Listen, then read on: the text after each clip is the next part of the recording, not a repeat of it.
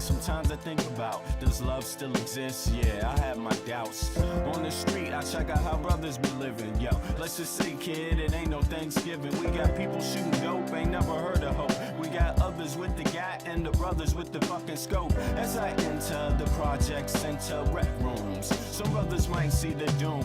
I see my nigga Paulo, fat pockets of papes. He knows the neighborhood biddies with all the dopest shapes. There goes Rollo with the blowout fro. He's got a gap, ayo niggas gots to go.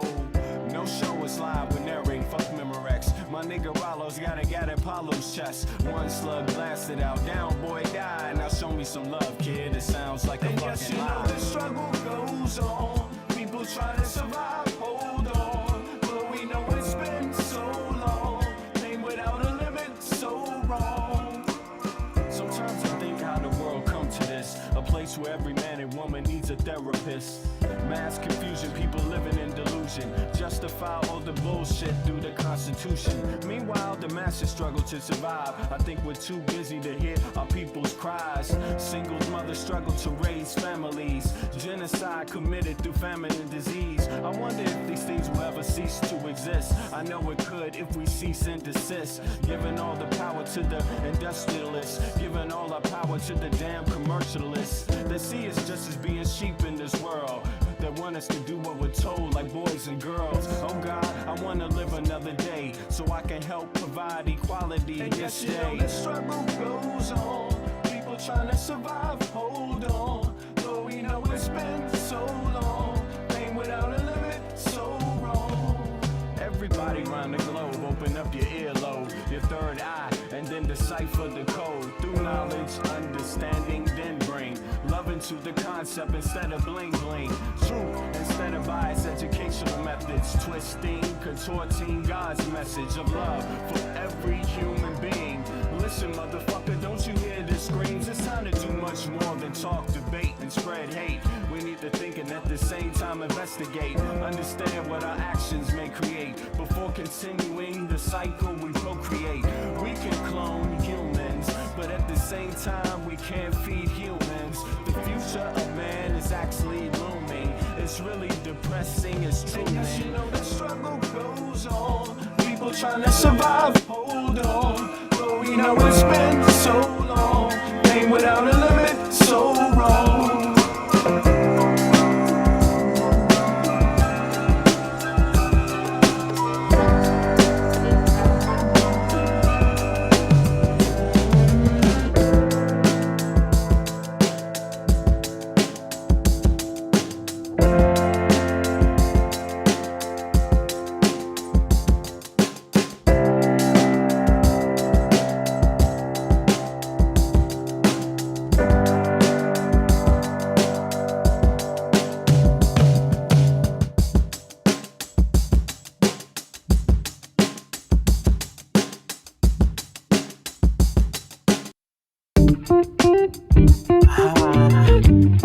To all the ghettos around the world.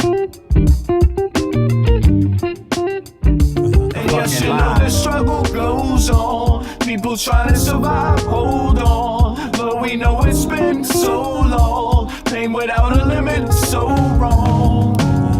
When I'm out walking, sometimes I think about, does love still exist? Yeah, I have my doubts. On the street, I check out how brothers be living. Yo, let's just say, kid, it ain't no Thanksgiving. We got people shooting dope, ain't never heard of hope. We got others with the gat and the brothers with the fucking scope. As I enter the project center rec rooms, some brothers might see the doom. I see my man Paulo, fat pockets of papes. He knows the neighborhood biddies with all the dopest shapes. There goes Rollo with the blowout fro. He's got a gap, ayo brothers gots to go.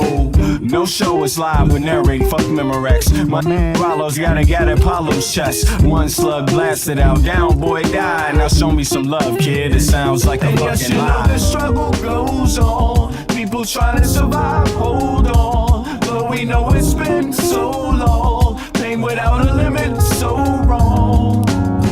Sometimes I think how the world come to this, a place where every man and woman needs a therapist. Mass confusion, people living in delusion, justify all the bullshit through the Constitution. Meanwhile, the masses struggle to survive. I think we're too busy to hear our people's cries.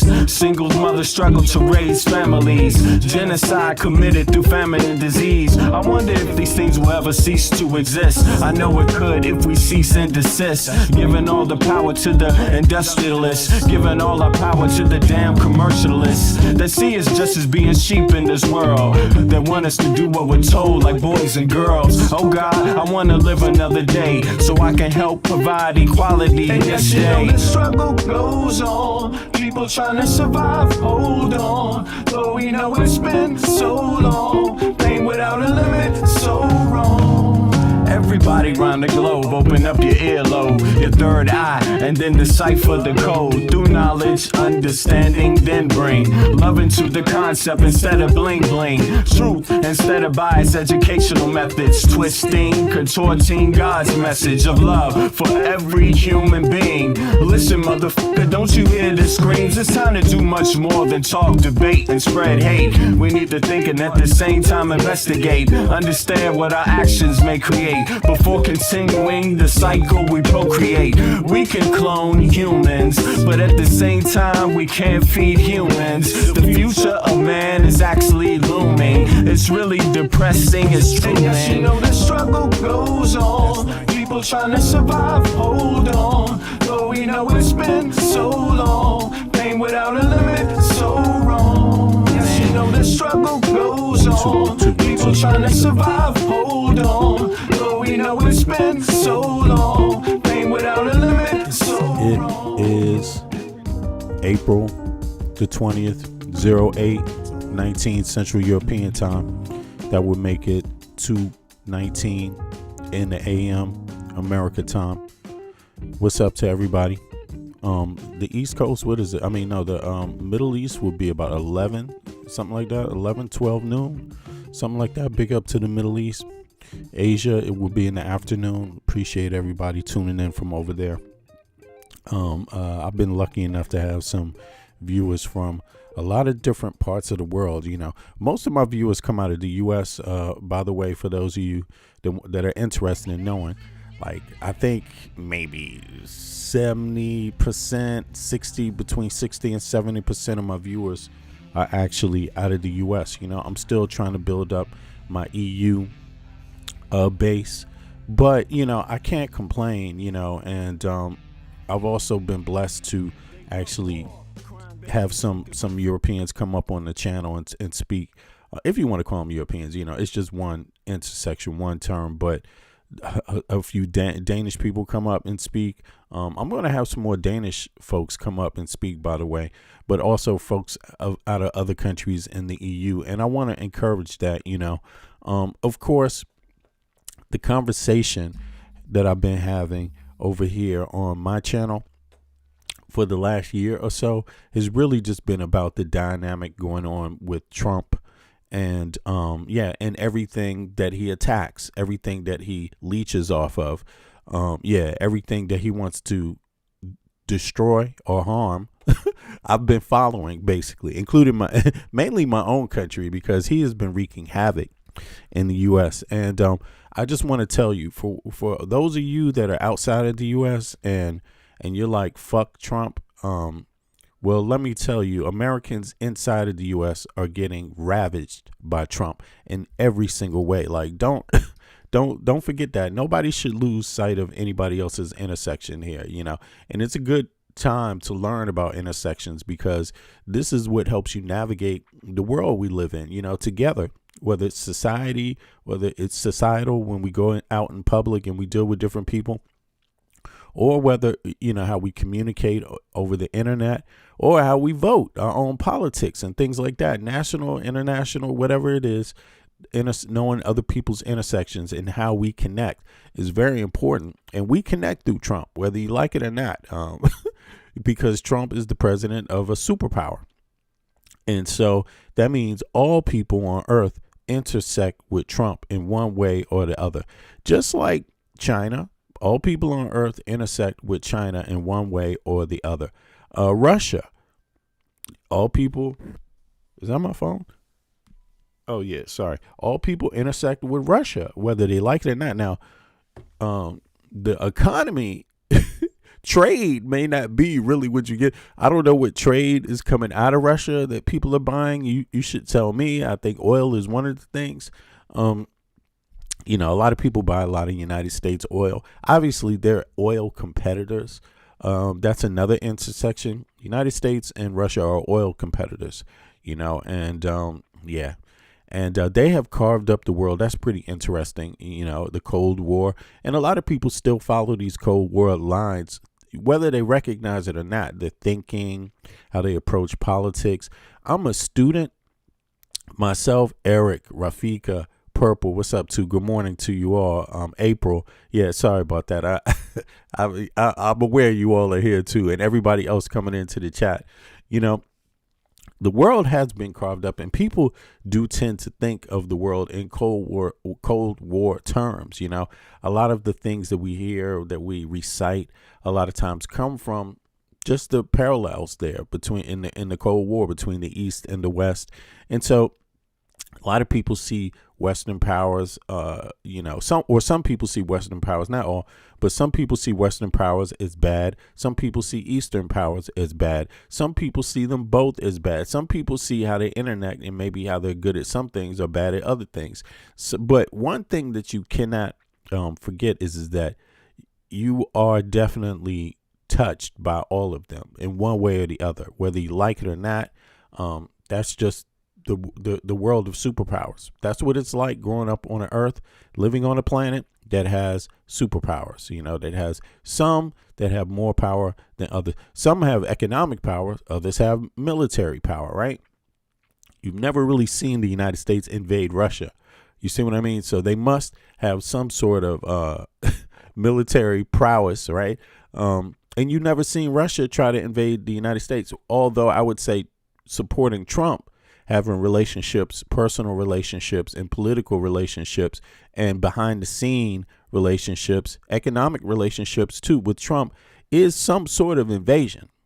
Maybe not technically, but if he's a stooge for Putin and he could be used and manipulated through honeypot traps and embarrassment, then yeah, that's a type of invasion, especially if Trump can get everything that Putin would want done. At the United States' own peril, then yeah, that would count as an invasion. You tell me whether you think that's what's going on. But nonetheless, we all intersect. But one of the things that I don't really always talk about, I haven't been talking about for a minute, is just what's going on in the U.S., inside of the U.S. We've been focusing a lot on the international news. There's a lot going on in the U.S., though. I mean, and even more, damn near. And so I wanted to just take a look at that in the beginning, and a few stories that I haven't really been that I've been watching, but I haven't been keeping up with on my own podcast. And it's actually really, really sad. A lot of the things I spent the day yesterday, since I wasn't doing much, I spent the day yesterday watching a lot of horrible stuff go on in my own country, in my own town of DC. Also a lot of ratchet stuff going on there. Not only DC, but DC is definitely one of the places, but all over the country there seems to be, there seems to be like, I don't know what's going on. One thing I noticed about DC is they have the curfews going on, right? They have the curfews. I guess this is a good place to start. They have the curfews for the kids going on all across the city, pretty much. And I got to say something. This is the DMV Daily. In case you don't know who we're watching right here, this is the DMV Daily. And this is the Metropolitan Police Department dealing with 18 Saturday night following multiple large fights in Southwest DC. Right. And, so this is their channel over on Instagram. Right. The daily the DMV Daily. That's that @ sign that they use for the internet mail, at THEDMVDAILY if you're on Instagram. And I gotta say, listen, big up to everybody in Washington D.C. That's my hometown. I love my city. I had the best time. I grew up in a different time period, though. I grew up in the 70s and 80s and 90s in D.C. You know what I'm saying? And I gotta tell you, listen, I'm sorry, but our local politicians have failed our youth in Washington, D.C. We have totally failed. It doesn't matter who you are as a politician. Let's just say you have failed. Whenever you see this going on and you don't know what to do, I'm just going to tell district government, you are the fucking problem. Like, I just want to say that very, very clearly. You are the problem. You are the problem. Federal government, local government, you are the fucking problem because you don't care about the youth. You are fucked up. And this is every bit as American as it gets. Not supporting the youth is a key dynamic of the United States fucking structure. This is what you're watching. You're watching a police state, whether these dumbass police officers know it or not. Some of them know it and just do it for the job, But look, you can't look more dumb. You're spending your time chasing around kids. You don't fucking understand what you're doing wrong. The richest country on earth, the capital city of the richest country on earth, doesn't know what the fucking problem is. I'll tell you what the problem is. You don't invest money in the fucking youth. You are stingy motherfuckers. Like, goddamn, you don't offer the youth fucking education. You make them feel like it's something they have to work for. Motherfucker, they are owed this. Sign them up. Make sure school is free. Give them a fucking salary to go to goddamn school and stop treating American youth different than everyone else in the fucking Western world treats their youth. Like, you cannot know about the rest of the world, the rest of the Western world, and not understand what the problem is here. Like, there is no doubt that the problem is really, really easy to figure out. And that is the United States does everything different and it gets different fucking results. Results. It gets different results. I can say this, and I'm being unbiased because I'm an American born and raised in Washington, D.C. My father is born and raised in Washington, D.C. I know very well what D.C. was like in the 50s. In the 40s, in the 60s, because I was told all these stories by my damn family members that are born and raised there too. You know what I'm saying? Like, seriously, I'm talking about the past generation. All tell you the stories. This is just the same bullshit. Washington, D.C.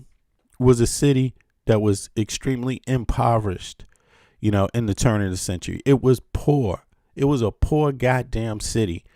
People lived in squalor. Now, of course, times have changed, but let's just talk about what the standards are across the Western world, because we call ourselves a Western country and we're NATO allies, and we say we have Christian values. We say we have, all these different values that are supposed to mean something. This is what you get. This is what you get. When it comes to investing in the youth, this is the values right here.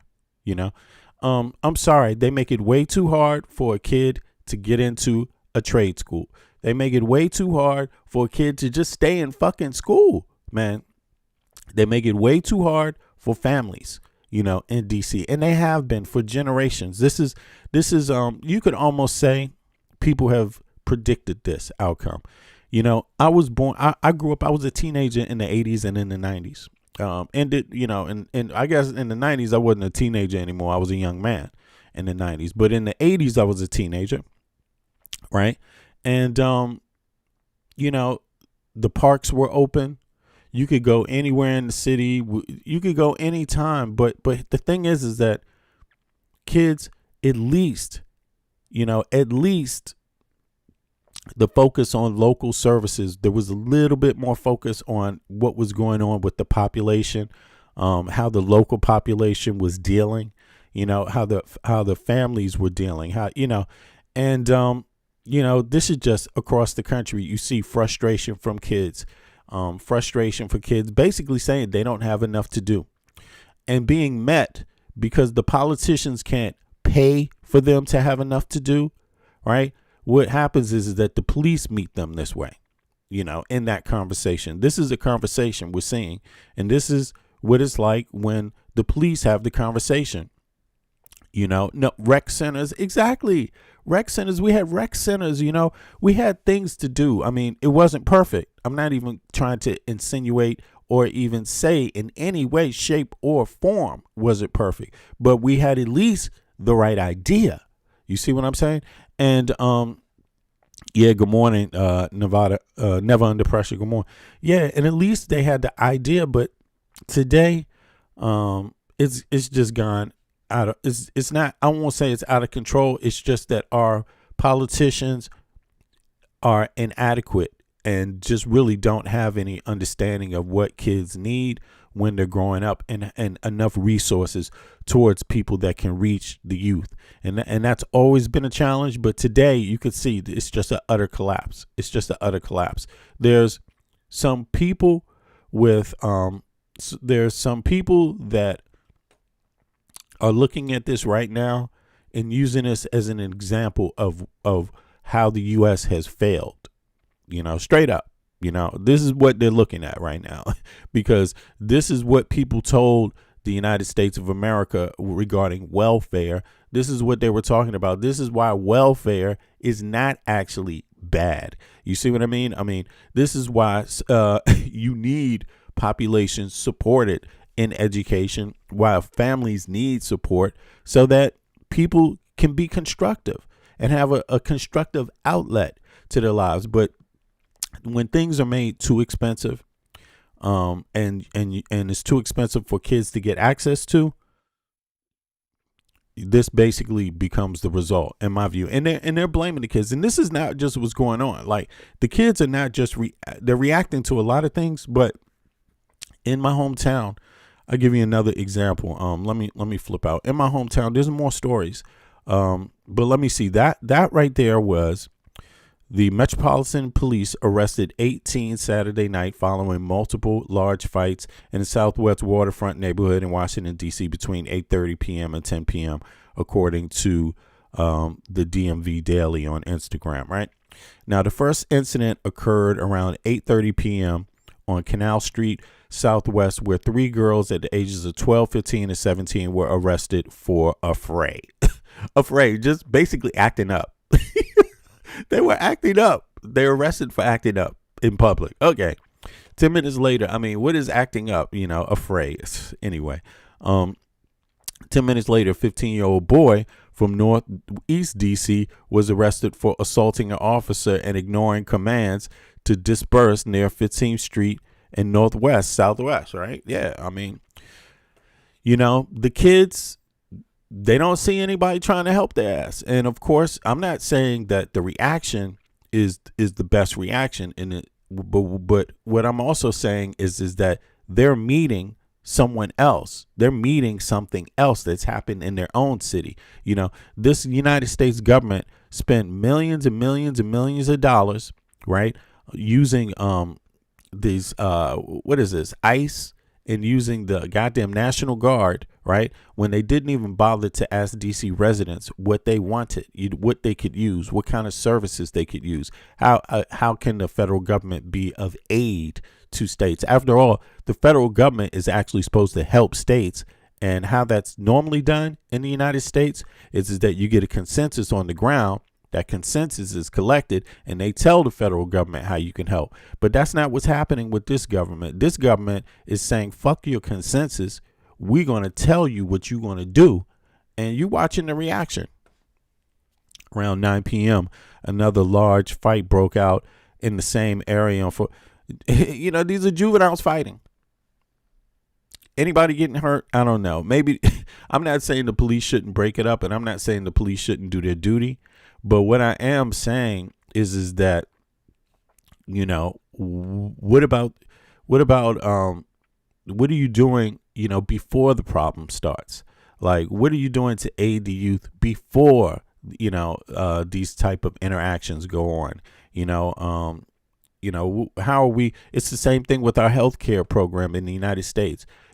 We have really barely little preventative health services, right? Because it costs so much money to access that by the time people do get access to a doctor, it's going to be an overload to the system because now they have real goddamn health problems that have to be attended to instead of small ones that could have been averted early. That's exactly what we're talking about here. It's exactly the same thing. And, not making excuses, but I mean, come on, look at how much money we've been spending in everything else except the people right now. The people in the United States already told folks that, there's a lot going on, already told folks that they don't appreciate the way Donald Trump is spending money. They didn't appreciate Doge cutting services. You know what I mean? They cut services. Now they're cutting Listen, y'all, you know how many veterans I have in my audience, and some of them in the chat sometimes. And sometimes they, people, I will even hear some people say that, yeah, I got my VA thing. So when I ask them, what state do you live in your healthcare provider? And every once in a while, some of them say, I got VA coverage. But some of them say it like that's great. Like that hasn't already been cut once under this president. But now he's cutting it again. So for those of you that say, I got VA coverage, well, whoop-de-doo. Now, see? Now you're in the pot too because Trump came after you. And it's really happening. And there's another story in D.C. that's really, really, really sad. And that is a young man. Actually, I don't even know if he's black. I really want to find the story and double check. Hold on, let me see. But there is a young man that was found in front of the police station, hung on a tree in front of a Washington, D.C. police station.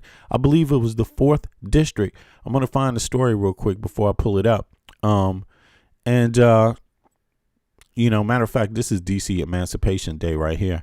For those of you that, they're having this too. But listen, big up to people in D.C. because people have been active. People are hitting the streets, and people are coming from all over the country hitting the streets too, showing support for DC, but also, showing up to demonstrate against this government. But in any case, this is DC Emancipation Day. Yeah. But, but there was a story. Yeah. There's a young man found hung in front of a Washington, D.C. police station, and the legacy media has not been covering the story. I'm just going to pull it up. It's here. I just want to make sure I get the right story real quick. As I peep these. Is this it right here? Okay, hold on. Yeah, but there's a lot of stories like this across the United States. It's all tragic. And I'm going to go through a few of them before I go to my more highlighted stories. But, yeah, let me see something here. Let me see if I can find this. Sorry about that, y'all. It's actually been so tragic watching this shit.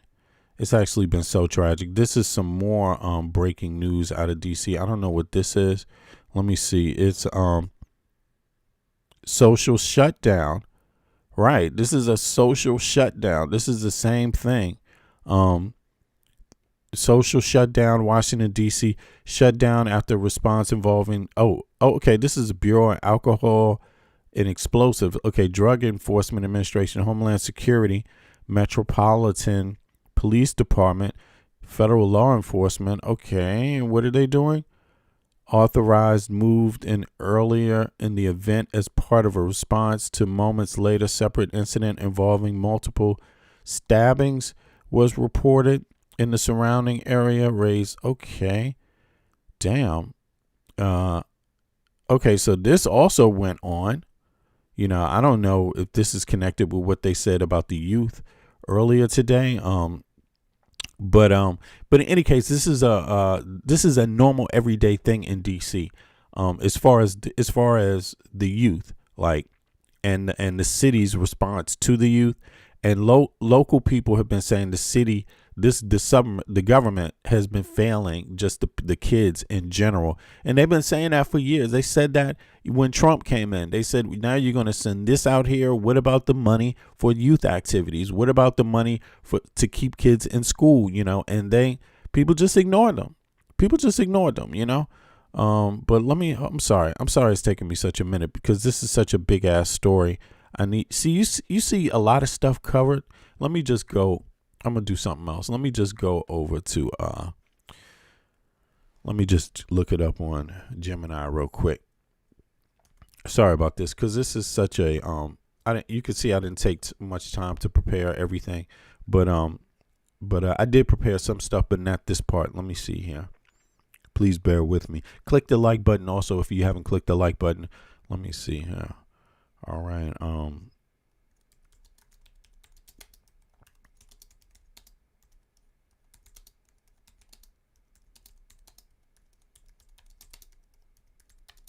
Yeah, I don't know why this has not gone to national news, but it's about to go now. Yeah, and I would I'm so it's so sad because I don't like to report stuff like this, but when I look at there's a lot of bad things to report. But when I look at my hometown, it really saddens me. It really does sadden me to see a lot of these stories that are coming out. Because obviously I do have a lot of love for my own city. My own city has blessed me. You know, I'm the living proof of a lot of the love that comes out of Washington, D.C. And because, listen, I did get a lot of love the whole time growing up in D.C. And I had I had an upbringing that I wouldn't replace for anything, you know, and I'm serious, you know, I'm a blessed person, right? But you know, when I look at my own city, it hurts me a lot to see that it has not progressed, that it has digressed. And I do watch a lot of media where the fingers get pointed. But for me, it's okay to address certain things, but it doesn't change the fact that it is what it is. Things have digressed. And that's the main thing for me. I don't need to point fingers necessarily, but you got to understand, usually in a democratic society, it has something to do with resources and how they're spent and leadership. And I just got to say, the leadership in Washington, D.C. is not progressive. You know, I've been having this conversation on with a minute online about, it's very simple. It's a no-brainer. I live in Copenhagen, Denmark. How Danish people and how Danes deal with education and how they deal with taxes and how they deal with social services is completely different. And that's even the right wing. And I've said that a lot of times, you know. So we could learn from these mistakes that we make, but we just don't have progressive politicians that want to learn. They don't want to learn from anyone else. They don't want to learn. And I'm going to tell you, they come over to learn the things that they want to learn. Like all of this stuff, I'm going to tell you, in Washington, D.C., they have delegates in other states that send delegates to Denmark. Yeah, on the state level. So they learn about stuff. How much of it they take back, or how much of it their own government wants to even deal with. They might take back the part about green energy, but they don't take back the part about education and how young people access it and how education intersects with young people and how look, young people that need a little more help get a little more help. That's in the Danish system. I'm just going to tell you that. It doesn't matter what school you go to in Denmark. With these things I'm about to say, don't confuse me. There's problems in every system. But in this place, it doesn't matter what school you go to. If you need extra help, there's several layers of extra help that will be applied. And if that doesn't help you, then they got other help for you. And I'm just telling you that is what's normal in demo. Hey Roman, how you doing? Thanks for coming to my channel. I'm not just yapping. No, why don't you learn how to be quiet and listen? Okay, you stop yapping and listen a little better. I'm doing what I normally do at the normally scheduled times. Roman, you didn't know that, so take a listen if you haven't figured out why. All right, now, but you're still welcome to be here. Okay, you can learn something if you listen. Now, But the thing is that I got the chat up so everybody could see that remark when I'm remarking to. But in Denmark, people are getting help on multiple levels, which is why when you go outside, the streets look different. Okay, yeah, crime is down in Denmark. It's not up like in the U.S. Kids are not running the streets like mobs in the capital city because they're resources, okay, given to kids. You know what I'm saying? Are there some troubled kids? Yes, there are. Are there different layers of help provided? Yes, there are. Very simple. But why doesn't the United States capital, at least the capital of the United States, the place where the smartest people are supposed to be? It doesn't matter if you're on the state level or if you're on the federal level. I know people on both. I know how they're all in the same city. You have the same brain. You have the same resources. You know what I'm saying? And so the truth can't be hidden, you know? We are not spending resources, and not just spending, we're not providing the resources that are already there in areas where they need to be provided. Resources. We're just not doing it. We're not trying to get personnel that works with youth and whose job is to help youth, guide them through issues back on track. We're not hiring professionals in that, youth professionals, right? We're hiring the gun. We're hiring the baton. We're hiring the prison, and I just got to say it, there's no excuse. DC needs to be more Mamdani than anything else right now. If there's ever a place that needed a Mamdani type effect, it's Washington, D.C. that needs a Mamdani type of effect. Not that I like the word socialism. I don't agree with Bernie Sanders when they use the term socialism. I don't like that term. I think it confuses people. I prefer what it's supposed to be and what it is called everywhere else: social democracy. That's not socialism. Social democracy is not socialism.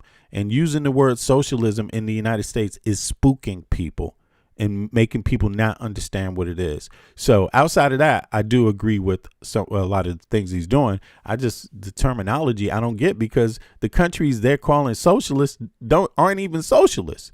The countries that are doing these things already, they don't even call themselves socialists. So why are you now doing that? I don't know. Are they setting people up to fail using that term? I don't know. But in any case, here's the story, y'all. The story about this young man that was hung. So here it is.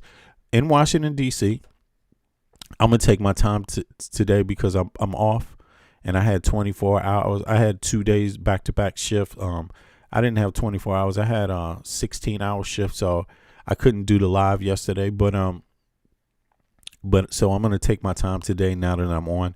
That's why I started a little earlier too. Roman, okay? You probably didn't vote for Kamala, huh? You probably voted for Trump with that brain like you have, Roman, okay? Now let me see here. And what state do you come from, Roman? And who's your healthcare provider, Roman? Okay, let people know who you are. By the way, Sterling, if you're listening, come on and hop up anytime. Yeah, the link is in the chat. It's at the top of the chat if you want to hop up. I'm taking calls today. Let me turn it on now, the system. As a matter of fact, I know I keep switching subjects. Let me turn the system on. It's on distro, so if you load distro onto your phone, you'll be able to connect to my server and hop up and talk. Now, back to the story, DC. This is another major story. It hasn't hit the globe yet. I don't know why, and I know why. It's fucking legacy media. Legacy media is why. They don't cover stories where people get hung in front of police stations in Washington, D.C. That's not what legacy media does in the U.S. And apparently. And I don't know. I would like to see them cover it. But here it is. Here's the story. 19-year-old Hispanic man was found hanging from a tree in Northwest D.C. on Monday, April 13th, 2026. The body was discovered in the 900 block of Quackenbow Street Northwest. Damn, how is it? I don't know what the hell this street is called. I'm from D.C. What the hell? I know every goddamn part of D.C. How come I never heard of the street? Augusta Q. Okay. Quackenbow Street Northwest, which is located directly behind the Metropolitan Police Department, 4th District, right? Yeah, is this in Mount Pleasant or something? Quackenbow's 14th Street area, 900 block of, yeah, where is that though? All right, but in any case, current details regarding the incident, right? Let me pull this back up. Okay, so it says the official investigation the MPD started. They do not suspect foul play and are currently investigating the death as a suicide. Now, just so people know, I'm trying to find on social media folks that were already talking about this in DC, because the people on social media, it was a local newspaper that broke the story. First of all, a small little one, not even a big one, local one, a small little one. And they broke the story, and they broke the story because they found out that that the police had not made any public statement about it voluntarily. They didn't make a public statement about this hanging. It just happened, and that was it. And it was the newspaper that forced the police to make the statement. They made the statement only after, days later, when the journalists came and saying, and other people came saying, why the hell aren't there anybody making a statement about this hanging in front of the police station? The public deserves to know. Yes. So the police had not made a statement. They had not made a statement about this. This is bullshit. You know, how you going to have a hanging in Washington, D.C. in front of a police station and you don't have any goddamn statement from the police? Yes. I'm going to find that story, though. It's a few different places where it's at. Let me see. But official investigation, the MPD has stated they do not suspect foul play, okay, after days of saying nothing, and are currently investigating the death as a suicide. That would have been great. Why didn't they just say that from the beginning? But, of course, you know, listen, proper procedure from what I've heard is that all suicides are always investigated as possible murders, too. That's what I heard, but it doesn't always happen, like Jeffrey Epstein's death, just to let you know. Community response. There has been significant public outcry and a community rally due to the MPD's 3-day delay. Exactly, like I was saying, there's a fucking delay. They were doing all of this and just said nothing to the public. Is it because he was Hispanic? His life doesn't matter? Is that what this is? I don't know. So it took them 3 days to do a public statement. Official statements. D.C. Council member Yanis Lewis George has called for a thorough investigation and bilingual updates to address the community concerns, particularly as the victim was a young Latino adult. Okay, so that was the Daily Informer. Yeah, y'all can see that right here. According to the Daily Informer. Now let me see here. Right. Oh, hold on. Let me see. Is there more? Is there more on this? Let me see if this opens up. Okay, well, I'll check that out later. But yeah, these are the stories, and there's a few others, right? Now, I don't know why I couldn't find the other story, you know, some of the activists there in DC. I'm actually looking right now, and this was in my feed all day yesterday. Let me go into my feed and see if it's still there. Matter of fact, two seconds, y'all.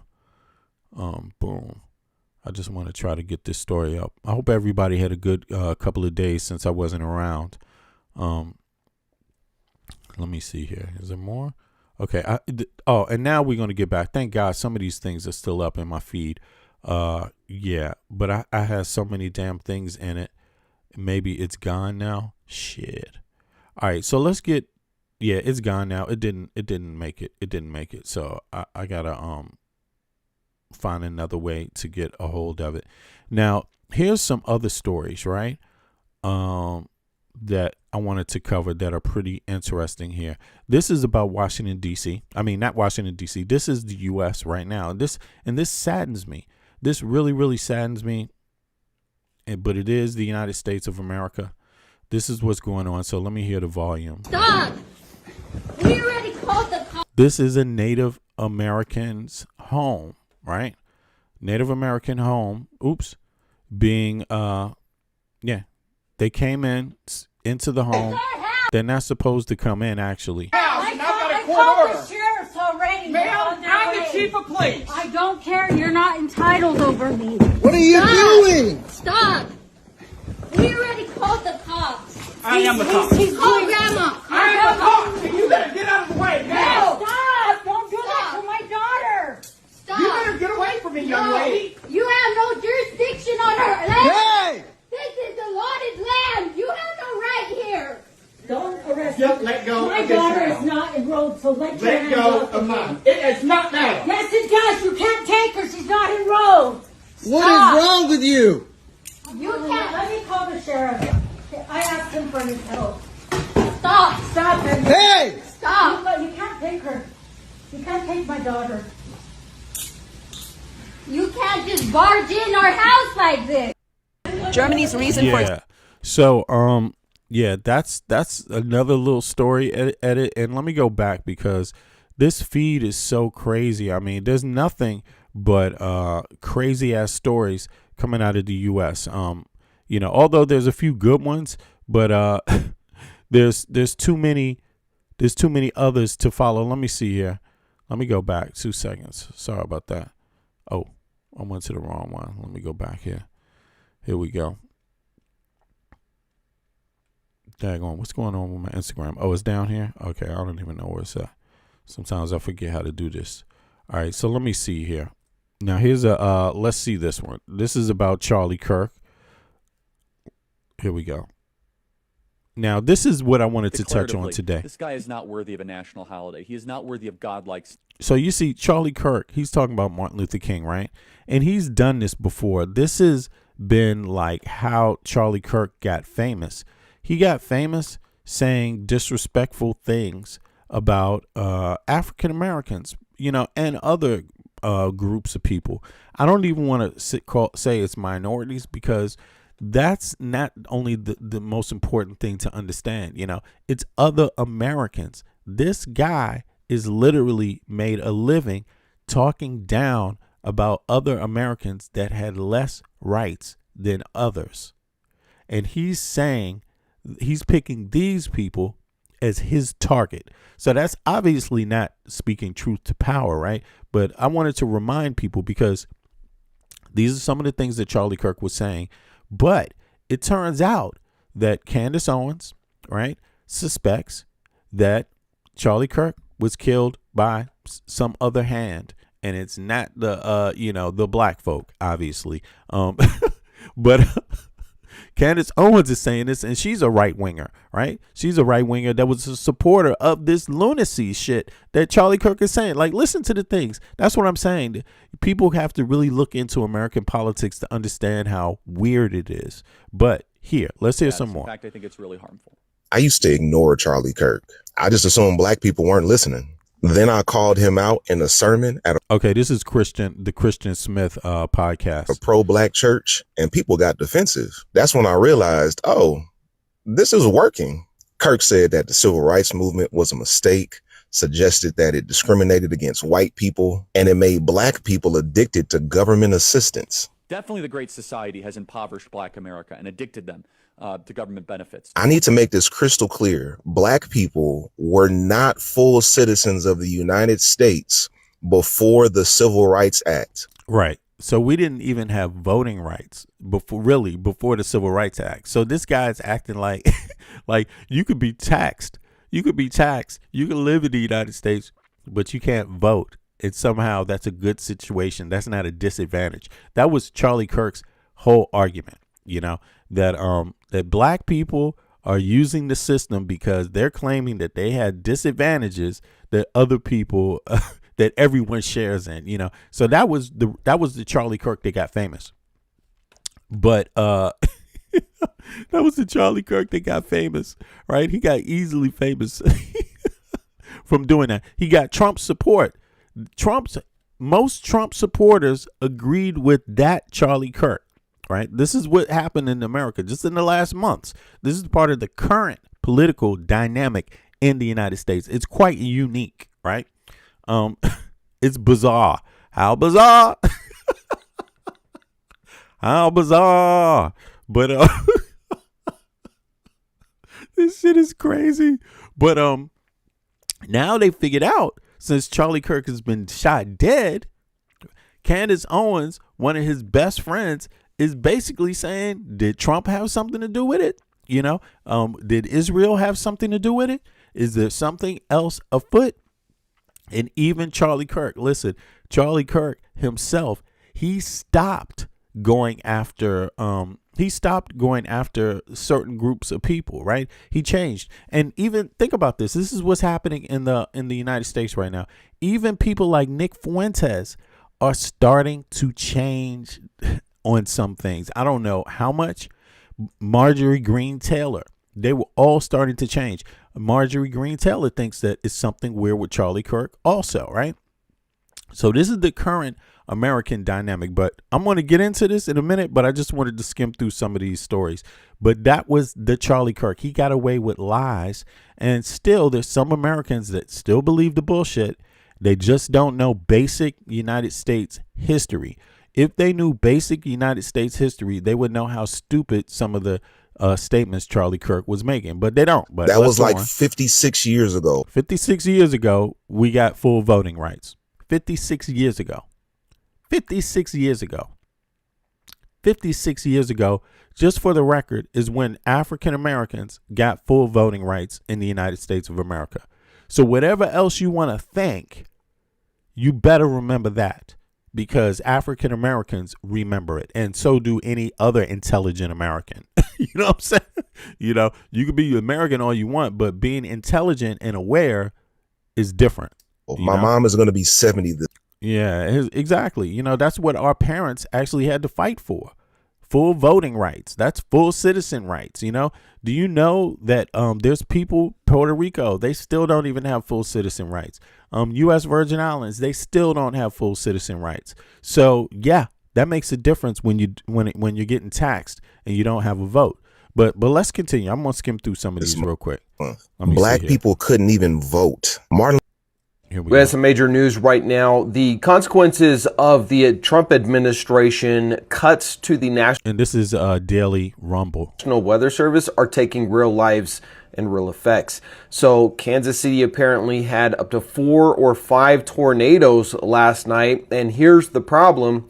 Nobody knew that they were coming. No. Roman says, look, Roman, stop. Listen, Roman, you want to hop up? Roman has a question. He says, why do you care about Candace Owens or Nick Fuentes? Think why their opinions relevant. I don't know what that means. Think why. That's not a complete sentence, but or a well-formulated one. But I'm guessing that you're trying to say, you know, why are their opinions relevant? I just explained to you why.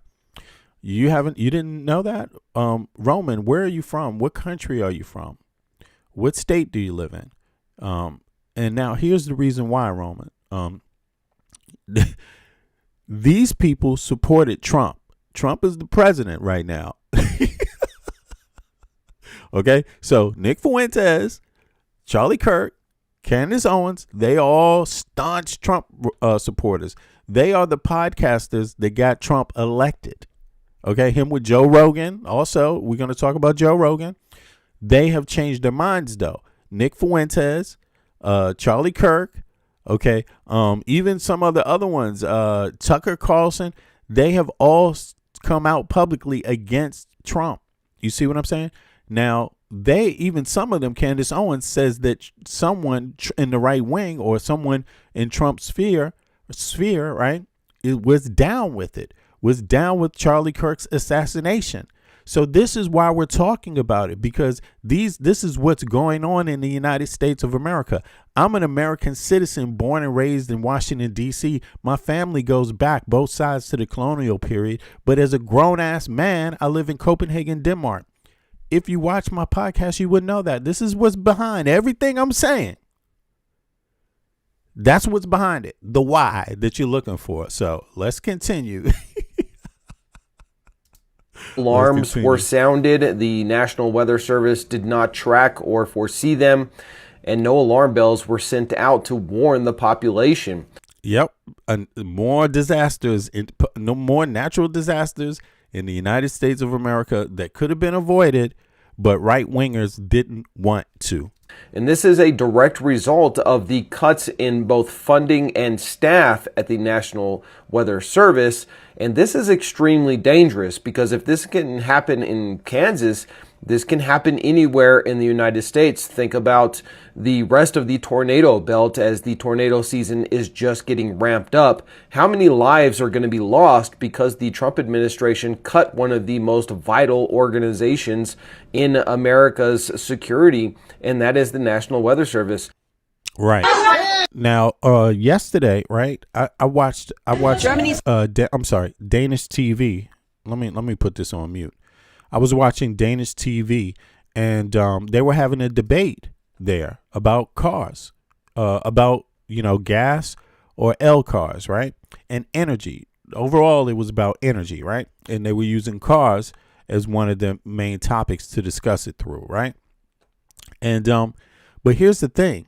Denmark has been dealing with the issue of climate change. They're one of the number one nations that are on the forefront of, this conversation, not only conversation, but action on the ground in Europe, right? Regarding climate change, right?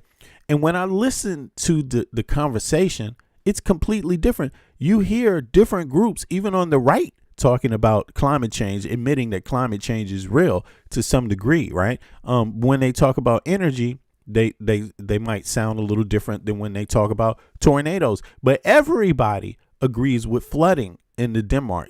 Flooding is due to climate change. Melting of the polar caps, the sea level rising. Hence, countries that are flatter and on seas primarily, can get flooded, or that have inlets. Certain areas of nations, even though the U.S. is mainland, it has inlets that can be challenged, that can be penetrated and cause flooding, right? So this is the issue for everybody, right? But when you hear people talk about it in Europe, the conversation sounds a lot different, right? So let's just go back to this one more time. The conversation sounds almost like if, and the U.S. is not even attempting to deal with its climate change problems that are coming. And who do you think is going to be affected? It's basically middle class and poor people. They're going to be affected. Why? And here's the thing. It's almost like the rich are preying on them, because if you get rid of these people's homes, through a windstorm, through a tornado, through flooding, it's just like, oops. Sorry. And then the government, if they don't support you having a home there again, then obviously private industry is going to come buy it up. But what will they do for the families is the question. So here again, listen to this. This is a tornado in Kansas, and it kills 5 people. Now listen, let's hear it out one more time. Oh, hold on. What's going on with that? We have some major news right now. The consequences of the Trump administration cuts to the National Weather Service are taking real lives and real effects. So Kansas City apparently had up to 4 or 5 tornadoes last night. And here's the problem. Nobody knew that they were coming. No alarms were sounded. The National Weather Service did not track or foresee them, and no alarm bells were sent out to warn the population. And this is a direct result of the cuts in both funding and staff at the National Weather Service. And this is extremely dangerous because if this can happen in Kansas, this can happen anywhere in the United States. Think about the rest of the tornado belt as the tornado season is just getting ramped up. How many lives are going to be lost because the Trump administration cut one of the most vital organizations in America's security, and that is the National Weather Service. So there you have it. So that's the weather services. Now, see, these aren't really conversations for Democrats. These aren't conversations for Republicans. These aren't conversations for independents in Europe. These are conversations, it shouldn't even be a conversation for political parties in the United States. This should be a conversation for people that own property and live in homes where their families live. That should be the people concerned. Now, if you ain't concerned about your own, if you don't have the brains to be concerned about your own welfare, nobody can really help you. That's real talk, But all right, so let's move on. This is the conversation that's going on in Europe right now. and it is changing. This is about Israel and some of the dynamics that have been occurring over the years, but especially now. People are kind of fed up in Europe with this last attack. I'm going to go back to the U.S., but it's just some mixed news here I'm covering real quick before we get mainly back into the U.S. On the national level. But, folks are not feeling Israel and more specifically Netanyahu or the right wing right now. Rafiki, you so funny. Yeah, this is so funny. Hold on, I gotta show people this shit. Roman lives in New York and has insurance through his airline job. Yeah, exactly. I just saw stories about all these airlines going bust now because of the oil prices, the gas prices. It's so funny. We heard this from veterans too, a few months back until they found out now Trump has even cut their benefits, so, people catch on late. It's all right. Some people, you just got to give them time. They'll figure it out later, sooner or later. But in any case, back to somebody more important, something that matters, because you can't, people that are dead brain, you can't spend all your time with them. But in any case, this is Europe right now. This is in Germany, a conversation happening in Germany. And Germans are saying, why are our tax dollars still going to Israel? So this is a similar conversation that's going on in the United States. The only difference is that most of Europe is not actually supporting Israel in this way, right? And it's pretty, the voters are like, they don't want to be involved with it until the Palestinian until this thing about two states is resolved. It needs to be solved, and then people are happy with joining the conversation again. But so most of the states have been backing off, especially right now. But with weapons, they've been doing it for a while since the Biden administration. They've been cutting back, and now it's very few. But Germany's still one that still supports. So here's the conversation going on here, part of it. Let's see here. Oh, what the heck? Here we go. Germany's reason for existing is Israel. And now, everything that Israel does is 100% acceptable.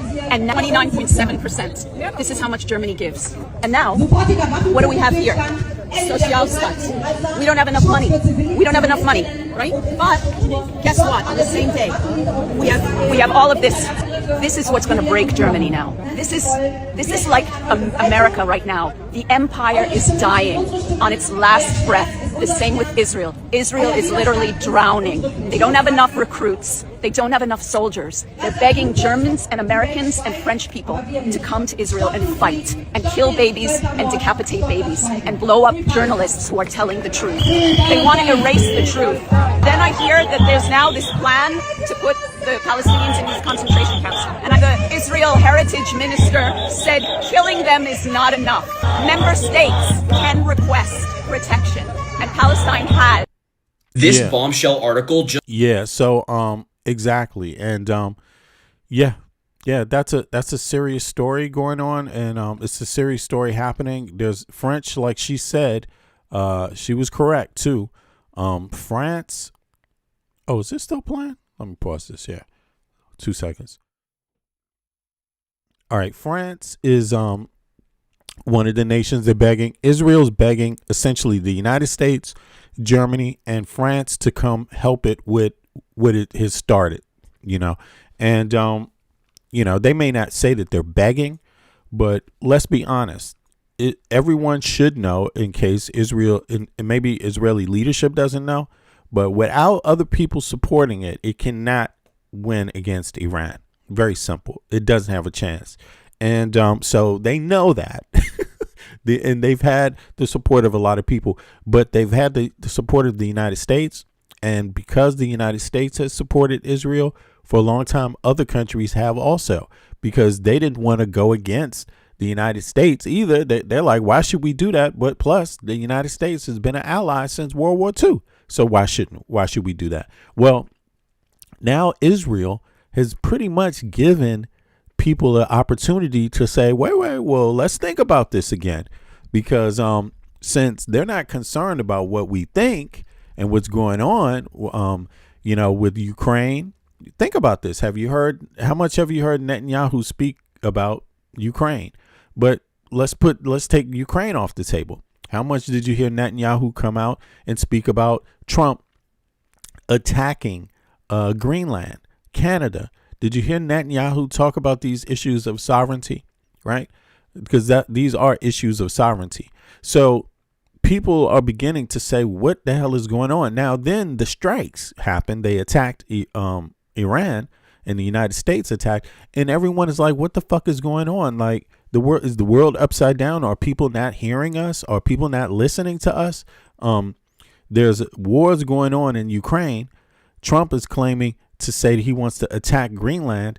NATO or other allies have to totally readjust their positioning on the ground. They're buying more weapons and building more weapons at the request of the United States and at the behest of their own security, since it knows that Trump has gone against previous administrations, all previous American administrations. Trump has gone against, right now, basically being a blocker in NATO.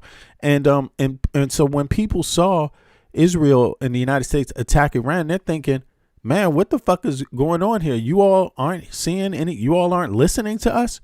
And so because nobody's listening to them, because no one spoke up for them, the people in Europe are changing their minds.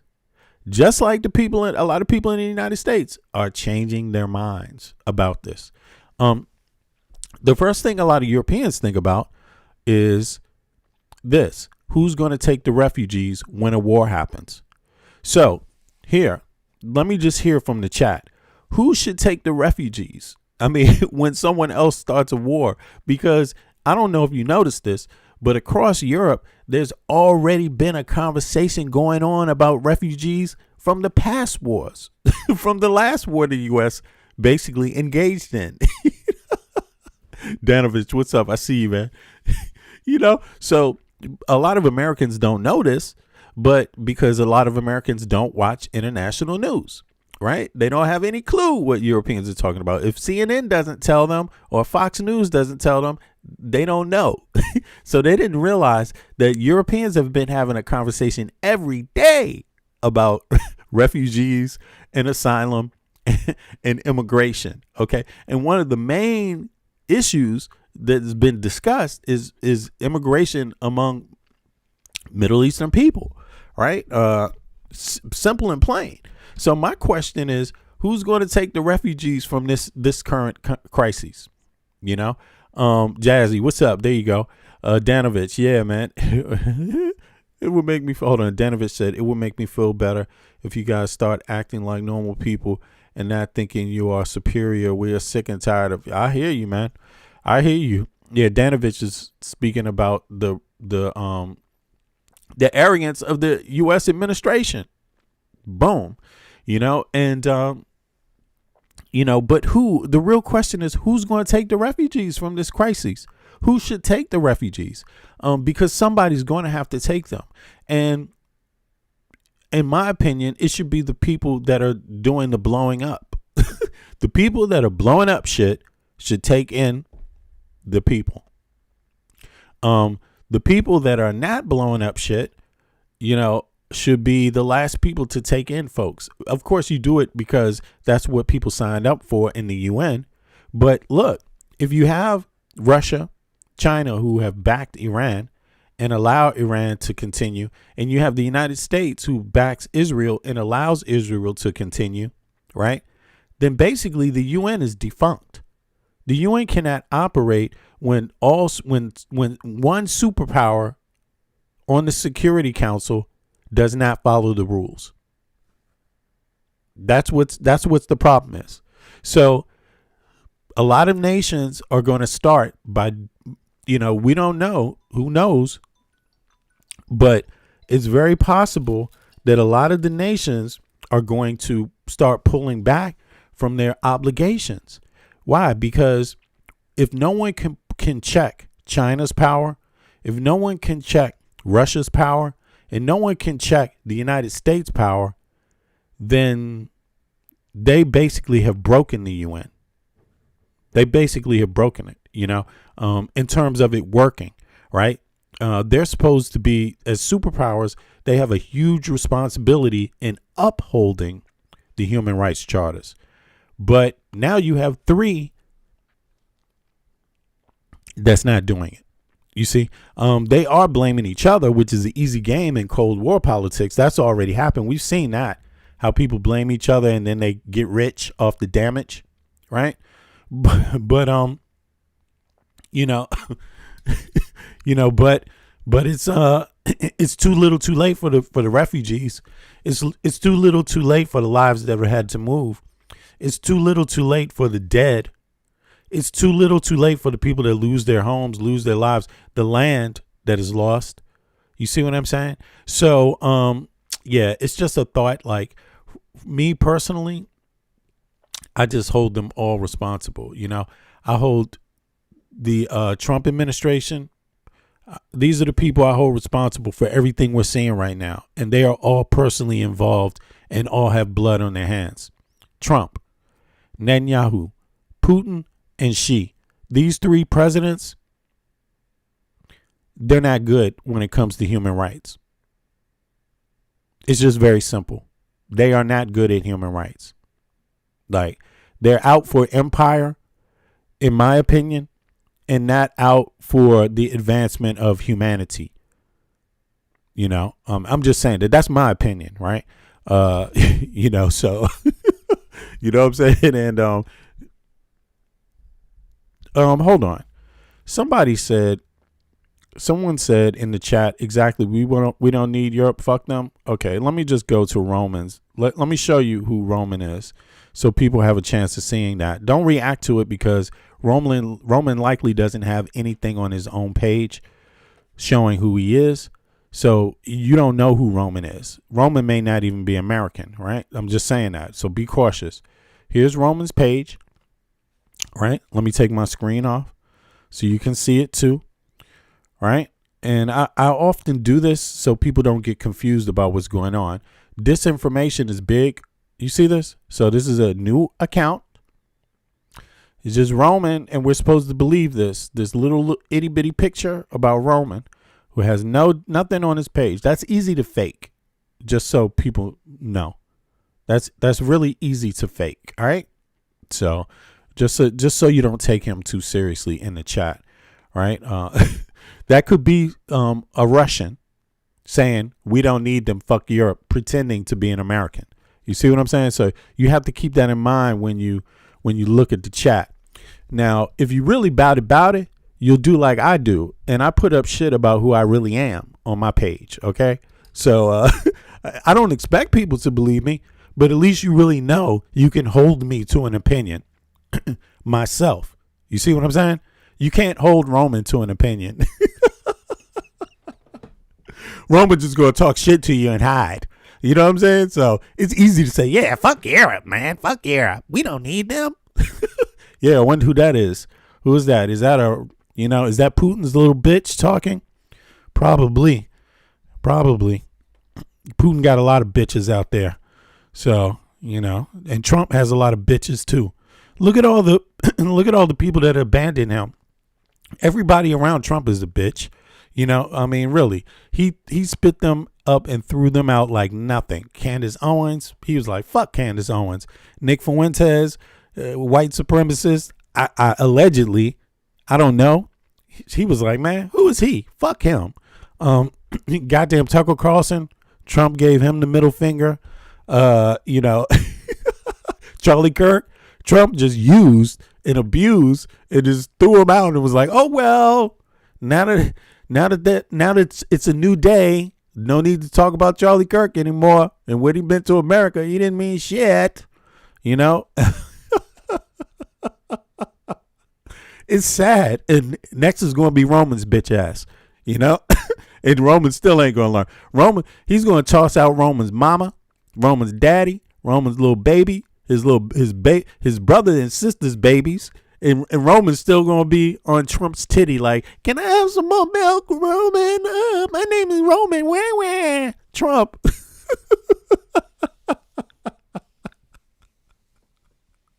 So don't trust him, okay?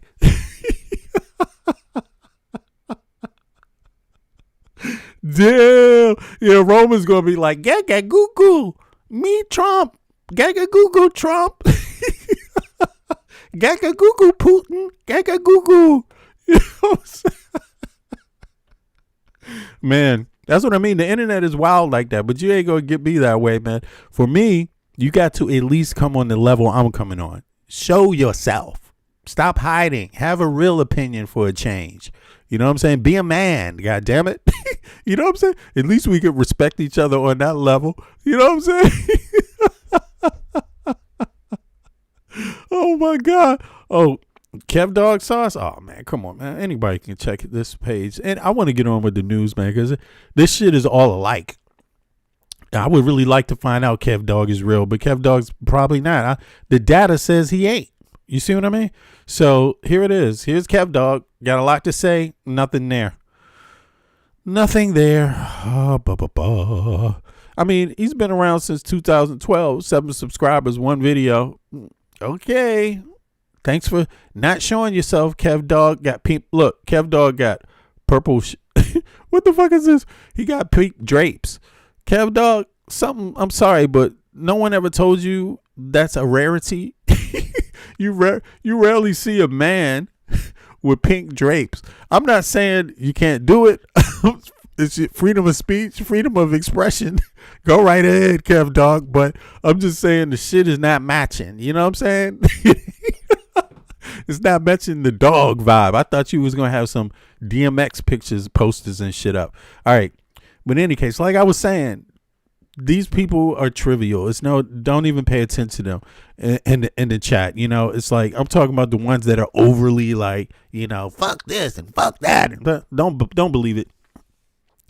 It's always them that, you know, pretty much there's something to their over aggressiveness. You know what I'm saying? It's out of the reasonable you know, what you can reasonably expect from a person. You know what I'm saying?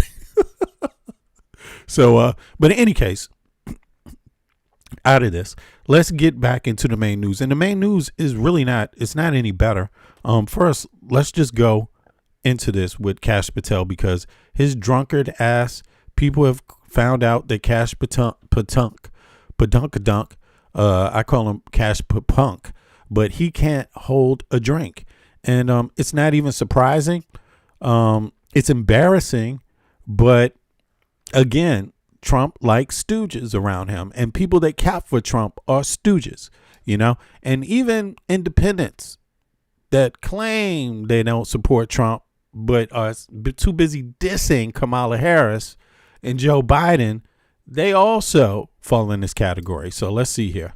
Just got dropped on Donald Trump and Kash Patel, the FBI director, and it is so bad that the White House has already threatened to sue the author and The Atlantic who published it. According to people in the FBI, the White House, Congress, and more, they said that the problems with Patel's conduct goes well beyond what has been previously known and include a lot of drinking and unexplained absences. Several officials told The Atlantic that Patel's drinking has been a reoccurring source of concern across the government. They said that he's known to drink to the point of obvious intoxication in many different clubs in DC and even Las Vegas. Early in his tenure, meetings and briefings had to be rescheduled for later in the day as a result of his alcohol-fueled nights. On multiple occasions in the past year, members of his security detail had difficulty waking Patel up because he was seemingly intoxicated, and a request for breaching equipment normally used by SWAT. Don't worry about it, Kev Dog. It's all right, man. Don't worry, man. Somebody just asked me to check. I don't know what you've been writing in the chat, man. So they asked me to check. Listen, though, what state do you come from and who's your healthcare provider? And you said it's an airline, man. Come on, man. Stop. Listen, the data suggests it's not, bro. The data suggests it. I'm just saying the data suggests it. And working for an airline, just like being a vet, is not, you're not in a safe zone. Okay?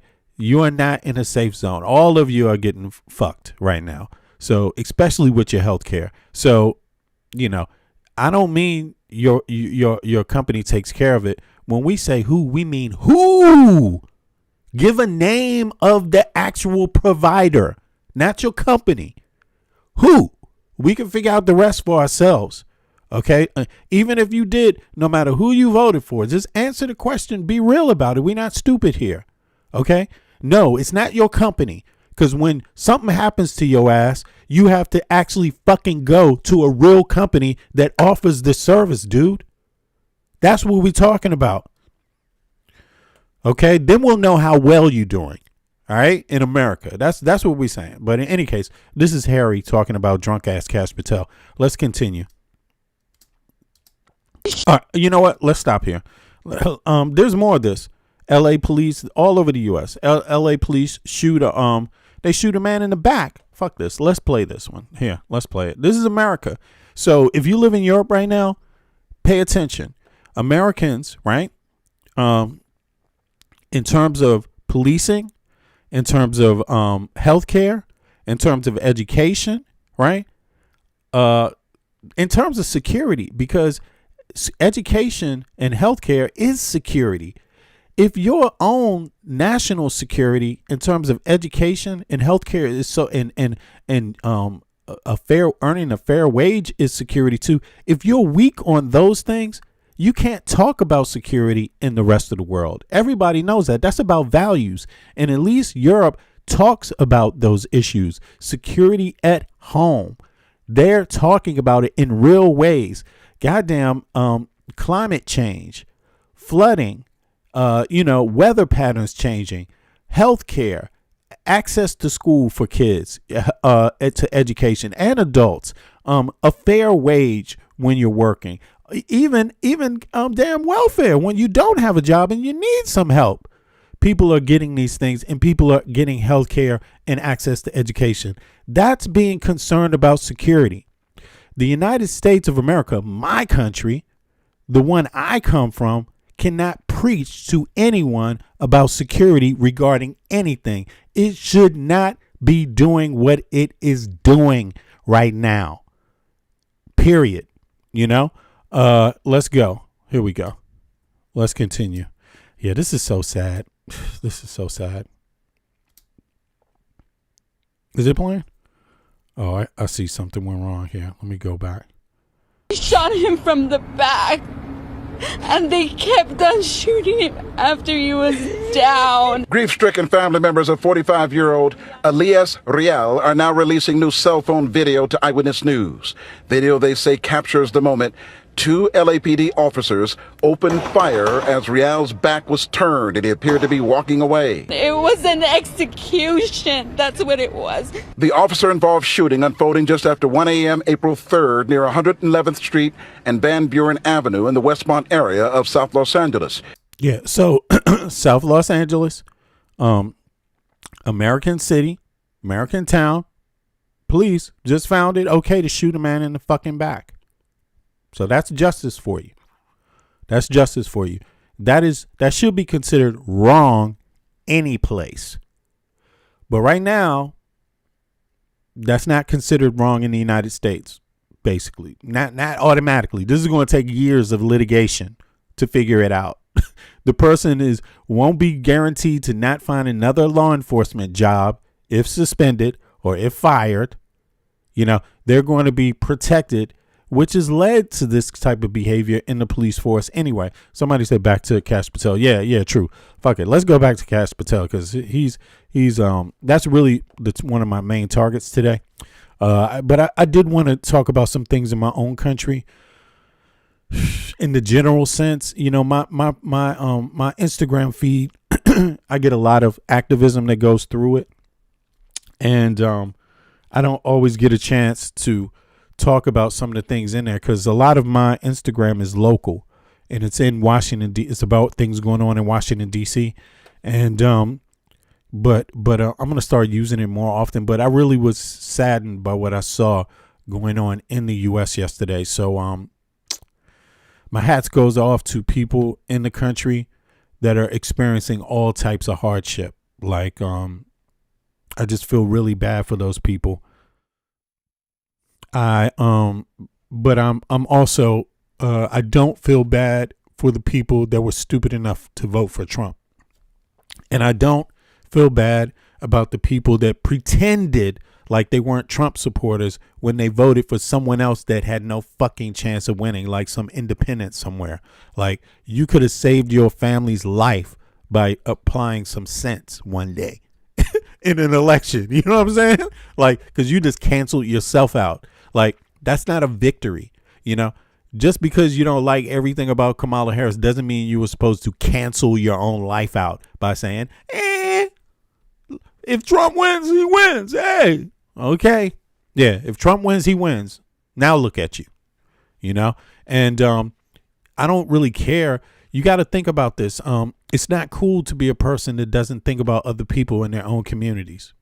You know, Kev Dog said at least he voted for Harris. Yeah, I hope you did.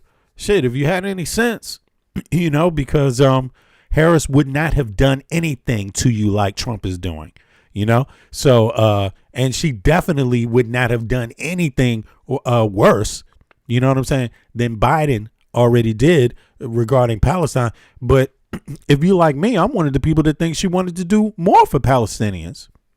I think it would look good on a woman's record to really solve that problem.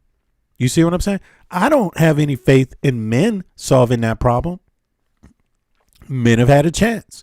Men are at every side of the coin with that problem with a gun. So, you know what I'm saying? Why not have a woman take a stab at it? But people didn't want to trust her. The United States has never had one female be the president of the United States. So that speaks for itself. You know, that speaks for itself. So, you know, it is what it is. Let's go on to Kash now. It's really focused on FBI Director Kash Patel. And it's an explosive news story in The Atlantic that just posted. It cites dozens of FBI sources, which is a big deal. It's a lot of sources in this story detailing new allegations about Patel, including some sources. Look at his goddamn eyes, man. This dude is like, he's always looking crooked. And look at his nose. His nose looks like it's been smashed in from the right. Like he got a right hook. Bow! Right in his goddamn nose, man. Anyway. This dude is crooked, man. He's crooked. Who say Patel is frequently drunk on the job, regularly absent from work, and paranoid about getting fired. And there's quite an anecdote about that we're going to talk about. Kash Patel headed to the slammer for being a Russian spy, actually, he's going to the slammer for being a Russian spy. But, you know, but more importantly, he could lose his life in the United States of America because people hate a fucking sellout. And let me tell you, that's what I'm getting at. The right wing, when the right wing wakes up and they find out that they've been duped by some billionaires who just want to own everything, they're going to clean up the trash, you know, and they might get some help from some other people. You know what I'm saying? Like, because nobody, let me tell you, people on the left and the right and in the center are fucking furious at this government. And that means you too, Kash Patel. And guess what? Being a pick-me ain't going to save your ass. And neither will no liquor. Chugging them down ain't going to change it. You know what I'm saying? What's coming to you? I'm just going to read you a few of the key passages because I think that will tell you everything you need to know about this story. Here's one. Several officials told The Atlantic that Patel's drinking has been a recurring source of concern across the government. Early in his tenure, meetings and briefings had to be rescheduled for later in the day as a result of his alcohol-fueled nights. 6 current and former officials and others familiar with Patel's schedule told The Atlantic. As a sidebar, not normal. I've worked in 2 administrations. Again, back to the quote. On multiple occasions in the past year, members of his security detail had difficulty waking Patel because he was seemingly intoxicated. This was Chris was just referencing. And that's according to information supplied to Justice Department and White House officials. A request for breaching equipment, normally used by SWAT and I mean, whatever happened to DEI? You know what I'm saying? Like, look, you take people out that aren't caught drunk at the desk, you fire them, the people that aren't drinking on the job, and you replace them with someone who does.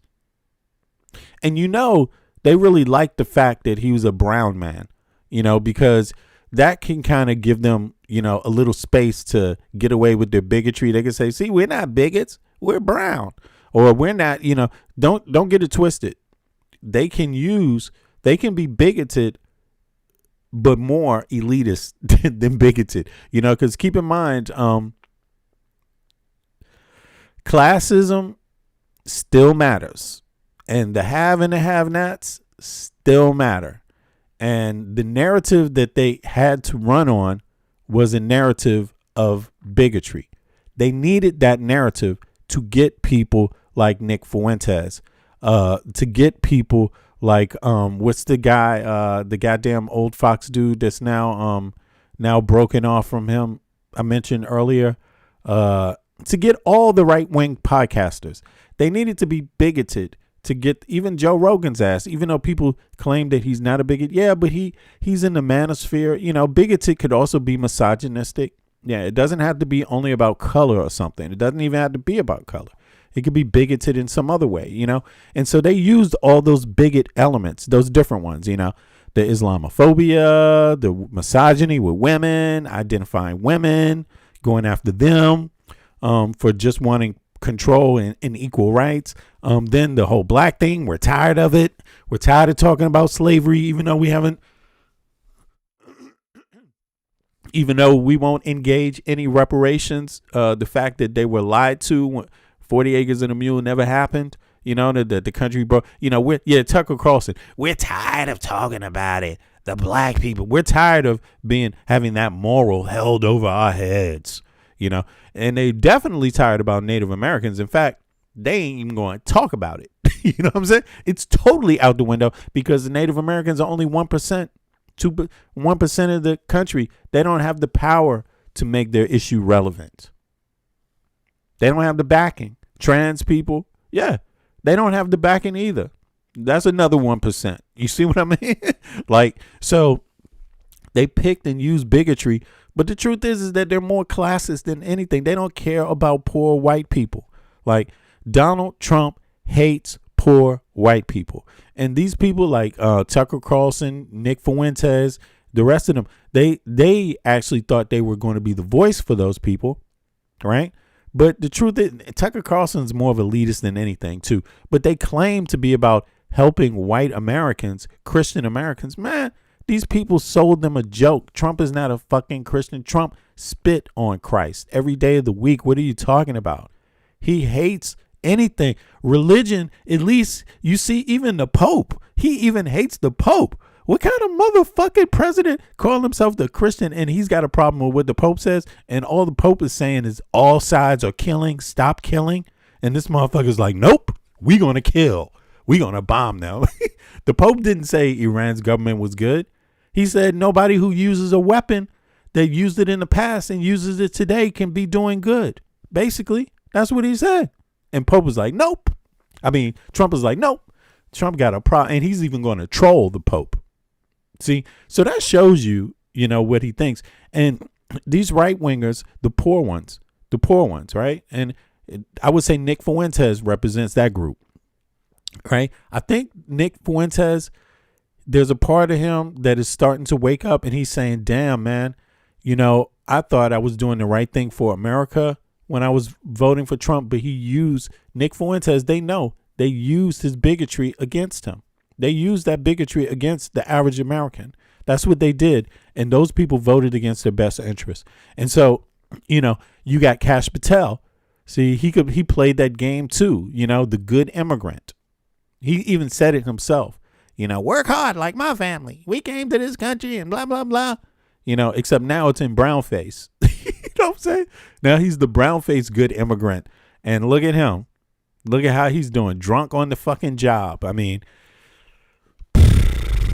just drunk, man. Hostage rescue teams. He didn't like DEI, though, did he? Nope. To quickly gain entry into buildings was made last year because Patel had been unreachable behind locked doors, according to multiple people familiar with the request. Multiple officials also tell The Atlantic that Patel is deeply concerned that his job is in jeopardy. Well, that's understandable. In one incident earlier this month, Patel struggled to log into an internal computer system. He quickly became convinced that he had been locked out, and he panicked, frantically calling aides and allies to announce that he had been fired by the White House, according to 9 people familiar with his outreach. 9 people. Now, the access problem turned out to, quote, have been a technical error, and it was quickly resolved. Scared. That's according to 2 people familiar with the matter. He's scared. He's scared. The man's scared. He's on the job. He's scared. Trump is coming for him. But let me tell you, Kash Patel, Trump is coming for you. You ain't shit. You mean nothing, dude. Why would you think a billionaire cares about your bitch ass more than using you like a fucking dog? Like, you are an embarrassment. He is a person that literally in his mind said, I'll take the cash. You ever seen The Matrix? He was the dude that was like, I want the steak. I want the steak. Give me the steak. You know what I'm saying? He was the dude. He didn't get the message. He didn't get that. Listen, the steak is not better than your freedom, you asshole. And now look, the tables will be reversed very soon because he ain't going to have the money and the ability. I mean, he's probably going to plan on doing a Pam Bondi. You know what I'm saying? Hope to sell whatever secrets he has. Of course, that's what it is. He's going to try to sell or leverage whatever secrets he does know from working in the government. He's going to leverage it for his pockets because he is not a patriot. That's basically what it is. A patriot would not do that. Pam Bondi is going to leverage the money, the knowledge, because she's not a patriot. I mean, and not only that, she don't stand up for little girls in America, little girls like her. She was once a little girl. If the United States, I mean, little girls like her get walked on, every day anyway, you would think that a woman being the head of the DOJ would do something about that, would provide some justice for the Epstein victims, but she's really leveraging all of this for her own pockets. That's the problem. She's a sellout. That's what it appears to be. I don't know 100%. It's just a guess. It's just my own inductive reasoning skills. It's what I think. It's my own opinion. But Kash Patel is no different. They're the two. You can predict what they're going to do. They're predictable. You see what I mean? They're predictable. You got to pick me working together with Pam Bondi. The pick me side by side with Pam Bondi, the woman that thinks I'm smart as long as I have money. That's the smart move. Money is the smart move, boy. Woo. I got paid. I'm smart. I'm going to ride around in my car, my fancy car, eat my steak. I'm going to eat my steak dinner. That's what a patriot is today. All right, go right ahead, man. Go right ahead. Guess what? There are other societies that don't believe you need all that money to just do the right fucking thing. There's other countries that don't believe you should need all that money to just feel safe, to just have a decent life. Yeah, there literally are. It's a whole lot of countries. Canada, your neighbor. Mexico, your neighbor. But let's take, Canada's in a better economic situation. So let's take Canada. You know what I'm saying? What are unions for? Let's take Europe. What are unions for? Unions are to make sure that everybody gets a fair wage. That way you don't need to be rich to have a dignified, stable, and complete, healthy, and happy life. Look at the data. Why is it that countries that have less billionaires than the United States have happier people? Why is that? Why is Denmark is ranking high? Matter of fact, let me pivot to that. Let's see where the United States fits in terms of its population and how they feel. Happiest nations. Let's see here. And let's factor this in. Let's factor it into our conversation. What it is to be a voter, right? And what it is to at least have something you could do that would you would hope would make you a better voter. But as you could see, the United States ain't close. Okay, so down here, you're number 24. That means that's your life. This is the average sentiment of American citizens. This is who you are. So if you're not actually a millionaire or a billion, no, not you got to be multi-millionaire. If you're not actually multi-millionaire, why are you still capping for Trump? What is your problem? Are you mentally deficient or something? You got problems with math? You don't understand it? You're ranking low, very, very low, very, very low on the happy scale. Even if you're pretending over the internet to be happy, that's not you. You're not the happy one, okay? You're the phony one. You're the faker in the group. You're the one that doesn't really want to communicate about who you really are in your real life. You know what I'm saying? And just hide it over the internet. Like, don't even show it over the internet. Like, it's crazy, but that is what it is, you know? Usually on social media, a good indication that someone is being truthful is when they show you stuff about their life on their social media. You see what I mean? But you could look to data in case a person doesn't do that. You could look to data to get the rest of the story. You see what I mean? And the rest of the story is right here. This is where the story is. Denmark, Finland ranks number one in terms of in terms of happiness. The average person being happy, right? Just with how things function in society, how shit works when you leave the house, when you go home, and everything in between. Denmark, that means, you know, do you have a vacation? How many hours do you work to be able to afford the cost of living? That's what that means.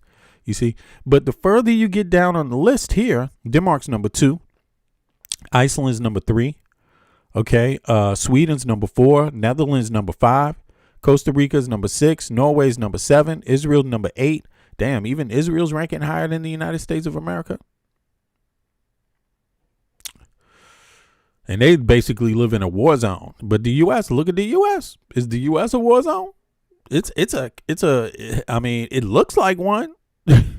Okay. Luxembourg, Mexico ranks higher in terms of happiness, in terms of people, how things go, how well things work. Are they able to afford, yeah, this is what it is. So Canada's number 18. The U.S. is number 24. And there's a reason for that. It's because social services in the U.S. don't work compared to how much people pay in taxes. Okay. They tried to blame it on the immigrants, right? People like Kash Patel tried to then say, yeah, but if it wasn't for the immigrants, you know, even though he's an immigrant, you see what I mean? The common thing here is that they're all phonies. You see what I mean? They're not telling the truth about capitalism in the United States of America. An extreme type of capitalism. See, capitalism's not different for the rest. It's not really a big deal in the Western world because all Western countries are capitalist countries. They all are. They all have capitalist engines. But see, when it comes to government working for the people, that's what this list is about. This is where you get the happiness ranking from, you see? So, and you could see American citizens aren't happy about that. And it basically means most of them, ain't doing too well. So you could factor that in, the rest. But let's get back to Kash Patel's role in all of this. Here he is, because he's a pick-me and he got his steak dinner, and he's flying that fancy jet, boy. So he's doing real well. He's a success story for the United States of America. Kash Patel. Now, I should note, MS Now has not independently verified any of this reporting. We've reached out to the FBI for comment, and if we get a response over the next hour, I will surely let you know as soon as we get a response. But I should note the FBI responded to The Atlantic with a graceful and eloquent statement attributed to Patel, and here's what he said. Print it, all false. I'll see you in court. Bring your checkbook. Graceful, eloquent. So Kash Patel, he says he's going to sue, right? Kash Patel says that he's going to sue everyone else, and he's not happy about what's being said in regarding, that's a Trump move. Although Trump, he just lost his own case where he tried to sue, right? And he lost the Rupert Murdoch case, and essentially he tried to say that they made a false claim, and them posting the photograph or the drawing with Trump's signature on the bottom, where he's having a conversation with Jeffrey Epstein. Right? It's a scene. Yeah, exactly. And they're talking about essentially a little girl and how that's an enigma and how they have those things in common. That's, not verbatim, but that's what you could logically get from the birthday greeting card that Trump gave Jeffrey Epstein. Of course, he says he didn't, but there's no evidence to prove that he didn't because he has his own signature on the item. So he lost that civil case. So now Kash Patel is going down the same route.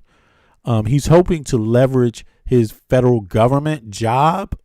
So he's probably thinking about putting some federal government. I mean, not probably, he could be, logically speaking. If you think he's a dipshit, he would be doing this. A dipshit, right? Not Kash Patel, but a dipshit like him would be thinking of using the federal government's power to come down on the Atlantic for doing that story. Yeah, but let's see here. Let's continue. Joining me now is the reporter who broke that story, staff writer for The Atlantic, Sarah Fitzpatrick.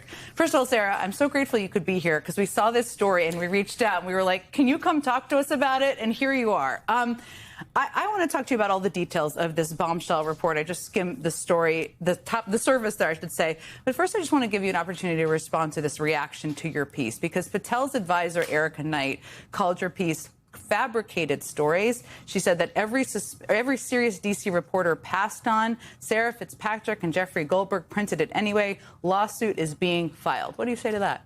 I say that I am a very careful, very diligent, award-winning investigative reporter with a history of award-winning work across multiple organizations. You and I, in fact, have worked together. Yeah. Keep in mind, The Atlantic is the same newspaper that broke the story about Signalgate, about the different representatives. One of it being, what's this dipshit, Keg Breath, right? Keg Breath and other national security people, other Trump administrative folk using the Signal chat to discuss the attacking of the Houthis, right? And to discuss other matters after they were warned by the government, by the military, to not use Signal. Do not communicate about any government information over Signal, because Russia, Iran, China can hack it and potentially be seeing all the information you're freely discussing about the United States government business. So this is the same newspaper, right? So just for reference. Previously, I stand by every word of this reporting. We have excellent attorneys, and it is a surprising statement, but a very telling statement, I believe. And I would also note, we reached out for comment to the White House and to the Justice Department, neither of which disputed anything. We gave multiple opportunities, including 19 detailed questions. So we stand by every word. And look, this is telling, because there are so many people. You alluded to it earlier. These are not the types of people who are willing to speak out outside of the FBI, especially right now, because Kash Patel is going after people with polygraphs in a way that has never happened at the Bureau. So for it to be this level of alarm, this is people genuinely concerned that America is a danger as a result of this conduct. And I feel, a real responsibility to take care. They ran on this thing about the government being secret. This is another thing Trump supporters supported Trump for. And this is another illusion that they put out there. The deep state. The concept of the deep state, and that Trump would come in and break down the deep state, knock it apart, destroy it. No. What you're finding out is that, no, there's no deep state anymore, according to Trump. According to Kash Patel, there's no deep state going on. But what you're finding out is that they are operating with lawlessness. They are more scared of information being shown to the American public who pay their salaries. They're more scared than the fucking criminals, and it just makes you wonder, why are they being so secretive? Deep state, so just keep that in mind when you hear about Kash Patel, how he's polygraphing people. He can't take if somebody snitches on him or snitches about something that's going on.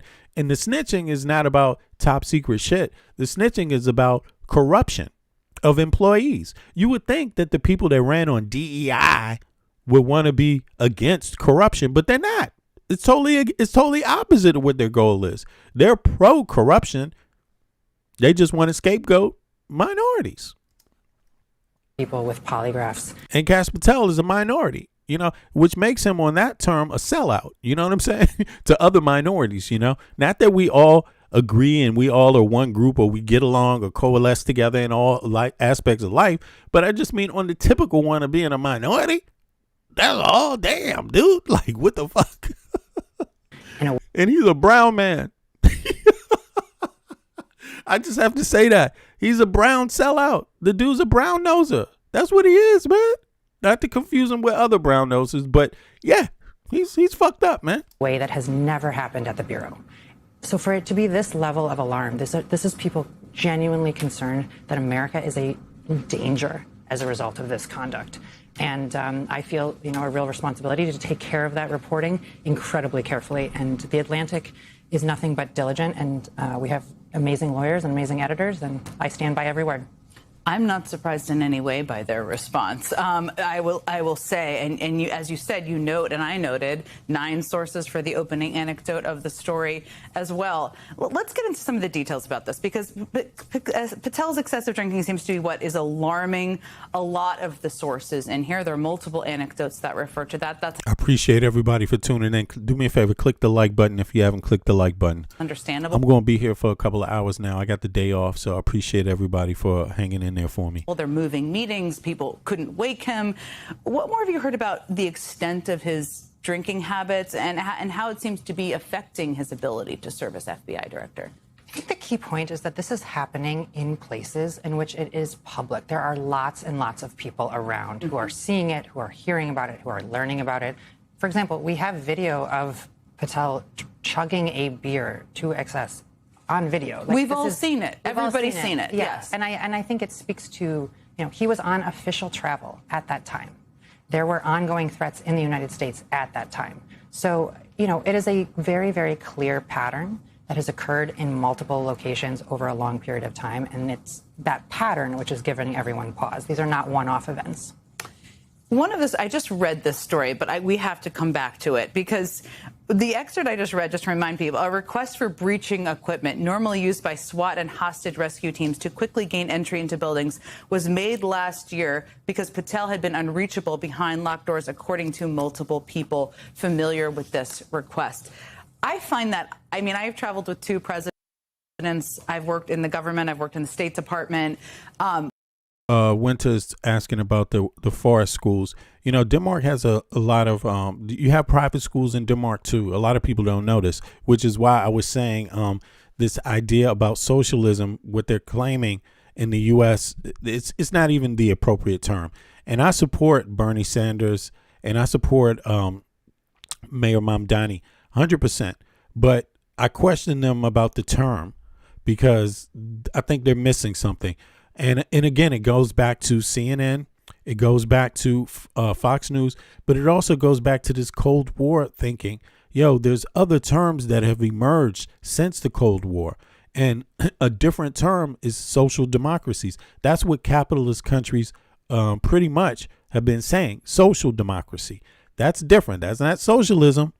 There's still privatization going on in a lot of different areas, but it's not all private. It's not extremely private, and it's not extremely capitalistic, So I think that's one of the, things that aren't, for me, I think folks should learn. I prefer the term social democracy because I know what that term means. I know what that term implies. There's people you can point to and say, these are social democracies. Here, here, here, here, and here. They work with us. You should know about them. But when we use the term socialism, there's no one we can really point to, because if you really go to socialist countries, there's only like 2 or 3, and North Korea is one of them. You know what I'm saying? Everyone gets paid the same. Don't matter what it is and how much work you do, just the same. That's different. So, not that socialism is only about how you get paid, but neither is, and the truth is that there should be a healthy blend of social policies, even in a successful capitalistic engine to make it work, to make capitalism work, and yeah. Shocking. Really, people should feel shocked by that. This is not a 22-year-old who's irresponsible, who's on a trip and should be behaving better. This is the FBI director.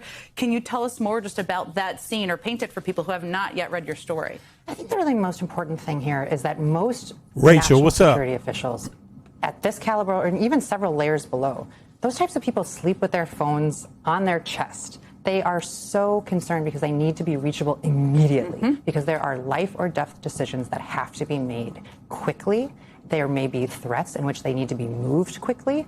And so this timing aspect, the ability to reach that person quickly and make sure that they are responsive, I think this is a request that was not made lightly.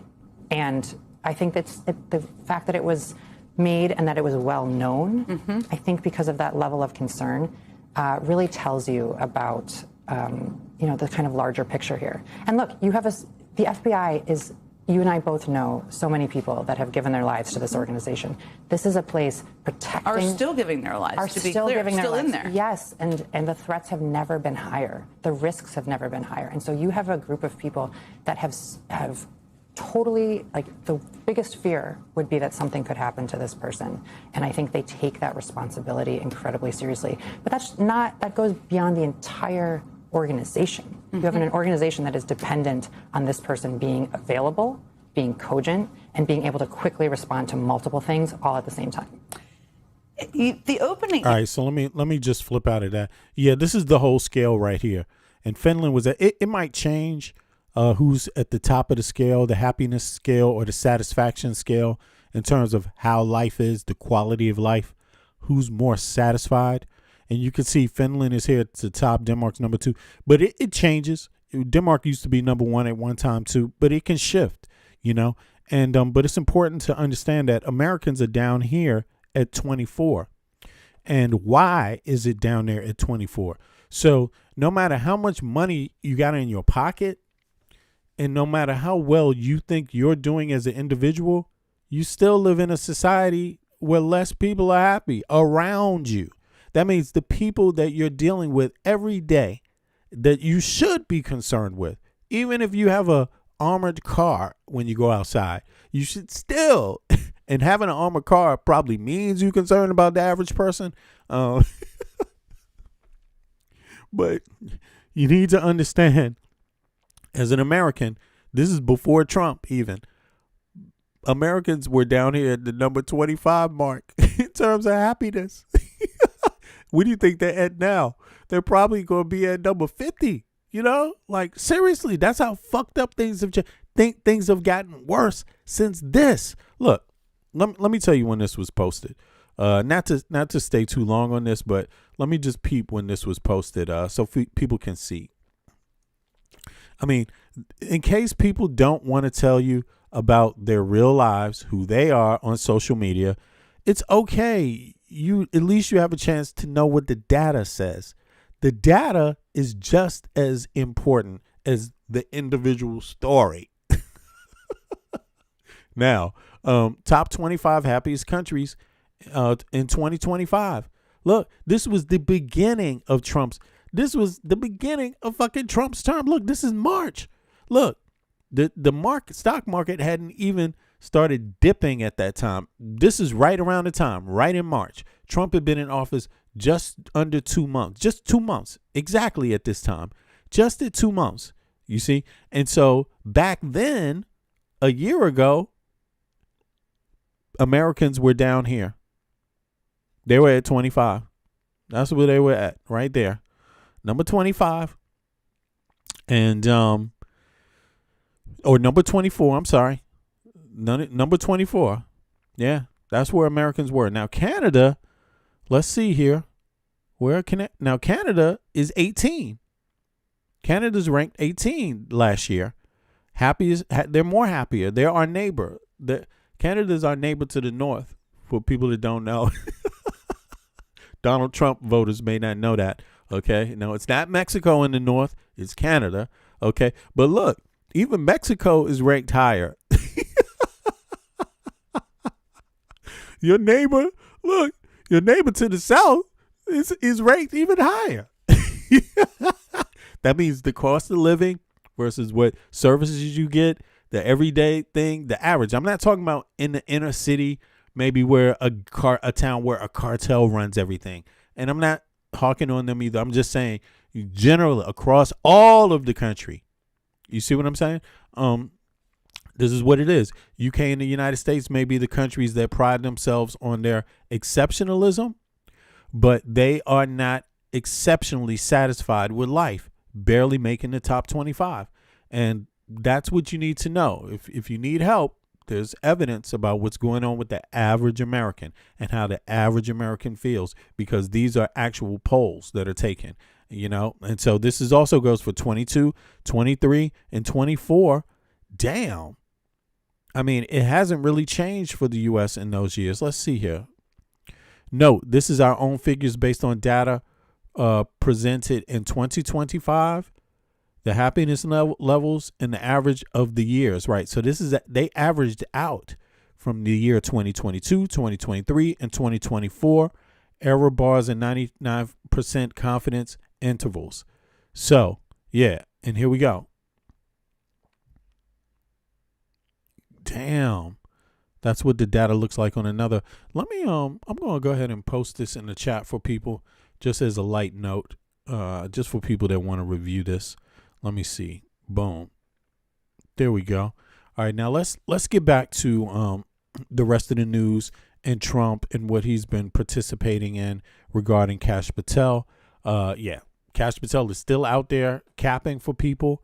He is still a moron. That hasn't changed.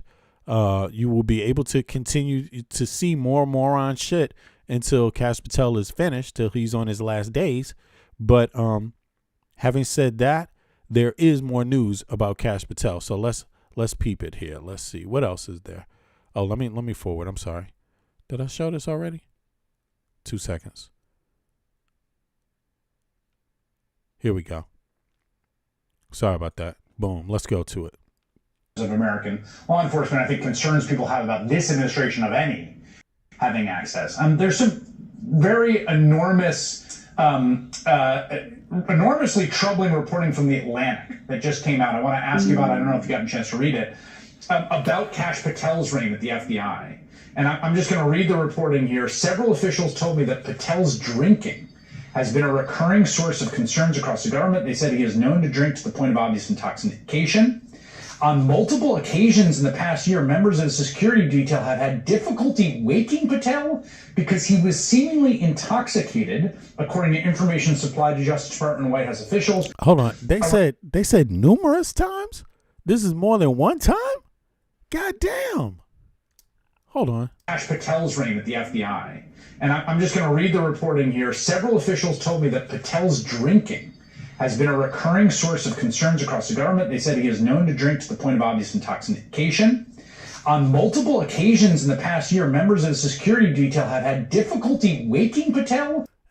What? On multiple occasions they had difficulty waking his ass up, his own security team? Government, they said he is known to drink to the point of obvious intoxication. On multiple occasions in the past year, members of the security detail have had difficulty waking Patel because he was seemingly intoxicated, according to information supplied to Justice Department and White House officials. A request for breaching equipment.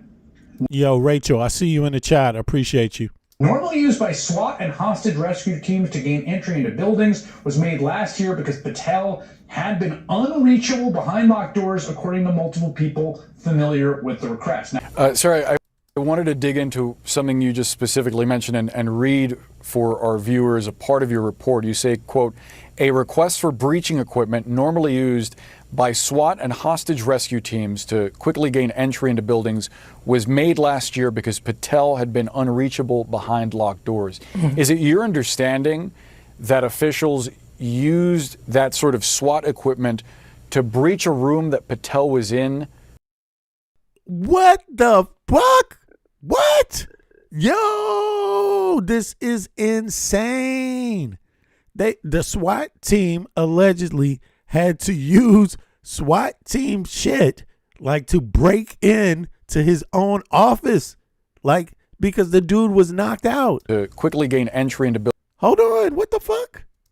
Was it his home or where? With the request. Now, Sorry, I wanted to dig into something you just specifically mentioned and read for our viewers a part of your report. You say, quote, a request for breaching equipment normally used by SWAT and hostage rescue teams to quickly gain entry into buildings was made last year because Patel had been unreachable behind locked doors. Mm-hmm. Is it your understanding that officials used that sort of SWAT equipment to breach a room that Patel was in to wake him up? We know that the request was made. We are, I have to be very careful in order to protect sources and methods. Sure. But I think the most important thing here is there was enough of a concern that this was brought up and transmitted to headquarters and then known at the highest levels of the Justice Department. And we are told also to the White House. So it is a very, very... So this, as I always say, you can't hide. Nobody's going after this dude. He's been running amok since day one, and eventually it was going to come out, but this is who the right wing supported. They made exceptions. They were like, you know what? We will make exceptions to him being of his background and an immigrant, because the right wing obviously is very, they played this game about who the good immigrant is. You got to be a good immigrant, and who's who's the good American, who's the patriot, and who's the good immigrant. They try to define these people in loose terms, obviously, because then they could get through all of the dynamics themselves when they ain't good or they're not patriots. So it's loosely defined, but generally understood that if you're brown, you have to prove to be a good immigrant. If you're a woman, you got to prove that you're you got to prove extra that you're, a tough woman. You know what I mean? You're on the job. It wasn't just given to you. And Kash Patel is like a pick-me in that.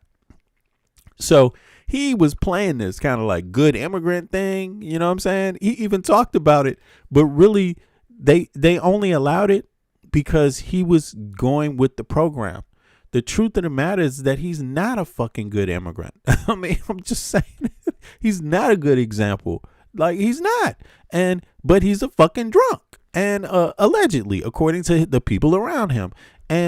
But the right wing, Trump and all of them, they went along with it because he was okay with scapegoating minorities, scapegoating women, scapegoating, others. He was okay with it. And it appears he was okay with it just to get a steak. And he got his steak. He probably, look, Kash Patel is getting the best steak on earth. It's flown in. It is flown into his ass. I don't need that. I don't need it. I mean, I made a joke about it yesterday at work, but I don't need a goddamn steak, like, for real, to do my job and to take pride in my job and to understand what my job is. This motherfucker literally needs a steak. He ain't going to do the job without a cold one and a motherfucking steak. Then after he gets it, he's going to kick his feet up on the table and say, "Get the fuck out of my office." This is a little tyrant, a little brown Hitler. Significant. All right. Anyway, enough with that. I'm sorry. I'm being kind of crude today. I know that I haven't been online for a couple of days, but yeah, he's a little Hitler in his own right? Isn't he? How tall is? Let me see. Let's get personal here. How tall is Kash Patel?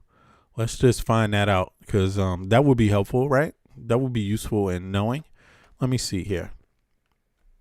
How tall is, and not to say you can't have good ethics and morals while you're his height, but let's see here. How tall is Kash Patel?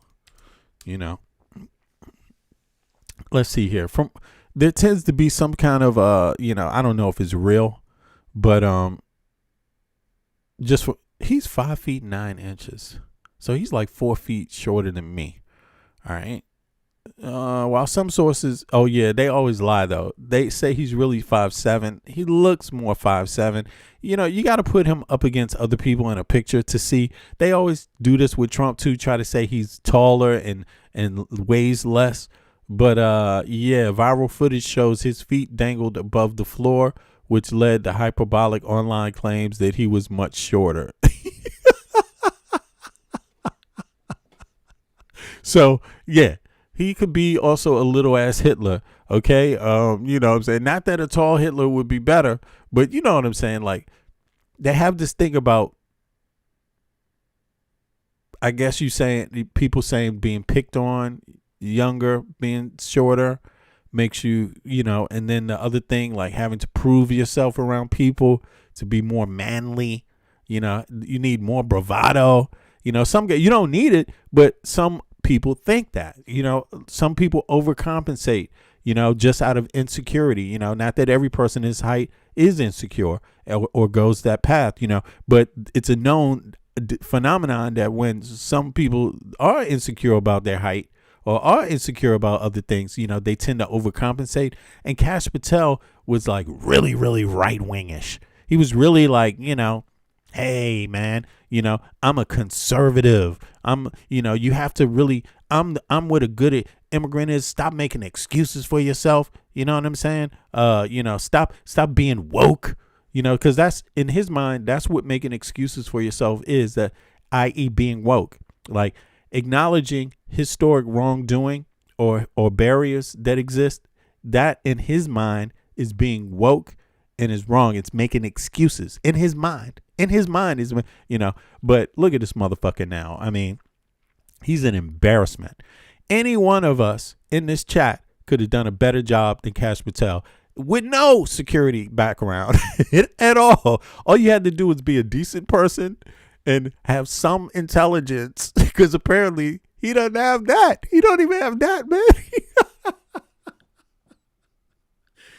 His attitude has rendered all other experience, you know, null and void. You know what I'm saying? This dude is a phony. Request that did not come without major consequences and awareness throughout the national security establishment. You'd previously reported that Patel was expected to be fired after former Attorney General Pam Bondi was ousted. Based on Johnny, exactly. He's a useful idiot. He is a useful idiot, totally. What you're hearing is your understanding that that is still the case? Yeah, he's about to lose his job, an APAC handler, GF, in the same way. Yeah, exactly, man.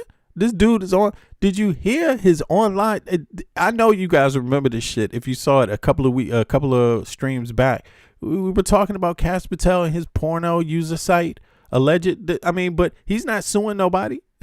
He's not suing nobody about that. The alleged porno user passcode to his whatever that site is called. Then his and he got an Israeli flag on one of them. You know, he was in an Israeli some kind of messaging chat center with an Israeli flag up on this thing, and I think his porno one had an Israeli flag. I don't know, something like that. I can't remember. There's so much news that we cover, right? And but this man is on the bullshit, like totally. And this is him. Now he's a drunkard.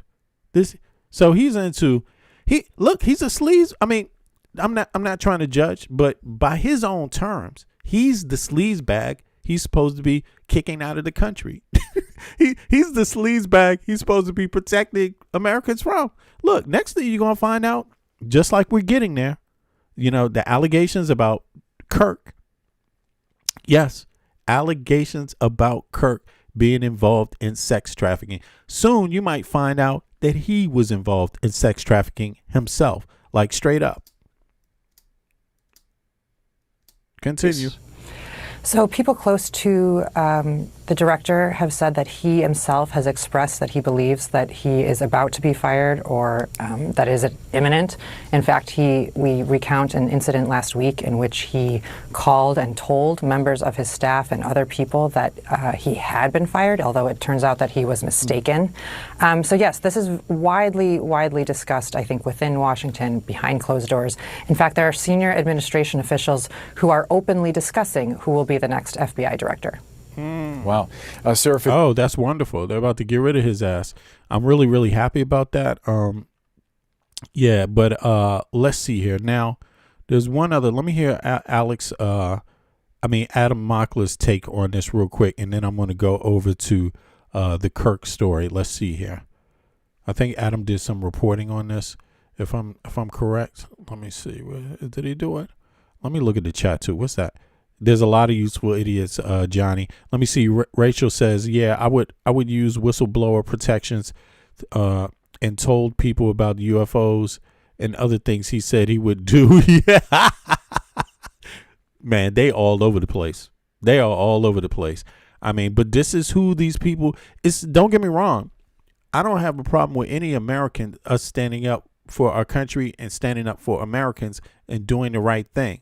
I don't care who the American is, whether you're right wing, left wing, center, whatever your color is, whatever your gender is, any of that shit. I don't care. You know, Americans need to stand up for fellow Americans also, regardless. We should all have a dignified life in our own goddamn country. And we need to be smart enough to know that we pay a hell of a lot of taxes, and there's no excuse for why things aren't that way in the U.S. You know, we need to stand together on that. But we need to also point out where the errors are, too.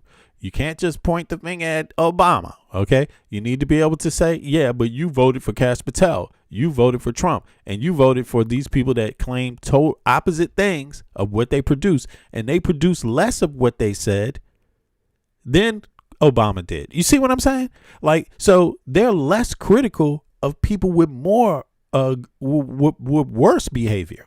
You see what I'm saying? That's the point in pointing it out. It's nothing wrong with pointing out bad on any side, but be realistic and be reasonable about your assessment.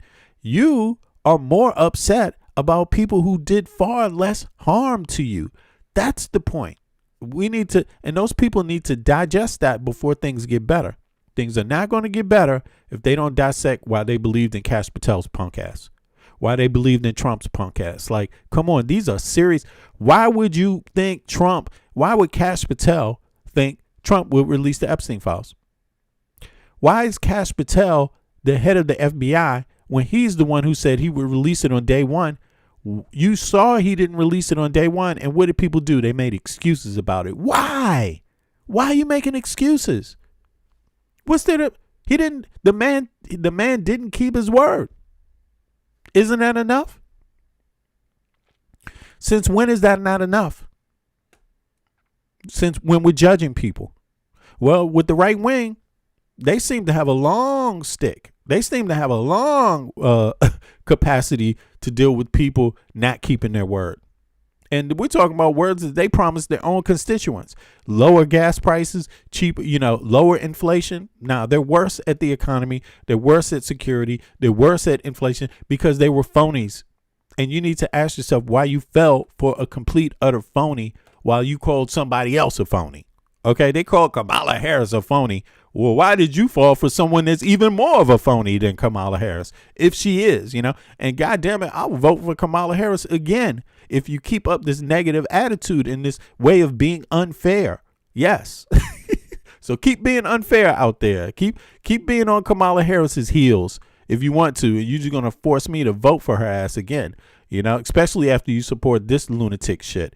But let's hear. To go from the Trump administration, as he's currently spiraling and melting down online in the public eye after an expose article dropped in The Atlantic just yesterday revealing that he is basically just a drunken, incompetent asshole. The article details how Kash Patel has reportedly gotten so drunk that the FBI could not do me a favor, y'all. Click the like button if you don't mind. It helps more people find the stream. Not wake him up. And at least on one occasion, they considered smashing down his front door to make sure he was still alive. There's much, much more in the article. They talking about Kash Patel. His own team had to use FBI tactics to smash down his own door because the man was unresponsive. He would not respond. He was out cold drunkard, allegedly, right? Like, this is bizarre. This is who's leading the FBI. This is who Candace Owens supported.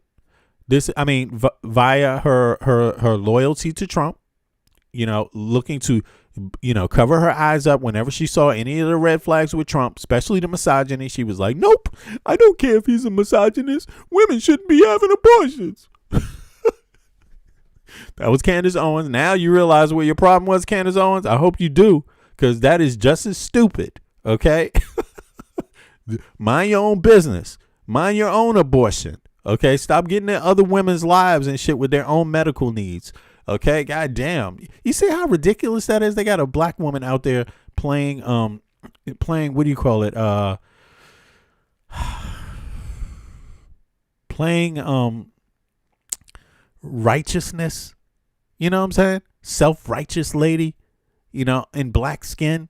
You know what I'm saying? Now want to lecture other women on what's their own private business. You see what I'm saying? Like, it's insulting, but they have all types. They got all types. And also, look, Tariq Nasheed, fuck him. He's a total embarrassment. Like, he's another one, although he's what you call the low class one. Tariq Nasheed is like the low class Candace Owens and shit. He's out there begging for the crumbs, what's left over and shit. He's the almost $1 million crumb beggar. Clarence Owens, at least she gets some millions out of this shit. He was a wannabe to the wannabes. You know what I'm saying? Why? I don't know. You know what I'm saying? He flipped the script. You know what I'm saying? But they're all foul. They all support this bullshit. I mean, it's embarrassing, but they all have to be called out for who they are individually. You know what I'm saying? But listen, I know the type of, drunken, lazy person that Kash Patel seems to be. I have a lot of college friends who are constantly really hard to wake. Look, April. Yeah, April said, let me show y'all what April wrote. April wrote, can't stand Tariq, gross loser. Yeah, but listen, Tariq Nasheed went out there talking about, who the what do you call it? He has a term for it. People that want to be African American, other black people that are taking our jobs, and and how we ain't the same. We ain't Africans. We not Africans. We not from Haitians don't belong in the country. That's Tariq Nasheed's whole thing. You know what I'm saying? And so he supported Trump the whole way. He supported Trump's punk ass, and now Trump hired Kash Patel. You see how dumb Tariq Nasheed is? He went ahead and hired Kash Patel anyway. You see what I'm saying? So this is the problem, and the people that listen to Tariq Nasheed, they need health care more than anyone else. They need a fair wage more than anyone else. They need access to education more than anyone else. And yet he's out there, trying to get them to not vote for Kamala Harris. He peddled this stupid lie about her great-great-grandfather, which is horrendous. Listen, never compare being in any stop talking to black Americans using the term plantation just because they vote for somebody. See, this is some of the tactic they use. This is how desperate they are. And this is Russian shit. I'm telling you, it's got to be. My view of Tariq Nasheed is that he peddles what seems like the same talking points as Russia. This idea about slavery to divide people in America. I'm for reparations in a reasonable manner, but I'm not for that issue being used against other things. They don't juxtapose. You're not supposed to put reparations over on the opposite side of healthcare and education for all. And, it's not supposed to be reparations or nothing. If I don't get reparations, I'm against education and healthcare and a fair wage. That's stupid.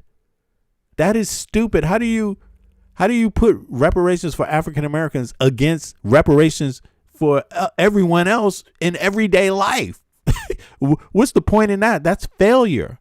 You see what I mean? So people like him always put this. He called them tethers. I think he called Africans tethers. He called Caribbean people tethers. Man, God damn it. There's nothing more infuriating than that, because he claims to know something about slavery. Tariq Nasheed, listen, God damn it, you dumb motherfucker. Like, Tariq Nasheed, don't you know that people have been coming?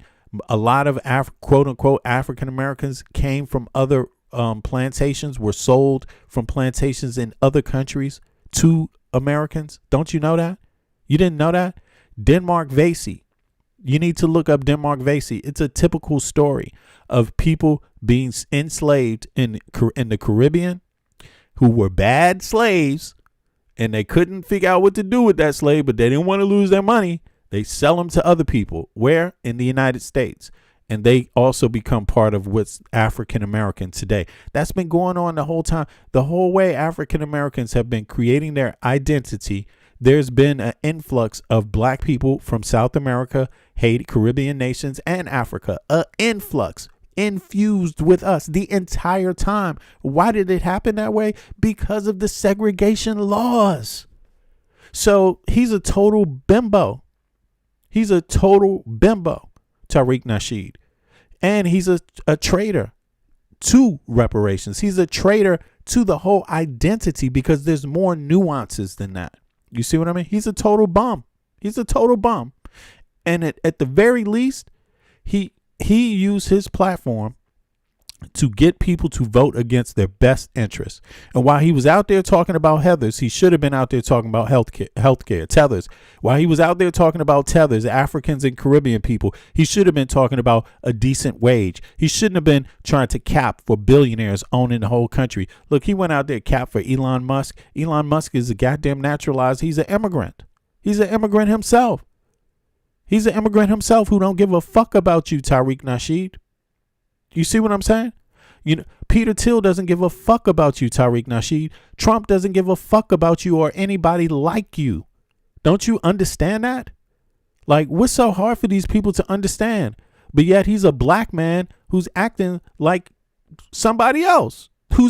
He act like he's an African. He says he's black American. Why are you acting like you don't fucking understand that these people hate you too, you stupid jackass? Like, it's just, he's a buffoon, man. He's a total buffoon. But I respect this young man. He's not black. I don't care what your skin color is. It's great if he was black, but he's not. So that's great too. But on top of that, he's hardworking, and he's saying, and he's spitting facts about this man. He's not making himself out to be a buffoon. I think even his father or something, grandfather's a Muslim from Syria. You see what I mean? He's not out here selling out immigrants. You see what I mean? He's just spitting it out, spitting facts every day. But in any case, let's go. Let's hear what he got to say, and then on to the next one. Snoring and sleeping, and you wonder if he's still alive, but he's actually just very drunk. But the difference is, I'm not placing those college friends, those Red Bull drinking, hookah smoking, immature friends, directly into the position of the FBI director. The reason I say that Kash Patel is lazy and incompetent is because we've repeatedly seen stories of him on work trips, on government trips, partying, doing tornadoes with his beer, smoking hookah with people when he's supposed to be doing government meetings. Over in Europe, it is absolutely sickening, the abuse of taxpayer dollars that we've seen, and I'm so happy to dig into this series of events. Now, it's worth pointing out, a lot of drama has now swirled around this article. Kash Patel used his official FBI government account to threaten a lawsuit against the journalist Sarah Fitzpatrick, who very bravely hit up a bunch of sources and then went on Jen Psaki's show to break the story down even further. We're going to break this all down because Kash Patel is spiraling on his government accounts. They are going to try to sue a journalist for defamation, and he's threatening them on his government accounts. Let's start from the very beginning. Break it down A to Z, beginning to finish, in chronological order. If you appreciate this, make sure you drop a like to help boost the message, get the word out. Make sure you subscribe if you want to help Mockler Media build our team. And let's just start with perhaps the most absurd part. I just want to start by jumping right in. Quote, on multiple occasions, Kash Patel has reportedly gotten so drunk that the FBI couldn't wake him. The article details how members of security detail had difficulty waking Patel because he was seemingly intoxicated, according to information supplied to Justice Department and White House officials. A request for breaching equipment, normally used by SWAT and hostage rescue teams to quickly gain entry into buildings, was made last year because Patel had been unreachable behind locked doors, according to multiple people familiar with the request. This might be more absurd than the Charlie Kirk assassination story about Kash Patel. When Charlie Kirk got assassinated, Kash Patel landed in Utah and couldn't find the proper sized jacket, so he freaked the hell out and had to get one from a female cadet, and then the jacket didn't have the right patches, so he freaked the hell out and had to get the right patches, only to learn a few hours later that the director doesn't usually wear this type of jacket. Just so incredibly absurd. This is the full article from Sarah Fitzpatrick. Full credit to her. She said, exclusive. Kash Patel's colleagues are alarmed by what they say is erratic behavior and excessive drinking. I spoke with more than 24 people with knowledge of his conduct, some of whom described it as a national security vulnerability. I haven't even touched on that angle yet, that the FBI director being constantly drunk, incompetent, and probably easy to blackmail is a huge national security threat. Let's just read the first few articles, or first few paragraphs of the Atlantic article, because I think it's really important to lay the groundwork before we start to get into the lawsuits and the drama of it all. So the article starts here. On Friday, April 10th, as FBI Director Kash Patel was preparing to leave work for the weekend. Now, just keep in mind, it's about to get hot here and spicy, y'all. So just keep in mind what he said. Kash Patel made some weird comments about Charlie Kirk's death. Just keep that in mind, right? That's going to turn out to be pretty interesting, given a lot of the things people are saying now about Erica Kirk. Like, you just, but let's hear the rest of this. He struggled. Kash Patel's weird though, but let's hear this. To log into an internal computer system. He quickly became convinced that he had been locked out, and he panicked, frantically calling aides and allies to announce that he had been fired by the White House, according to 9 people familiar with his outreach. 2 of those people described his behavior as a freakout. Patel oversees an agency that employs roughly 38,000 people, including many who are trained to investigate and verify information that can be presented under oath in a court of law. News of his emotional outburst ricocheted throughout the Bureau, prompting chatter among officials and, in some corners of the building, expressions of relief. The White House fielded calls from the Bureau and members of Congress asking who was now in charge of the FBI. It turned out that the answer was still Kash Patel. He had not been fired. The access problem, 2 people familiar with the matter said, appears to have been a technical error, and it was quickly resolved. You know what? The dude probably was fired. I mean, I'm sorry, but this administration is so secretive and on edge about all the criticism it's getting. It doesn't like for anything to be revealed. Nothing wrong. So the moment that things seem obviously wrong, and you get the idea that something bad is going on, the administration tries to hide, But he probably knows better than anybody else the administration's way of doing things. So he himself felt like that was a sign of him being fired. It could be true. I mean, I'm pretty sure he's going to be fired. Also, let's keep that real. And also, why wouldn't he be fired already? I mean, what has he done? Is the dude any good at anything? He shouldn't even be in government. This guy should have his American citizen. No, he shouldn't have his American citizenship revoked. He should be thrown in jail, if you ask me. Like, the dude is, I don't understand it. It's worse. It's worse than being a dipshit. It's treasonous. It's treasonous, He has to know he's running the country into the ground. He has to know he's running the FBI into the ground. And he has to know that what he's doing is not right. And you don't take a job that you know isn't right. Like, come on. Again, this is this pick me shit. Like, my God, man. Quote, it was all ultimately bullshit. Or it's poor character shit. It's poor character, Same An FBI official told me. But Patel, according to multiple current officials, as well as former officials who have stayed close to him, is deeply concerned that his job is in jeopardy. He has good reasons to think so, including some having to do with what witnesses described as bouts of excessive drinking.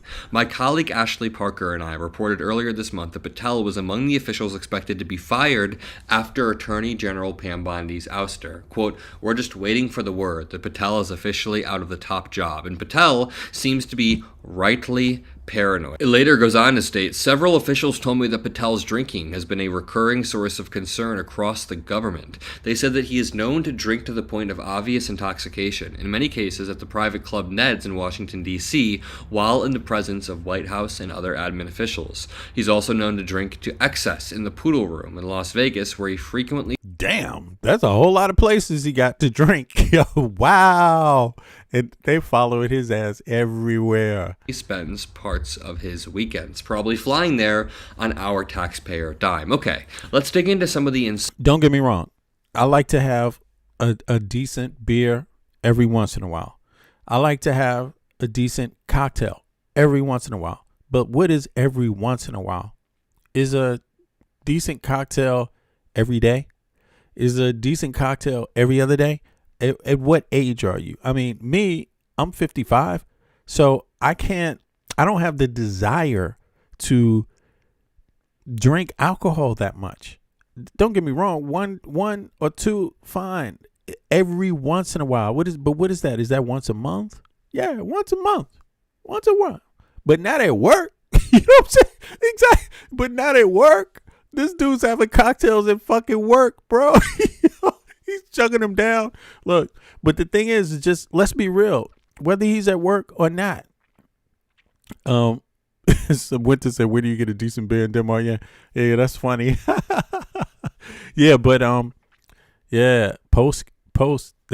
Yeah, post. But I have there's some different beers, you know, that I like pale ale, so it could be from a different country, you know. It might be from but it could be Denmark too. Denmark got a lot of microbrews, a lot of great breweries, especially the microbrew ones. So don't sleep on Danish beer, but because they do make great beer, you know. It just may not all be distributed, but I think now the microbrews are pretty much all throughout Europe, you know. So it's integrated across Europe, different microbrew companies from different countries. It's pretty integrated now, But in any case, I'm just saying, myself, as a 55-year-old man, I don't like drinking that much. I don't enjoy that. When I was younger, it didn't bother me as much. But when I'm old, I just don't have the desire to feel that way. You know what I mean? I like it. I can enjoy some lemonade. You know what I'm saying? And yeah, seriously, just enjoy it the same way. You see what I'm saying? So, yeah, but in any case, that's not Kash Patel, though. He can't enjoy a lemonade. You know, this dude's got to have lemonade and vodka. Drama, because then it gets really interesting. Sarah Fitzpatrick then goes under fire by Kash Patel's team. So she says, I spoke to 24 people familiar with Patel's conduct for this story, many of whom described it as a national security vulnerability. In response to 19 detailed questions, Patel said, print it. All false. I'll see you in court. Yeah. Bring your check. Yeah, I see you, Kev. Thanks, man. Yeah, I know. I'm not 35. I'm 55, man.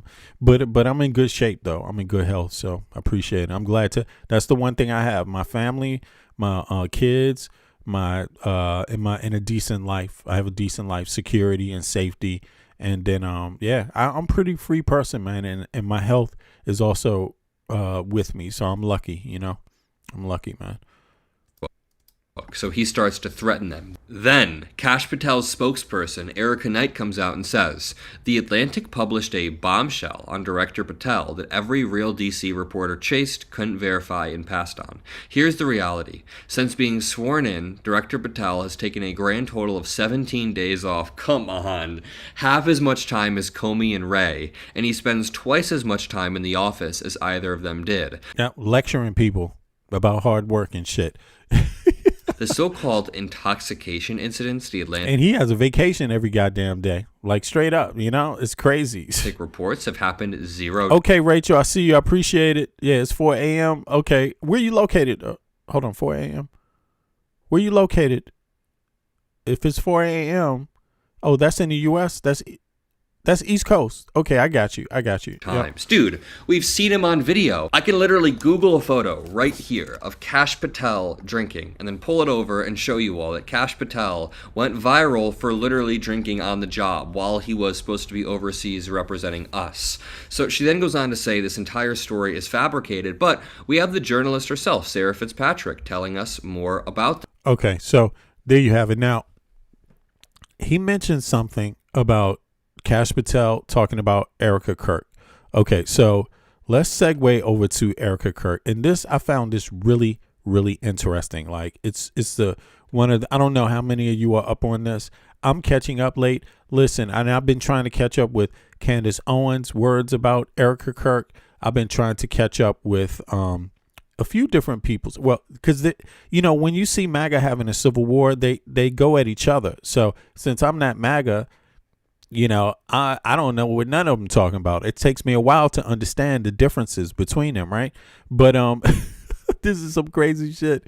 But apparently, damn, what's this guy's name again? The right winger, with the last name Fuentes, Nick Fuentes, right? He doesn't like Candace Owens. He doesn't like Tucker Carlson. He has a theory that they are going to try to get everybody to rally behind Vance.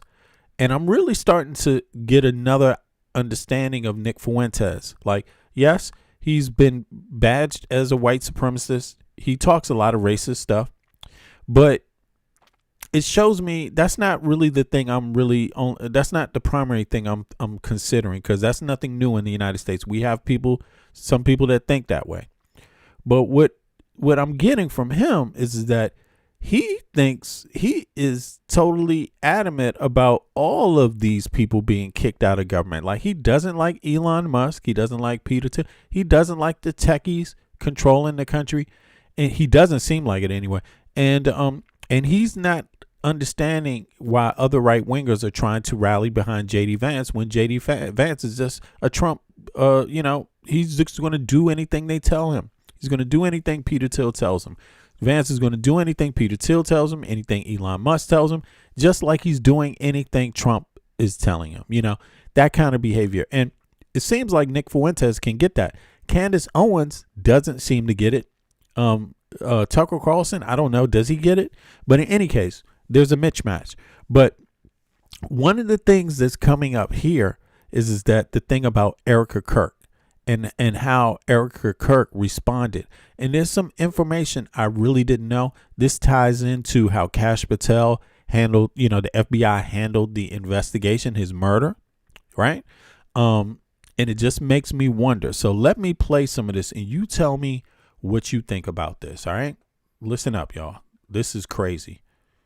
Before she knew Charlie. She actually won Trump's Miss Arizona pageant. Her parents are both from military intelligence family. Her dad did Raytheon arms deals with Israel, probably unrelated. And Erica Kirk was part of running an orphanage in Romania where children went missing.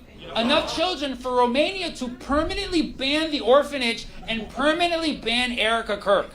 Do you know how up you gotta be to get banned in Romania? Andrew Tate is the mayor there. You really gotta push some boundaries. Mind you, this is when Epstein was still active, so I'll let you connect the dots. By the way, I'm not suicidal. For the record, I am quite happy, okay? You heard it here. But the weirdest thing about Erica Kirk, she met Charlie Kirk, not on Christian Mingle. She went in to interview at his company, Turning Point USA. He said that he fell in love right away. Now, 4 years later, he's dead. And she has now inherited Turning Point USA. She's doing podcasts on it too. Like, I'm so excited. Like, to my future wife, please wait 2 months after I die before doing a podcast. 3 months if it's my own. Come on. When you look at how fast she moved on, and then you look at how it started and how it ended, how it started was not romance. How it started was her going in for a job, and how it ended was her getting a promotion. So I'm just saying. Right. Now, I don't know how many of you caught everything that he's saying, but I want to check out these claims that he's making, because if true, they are very disturbing. So let's play it back here. Let's see here. Let's go on. Claim number one. And by the way, let me know. Put a 1 in the chat if you heard some of these things that he said before. Put a 2 in the chat if you haven't heard them before. I'm just curious. I'm not sure how much. I haven't heard the thing about trafficking, so that's the first thing I'm going to look up. So let's go ahead. Pageant. Her parents are both from military intelligence family. Her dad did Raytheon arms deals with Israel, probably unrelated. And Erica Kirk was part of running an orphanage in Romania where children went missing. Enough children for Romania to permanently ban the orphanage and permanently went missing. Romania. And Erica Kirk was part of running an orphanage in Romania. Okay, so Erica Kirk, part of running an orphanage in Romania. Let me get over to that part and see what's going on here. Boom. Let me look that up. Let me go into, did I look this up here? Okay, let me see. Did Erica Kirk manage orphanage in Romania or have any connection to one where sex trafficking or human trafficking was going on. I'm curious about that. Now, let me see here. Yeah, I appreciate everybody for showing up. Do me a favor, click the like button and subscribe if you haven't subscribed to my channel. If you haven't been here, I think I'm close to 10,000 now. Do me a favor, help me get over the 10,000 mark if you haven't subscribed and you've been a steady listener. Let me see here. There's a lot of people. I get a lot of steady listeners that don't come in the chat or maybe watch the replays and can't get into the live chat or whatever. But do me a favor, if you are one of those people, click the like button anyway. If you're watching from your TV, pick up your remote and click the like button. It helps me. It helps the stream, get across more users' faces, and when they're scrolling, it's more of a chance that people will see it and chime in. So I appreciate that and get the information. Now, let me see here. For those of you that don't know, because the stream has been 2 hours now, I'll just explain it. I'm an American born and raised in Washington, D.C. I'm born in the 1970s. So Freedman's Hospital, right? It was called, that's Howard University Hospital for reference today. They call it Howard. It used to be called Freedman's Hospital. That's when I was born in it. And a lot of people from my age group. Now, both sides of my family go back to the colonial period in the U.S. But as a grown-ass man, I live in Copenhagen, Denmark. So I'm blessed to live here. And the country is a wonderful country, by the way. And I've learned a lot also, because you got to understand, coming from such an extremely capitalistic nation like the U.S., it took me some adjusting to kind of understand how people do things in Denmark.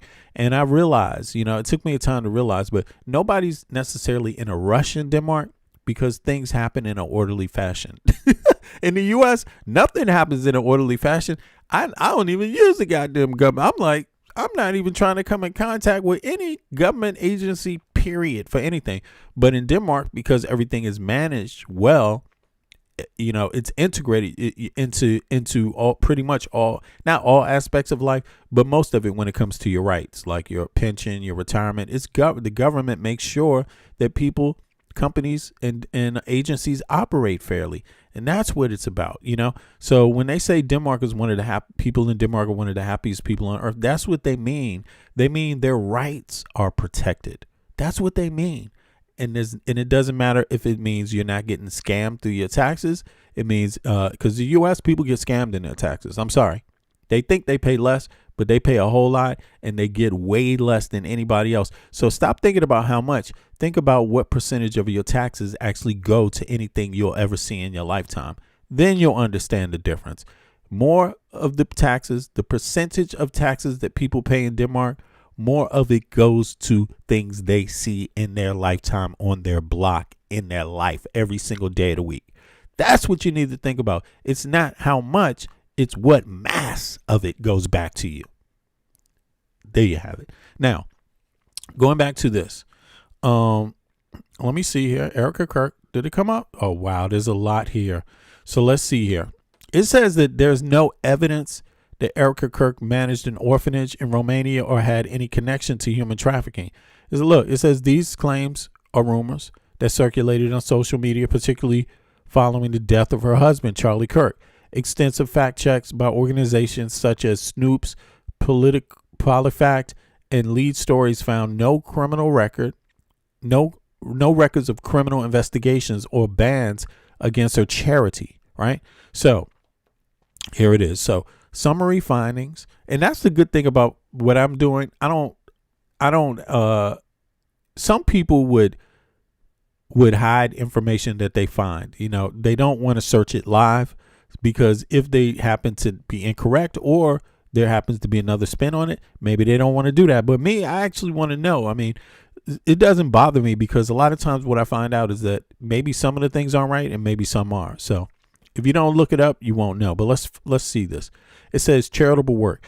Erica Kirk, formerly France. Oh, that's an interesting last name. Okay. France V. What kind of last name is that? Founded the nonprofit Everyday Heroes Like You, which ran a project called Romanian Angels. Okay, so she did have a nonprofit. Okay. a project. I mean, sorry, I don't know if it's nonprofit, but it's a project. Project Scope. I'm sorry. Between 2011 and 2015, the project partnered with U.S. Marine Corps and the local organization United Hands Romania to deliver holiday gifts and supplies to children at the Antonio Placement Center in Castania. Okay. That must be in Romania. Sounds like it. No trafficking links. Romanian court records and media reports from the time show only positive mentions of her charity work. United Hands Romania has also confirmed they are unaware of any allegations against her. Okay, so it says misinformation origins. Social media posts often cite a 2001 news report about unrelated trafficking investigations as evidence. However, Kirk was approximately 13 years old, when the report was published and had no connection. So this guy, even though he's a comedian, he can't be correct about that. Right? So there's no ban. There's no official record from the U.S. State Department or Romanian authorities indicating that she was banned. Okay, so let me see here. Damn, I'm glad I actually bothered to look this up to see. Let me see. Fact-checking claims.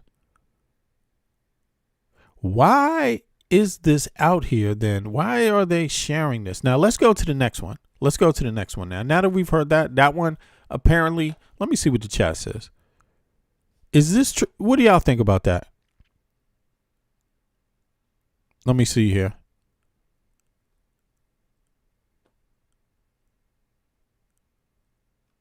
What does this do? This is somebody in the chat playing games.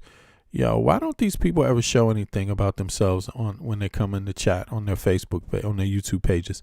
All right, so let me see something. Yeah, he's not a political pundit. That's true. Yeah. So weirdos. I don't know, Erica. It's somebody that doesn't have another troll account. They don't want people knowing who they are, so they just gonna, type all types of stuff. Let me see something. But the fact of the matter is that this guy, just back to this guy made a claim that apparently is not substantiated. So let's go to the next one. Where children went missing.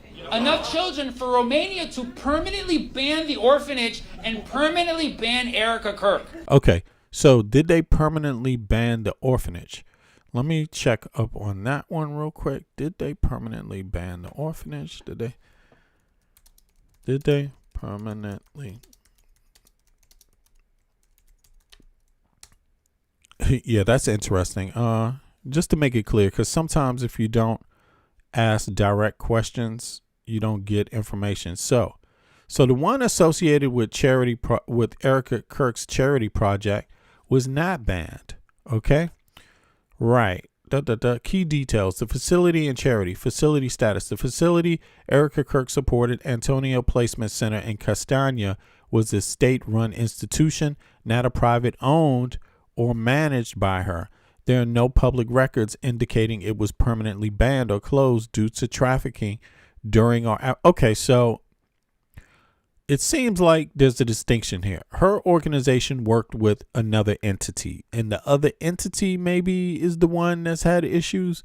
Her project, Romanian Angels, between 2015, it appears to become inactive simply because she moved on with other professional ventures, such as her work with Turning Point USA, rather than due to any legal criminal action. Okay, government records. Officials' reviews of Romanian court records and media reports from the period show only positive mentions of the charity donations. Okay, broad system reform. Separately from this specific case, Romania has been undergoing a decades-long national effort to close traditional large-scale orphanages in favor of small family-based group homes. This is part of the national welfare reform and is unrelated to any... Okay, so I'm curious about that, but in any case, let me just move on. I just wanted to make sure. Let's see here. Now let's get back to what else this guy's claim was.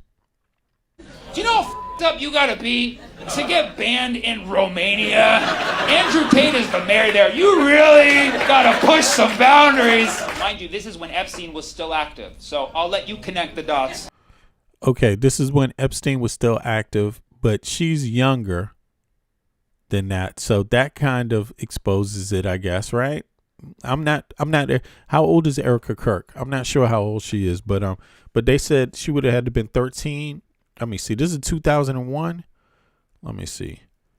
How old is Erica Kirk? Damn, I'm actually glad I checked this out, man. I saw this yesterday and I was like, damn, what's going on here? Let me see. Okay. She's 37, so she's 20 years younger than me. You see what I'm saying? So I was, when Epstein was active, he was more related to my age group in terms of who young people were. I was young at that time. In 2000, I'm 20. So, you know, in 84, I'm 14. So that's more my age that's associated with it. She wasn't even, she was actually, damn, what? 37 years old and 20 years ago, she was 7 years old. No, she's what? No, 37. She's 27. I'm sorry. What? Hold on. No. Yeah, no. That's right. She would have been 7 years old, right? Something like that. She would have been 7 years old, I think. Yeah.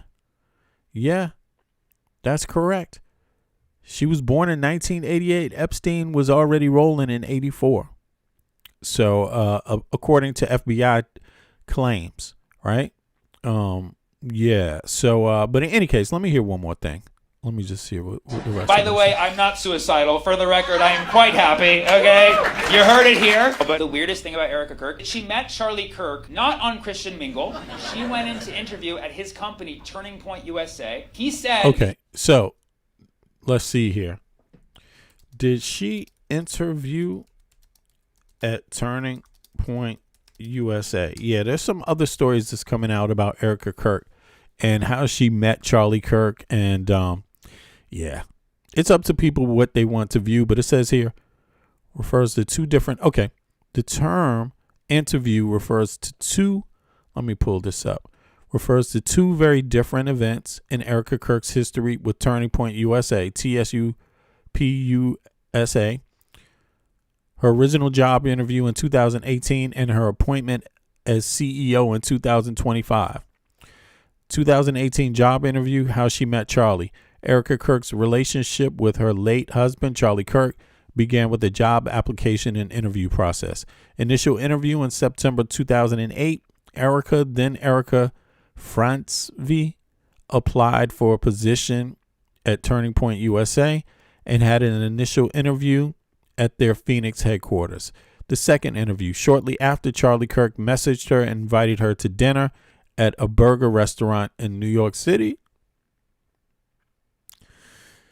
Damn, Charlie. Sounding real interesting.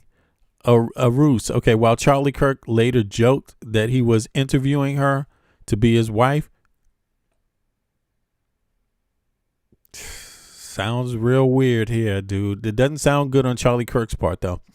But Erica has mentioned she realized she wasn't getting the actual job as she walked out of the restaurant. This story became a viral topic of discussion. Okay, I did not know that either. Okay, so he actually met her on an interview and then invited her out on a date. Yeah, that's wild. That's wild.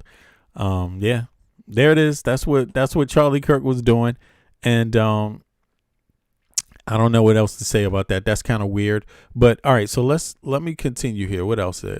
So that handled that, because there's been some other conspiracies about Erica Kirk.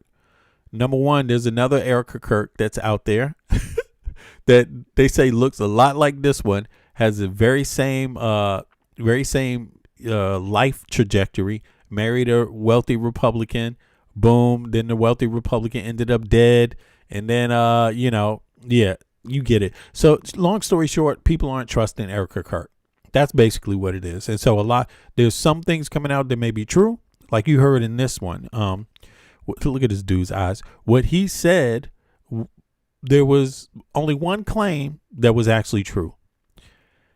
And, out of the other two, maybe loose stories, crudely put together by people that want to associate her with sex trafficking, hence Trump's connection to others from Romania, like the whatever the name, Tate brothers, right, that are real sex traffickers. This kind of thing, Epstein, sex trafficking. You see what I'm saying? So maybe there's a desire to connect her to that, but who knows? I want to find out more about her. Let me see one other thing I want to pull up real quick. Let me ask one more question.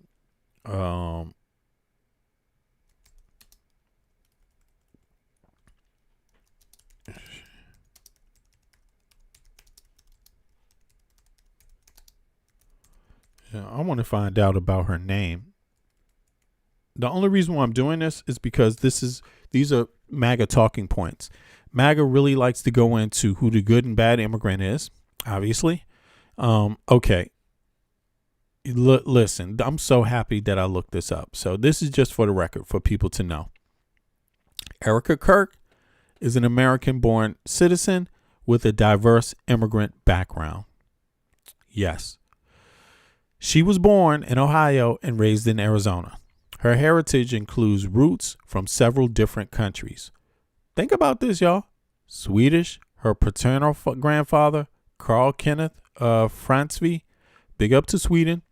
At least they have universal health care, universal education. Thank you. It's a great idea. And I hope more people take it up, take it seriously.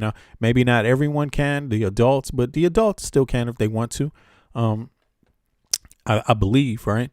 Now let's see here. Sweden. Her paternal grandfather, Carl Kenneth Fransby, was an immigrant from Sweden who served in 2 wars. Okay. So her grandfather. So yeah. Okay. And then on her mother's side, Lebanon and Syria on her mother's side. And she was a Syrian and Lebanese. She's of Syrian and Lebanese ancestry. So on her mother's side, it's Lebanese and Syrian. So this is for MAGA to dissect and ask, does it matter? Why is she preaching the things that she's preaching? And also, people of Syrian and Lebanese ancestry in the United States of America, do you share her ideals? I hope not. I hope not, because they seem to be very, very bigoted. Okay, let alone other things. I mean, I'm just saying, this is interesting. The Trump administration, they claim, look at this. This is Syrian on her mother's side, and she has Syrian. So that means, where does that put her in terms of ICE? And where does that put her with this 14th Amendment thing that we're discussing with the Supreme Court? We need a snake out, please. Yo, this is crazy. This is crazy. Yo, this is crazy. Look at this. Y'all see this? This is bizarre. How bizarre? How bizarre? This is Erica Kirk. Where does this put her with the 14th Amendment? Where does it put her in this conversation? Yeah, I'm just curious about that. What do y'all think? I mean, is she in legal jeopardy with the conversation going on in the Supreme Court right now? This is wild. Norma, what's up? This is wild. This is wild. Oh, hold on. Who is Snake? Let me see something.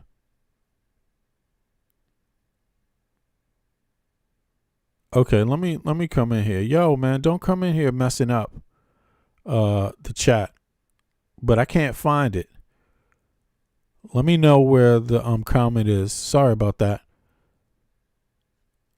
All right, let me just go in here. You said real Snake, but are the comments still there?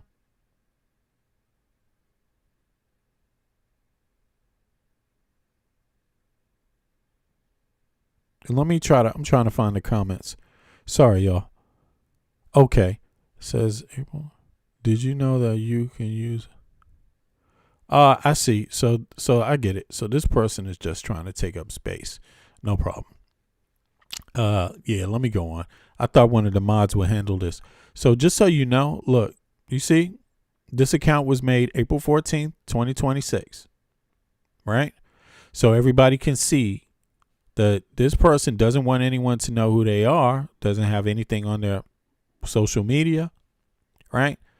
And yeah, basically just a troll. So here we go. That's that account, you know, that is crazy. Look at this. Joined. That's 4 days ago, 6 days ago. Just made this account. Okay. So let me see here. There we go. Is that it? Is that all I got to do?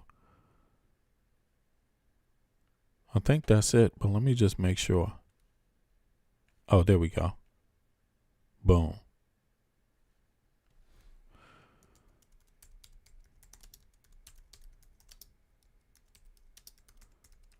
Harassing sexually chat members. All right. So there we have it. Boom. So Snake ain't going to be around anymore. So there you have it. I think I took care of that. And now let me go back here. Here we go. Boom. So here we go. No problem. Yeah, I got time, y'all. Sorry about that. But let's continue. So where was I at? Back here. Now this is her. Obviously, Snake didn't want to talk about her being an immigrant. See, a lot of these right wingers, when you start to look at the inconsistencies in their views, right? And how hypocritical they are in their views. This is where the trolls come in. This is where the trolls just don't want people talking about the hypocrisy of the right wing in the United States of America. So the hypocrisy of the right wing of America is broad. It's huge. It's not only in what they preach, right? Obviously here, because Erica Kirk's own mother is of Syrian and Lebanese ancestry, apparently, right? Her maternal grandmother was Italian descent. I mean, you know, it's like, and this is Charlie Kirk's wife. And look, her grandfather, big up to Sweden, but Sweden at least has universal health care and universal education. She don't even want Americans really talking about that on a real level. So everything about her is kind of phony. I'm talking about this right-wingedness. You see what I'm saying? It's phony, you know? And this is where the right-wing trolls come into the picture. You know, they don't usually want real talk. They don't want Americans talking about shit for real. But speaking of that, so back to the Supreme Court. Now, 14th Amendment, Erica Kirk, she might find her ass in political limbo just because of her right-wingedness, not really paying attention to detail. Yeah, people are going to start questioning whether she's American or not. You know what I'm saying? And they should. They should. Because if you're going to question everyone else, why not? Why shouldn't everybody question everybody? And the reason why I say this, because it's not my policy. It's not my policy. I think it's wrong to look at people strictly through this lens. Right? I don't think it has much to do with much. But I think it's scapegoating people for other problems. You see what I'm saying? But yeah. So, but since they opened up this can of worms, let's be fair about it. Let's also discuss Erica Kirk. Let's discuss every right-winged person that has immigrant background for what it is, since they support policies that are constantly attacking immigrants. How about that? And let's point out the fact that, hey, you know what I'm saying? Maybe you shouldn't be the one with this policy, because think about this. If you know the history of the United States, you know, half of the United States used to be Mexico, in case you didn't know that, you know. So a lot of the people that used to live there had to leave, were kicked out. And so a lot of the people that we claim or don't have a right to be there, that might be legal or illegal, that doesn't mean they don't have ancestry from those lands. Just a thought. I don't know if you know how a lot of them, Native Americans were pushed out of the United States of America, forced to go north, forced to go south, forced to go east. I don't know if you know the history of the United States of America. But when we talk about a lot of Hispanic people, in truth, we're talking about natives, a lot of them. Not all of them, but a good portion of them actually are related to those natives directly. So we should be respectful of that truth, is all I'm saying, basically, and be real about it, not be phony about it if we're going to have these conversations. Now, speaking of phony, guess who's behind here? Somebody that is coming for Erica Kirk and people like her. The Supreme Court. You know what I'm saying? Who do you think this is on the Supreme Court about to say some more horrendous shit? And I won't tell you what color they are, but because it shouldn't matter. But it's probably the person you would last expect to be saying these kind of things is about to speak. Take a peep at who it is. Bingo. Yes, you have it. Very much. Here he is. President Davis, Provost Bowden, Dean Dyer, faculty, students, and honored. It's the Klan himself. It's goddamn Uncle Ruckus. Uncle Ruckus is about to be out of a fucking job and knows it. All these right wingers in the Supreme Court, they're all scared now because they know they have violated the law. So they're now all of a sudden they're speaking up about people need to be calm in America. People should be this. And they're offering their views now publicly when nobody's even asking them, right? Because they know the new question is, are they going to retire? That's the question. You going to retire because you're about to get fired because Americans are pissed. The Supreme Court, they are the ones, these right-winged ones, they covered up for Trump. If it wasn't for them, Trump could not even be president a second time. Yes, they have given Trump unilateral power. They're the ones they're not the only ones, because Congress, if Congress and the Senate were doing their jobs right now, they could still get rid of Trump, but they're not. You see, so this group collaborated together to give Trump unchecked power. This man is one of the people responsible. And that unchecked power allowed him to attack our fucking allies. They are treasonous. They're treasonous. And they are an embarrassment to the real United States of America. They are embarrassment for who we are. They do not represent American people, what it is to be American. Like, they're not even trying to. They're trying to turn their little old wretched hatred into something that works in 2026 in the United States of America. Things that even this man, you would expect him because of who his ancestors were. And I'm assuming he's a descendant of slavery in the United States of America. But listen, maybe not. Maybe he's what Tariq calls a pick-me or a tether. Who knows? Maybe it's the Caribbean with the last name Thomas. Let's look it up while we're here. But in any case, either way, and fuck Tariq also, but because he's an embarrassment. But in either way, it shouldn't even matter. He's supposed to have better sense. This man is supposed to have better sense than empower someone that is going to attack our own allies. That was destructive to the survival of the people of the United States of America. And your only job is to help all the people of the United States of America have a better life. That is your only fucking job. And you failed at it. This man failed at it. He not only made exceptions to a president that no exception should have ever been made to the best friend of the most prolific blackmailer and sex trafficker and pedophile in the history of the United States of America, Donald Trump. But he's a hypocrite because he would do it for no other fucking president. This is the man who was against student debt relief in the most capitalistic Western nation on earth. the one that doesn't believe that everyone has a right to health care and education. He voted against student debt relief. This man voted against minority farmers getting restitution for being discriminated against. It's this man. He's one of them. He's not the only one. This type of hatred for Americans doesn't just come in this color. It comes in different colors, and it can change gender too from time to time, right? So it can have ovaries or it can have a penis. It depends on. It's really not, you know what I'm saying? But it typically comes from this one right now, because they're so misogynistic. They don't even want more women on the Supreme Court. I mean, you know, the Senate can't have that. You know what I'm saying? 2 is enough or 3. They had to beg for 3. You know what I'm saying? What the hell? But this dude, this is Uncle Ruckus, man.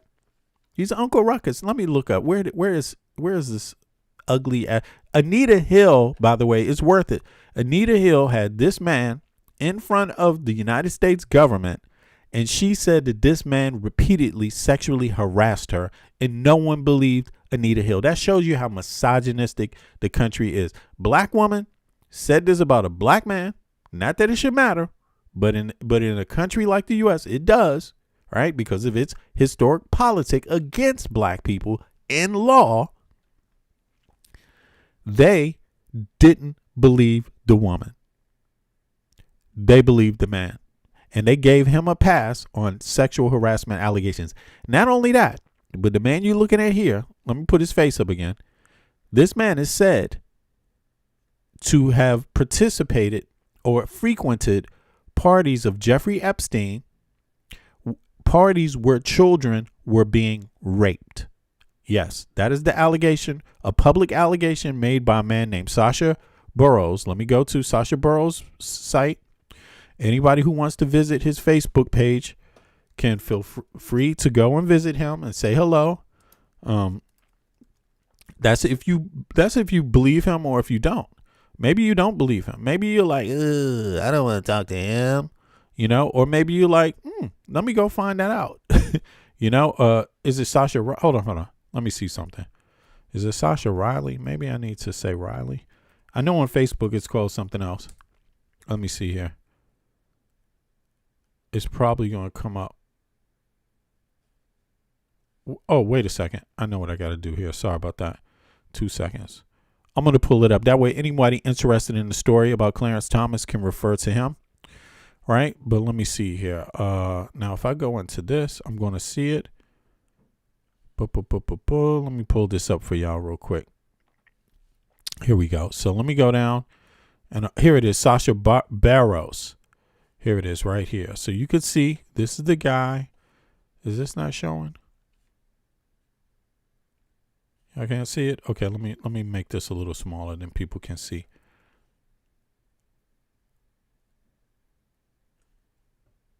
Here we go. So this is the guy down here at the bottom. And I'm going to click on the page, and you can see his page here. Hey, everyone. I know that so... Here we go. Did he post this or what? Here we go. This is one of his comments. So let me go to his page. This is Sasha Burrows. He's an ex-veteran. He's a veteran of the United States military.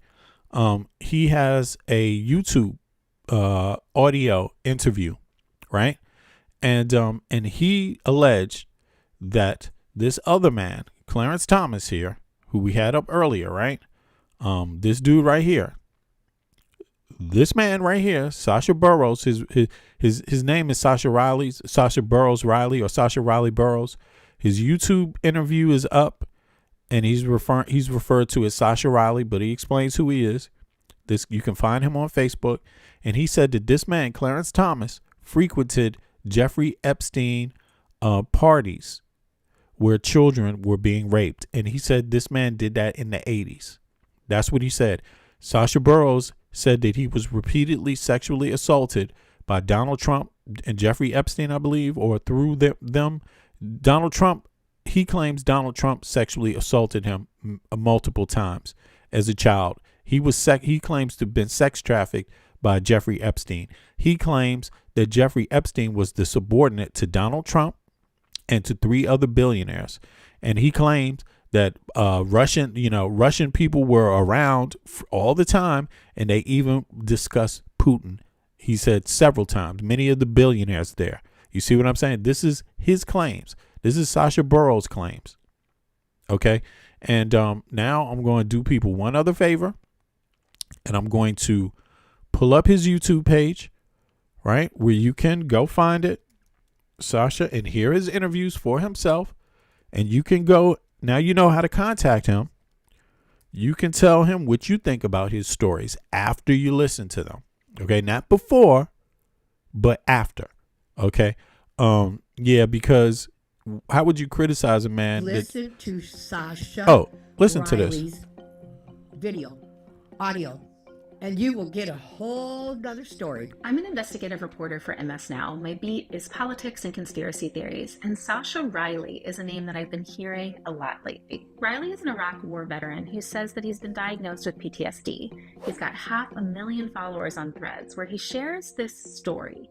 It's a fantastical account about Jeffrey Epstein and Donald Trump that's become a real fixture of the left-wing conspiracist movement. Riley claims that he was trafficked and abused as a child in the 1980s by a network of wealthy and powerful people, but there is no evidence that any of it happened. Now, Riley's story has landed within a growing conspiratorial community. It's derided as Blueanon, which is a lefty take on the MAGA conspiracy theory QAnon. This community has been scouring the Epstein files for proof that Trump is also guilty of Epstein's crimes against children and worse. The White House and Trump have So sorry about that. So, yes, people have been scouring the Epstein files for proof. But what they have found out so far, which is public information, is that their timeline, indeed, as far as claims about Trump sexually assaulting people, being involved with Jeffrey Epstein, predate the timeline that was given before previously. They moved the timeline back to the same timeline that Sasha Riley has claimed, the mid 80s. So there's documents about the mid 80s and sexual assault from quote unquote people that contacted the FBI directly and made the claims themselves. So that has changed things. Why people, haven't all moved their timeline back? I'm not sure why. But when you listen to the claims, a lot of reoccurring information comes back, right? As they seem to cross reference each other. You see what I'm saying? But here, let me see. Now I'm going to pull up one other thing real quick. I'm going to pull up the actual story. Let me see, Sasha, the video, so people can listen to them. You deserve. Oh, is it say Sasha? Okay, you should listen to the actual interview. Sasha Riley audio. Let me see here. Audio interviews, because it's hours and hours of interviews. One interview that is hours and hours long. So people should, let me see here. Is it this one? People should peep it because he mentions. I'm just going to start recording. He mentions Clarence Thomas. Okay, so here we go. Recording. Who is this? Let me go to this. Maybe this is the better one. I'm just going to start recording. Okay, here we go. Right. Now, I'm thinking that this has, full audio. Let me subscribe here. 2 hours in, is it 4 hours? Okay, I'm not sure how many of these are up. Let me go to a user. I'm not sure if this is, okay. So this is the full transcript also. Okay, so this is the whole just gonna start interview. Recording. There we go. So this is 4 hours. Yeah. Let me put this so people can listen.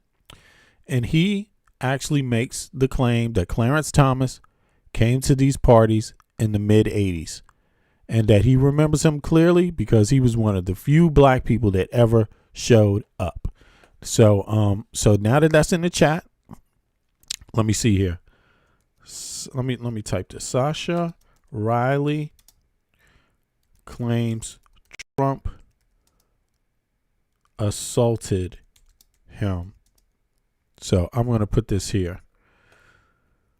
And he gives his details. He gives a detailed story about how these incidents occurred.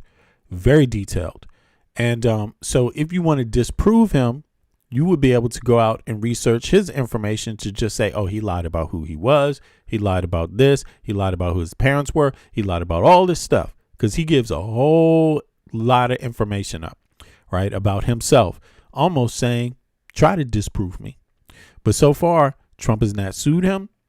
No one who said anything. Jim Jones, he mentions Jim Jones being there at these parties. He's the one who was the chair over some of these congressional meetings, right? Clarence Thomas hasn't sued him. Who wouldn't sue a person making these claims? You see, they haven't. So, yeah, it's just very interesting. And what he says himself is that, hold on. What he says himself is that Clarence Thomas, this man, was at those parties, and he's pretty sure he knew about what was going on and likely participated. That's what he's saying. So let's listen some more. So you got two people. You got Anita Hill now that's made that claim about him, and you got Sasha Riley that's made the claim also. So just so you know, that's just some background. I thank each of you for being here, and I thank the school and the officials here for the invitation to visit the university. Yeah. I'm sorry about that. Jim Jordan, not Jim Jones. You're right. Sorry about that. Thanks for the update. You're right. I appreciate that, Alan. At Austin. My wife, Virginia, and I are pleased to be here to celebrate the 250th anniversary of the Declaration of Independence. If my memory serves me, this is only my second visit to the University of Texas, and this is the first visit at the invitation of the university. But I have hired and worked with a number of outstanding young people associated with this university. My first was now Chief Judge Greg Maggs of the U.S. Court of Appeals for the Armed Services, who was a fairly new faculty member at the law school when I became a member of the court. He took a leave of absence to help me as a law clerk during the second half of my first term. My first UT graduate to serve as a law clerk was Greg Coleman 3 decades ago. Greg went on to become the first solicitor of the state of Texas. He was simply out. So just to give people some more reference while you're hearing this, right? He's not the only right-wing justice to come out voluntarily now saying things. And I suspect it's because they are receiving a hell of a lot more hate mail. And it's likely from right-wing people too. Very likely. And this is the thing. Americans have never hated their government more than now. And I don't mean every person in the government. They don't mean every person in the Supreme Court. They don't mean that. But Justice Thomas is one of the most corrupt ones. You see what I'm saying? Regardless of his skin color, he has admitted to receiving all types of gifts that he should have reported, that anyone else, that the expectation of the American people is that you do report these things. This is the expectation already in writing. But he did not, because the Supreme Court has no mechanism where they punish each other for, not upholding the standards. It's just like a suggestion. If you don't do it, nothing happens. You see what I mean? So you get a permanent seat, a permanent job for your whole life. You live on government tax money from every American, rich or poor, right? You get the best health care. Your families get treated pretty well. And then on top of that, he's received loads in gifts that he never reported. You see what I mean? In one way or the other, gifts, whether it's fancy airplane rides, whether it's fancy vacations, whether it's fancy hotels, whether it's fancy luxury, anything, home that he lives in, anything. It's all types of stuff. All these things, if it's not coming through your government salary, you are supposed to report it if it's something else. Any gifts, any type of help. He didn't report these things for the longest time. So people are finding out about it, and now he's starting to speak up. But what he wants to hide in is the idea that, oh no, the lefties are coming after us now. It's the lefties again. Remember that same shit that Trump sold to everybody, that the lefties did it. It's the hidden state. It's the secret state doing it. It's the conspiracy doing it to you. It's the Kabbalah doing it to you. It's everything. No, it's not that. It's just Americans fucking fed up about government officials abusing the law, and, but now he's really scared. So he's speaking up. So let's listen. This is a rare moment. Usually judges are not doing this. So just so you know. His son Reed, who also was a graduate of the law school here and who was also equally outstanding. Greg's widow and our very dear friend Stephanie is with us today. Stephanie, thank you. And thanks for being such a good friend.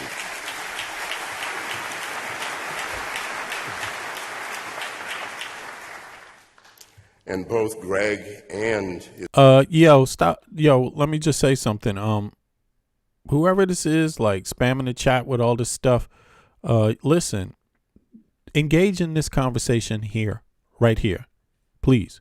That's what I want you to do in my chat that's open. It doesn't have to be open. By the way, have you subscribed to my channel, Yoshi? I hope you have. Have you clicked the like button, Yoshi? Everybody do me a favor. Click the like button.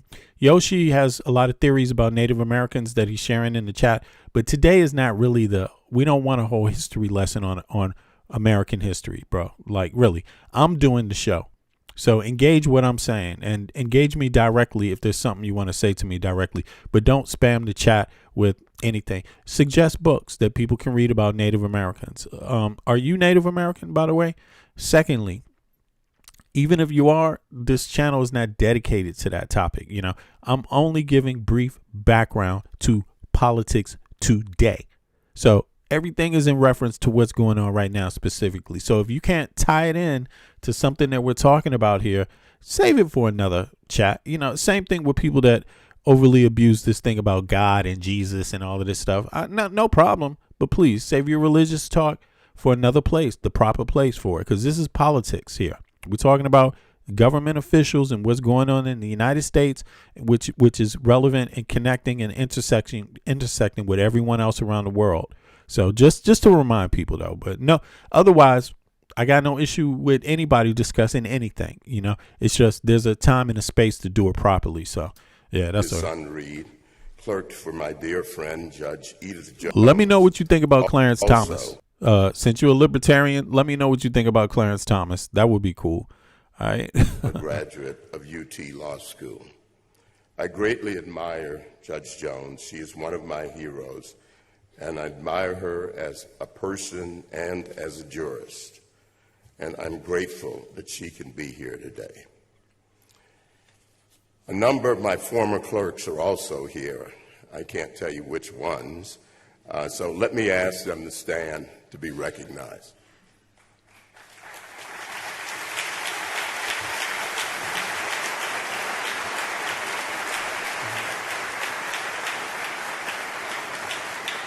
So in my chambers, UT and UT Law School are very well represented. I hope, I'm having a little trouble with this, getting used to the podium, sorry about that. I hope that my talk today will help in some small way to inaugurate. If you ask me, he seems very, very nervous. Like, he doesn't seem like he's comfortable at all. Yeah, and I personally, obviously I can only give my opinion, but my thoughts are he's getting death threats. And, but this guy is definitely going to play politics. He is a political pawn, 100%. He is a partisan judge. He is not a judge that is separate from his political party or the donor money.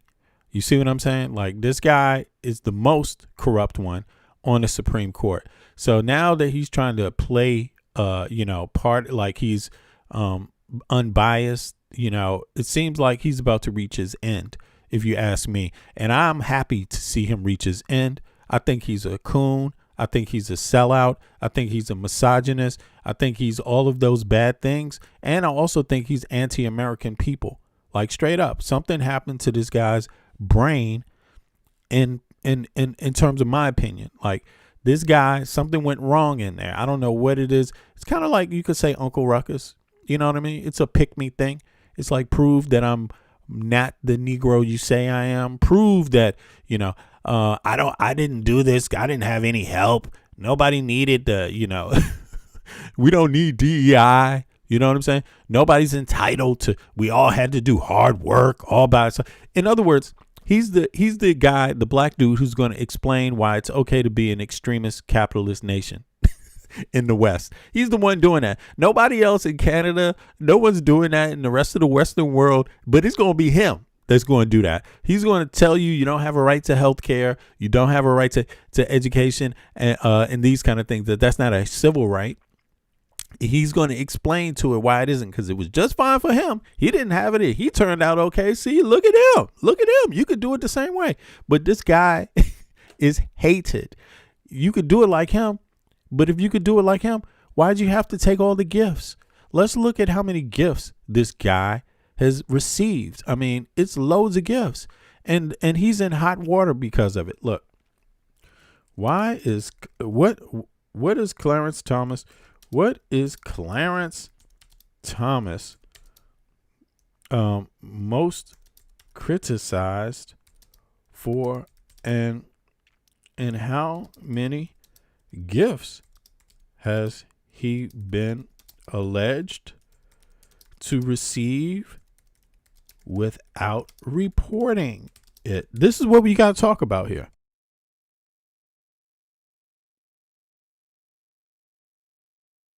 Because after all, he's not supposed to be, he's a government official. He's a government servant. He's a court member, a member of the court. He gets paid by your salary.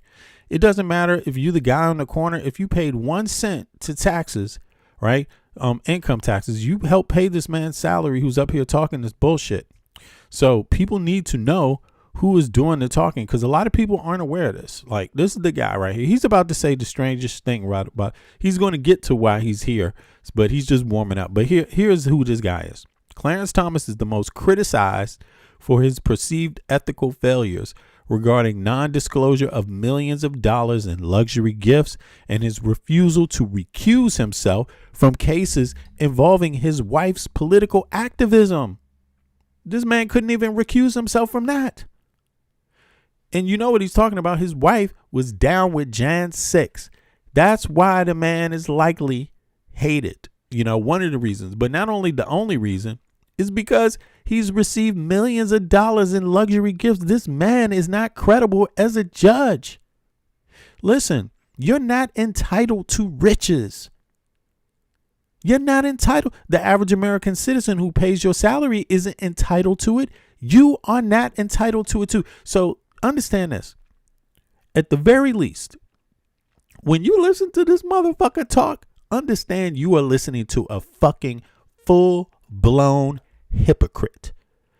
Period. Regardless of whatever your views are about anything else, just on the base level, this man is a full, utter hypocrite. He took money, got money that he wasn't supposed to receive without reporting it, and he decided he was too good to report it. He's better than you. He don't have to follow it. And then on top of it, he's always siding against poor and middle class people in every fucking thing. This man is a total fucking scandal. He's a total scandal. You see what I mean? Like a utter scandal. He is a complete, utter hypocrite. Okay. He's likely sitting on airplanes, invited to places where the most wealthiest people who vote against universal health care, universal education, fair housing, decent wage, where they are totally against this stuff, and they're spending billions to make sure that politicians do not vote for these things to be part of the Constitution. Yes, this election, just the American people have way more power than him if you use it properly. Just with this one election, midterm election, you can rewrite the goddamn Constitution of the United States, and you can make sure that universal education and universal health care is a civil right in the United States. For just like his goddamn salary is his right, right? And it was his right to take all those extra millions of dollars.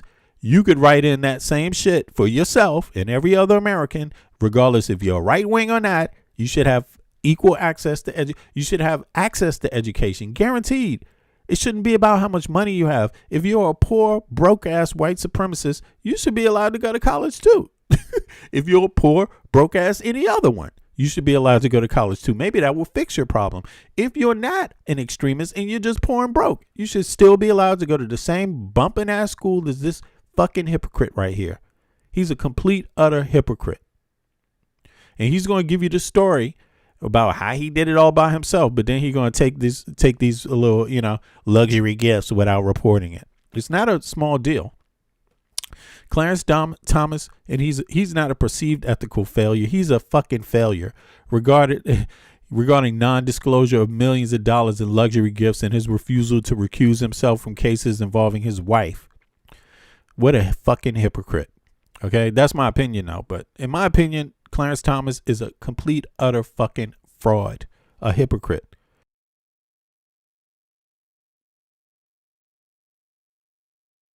And my other opinion is that he should run and hide, like seriously, because Americans are fucking angry, and it's not only him. Some other ones should really fucking hide that are in government. Like they should leave the United States of America, and please just quit. Save people any more trouble. Undisclosed luxury travels.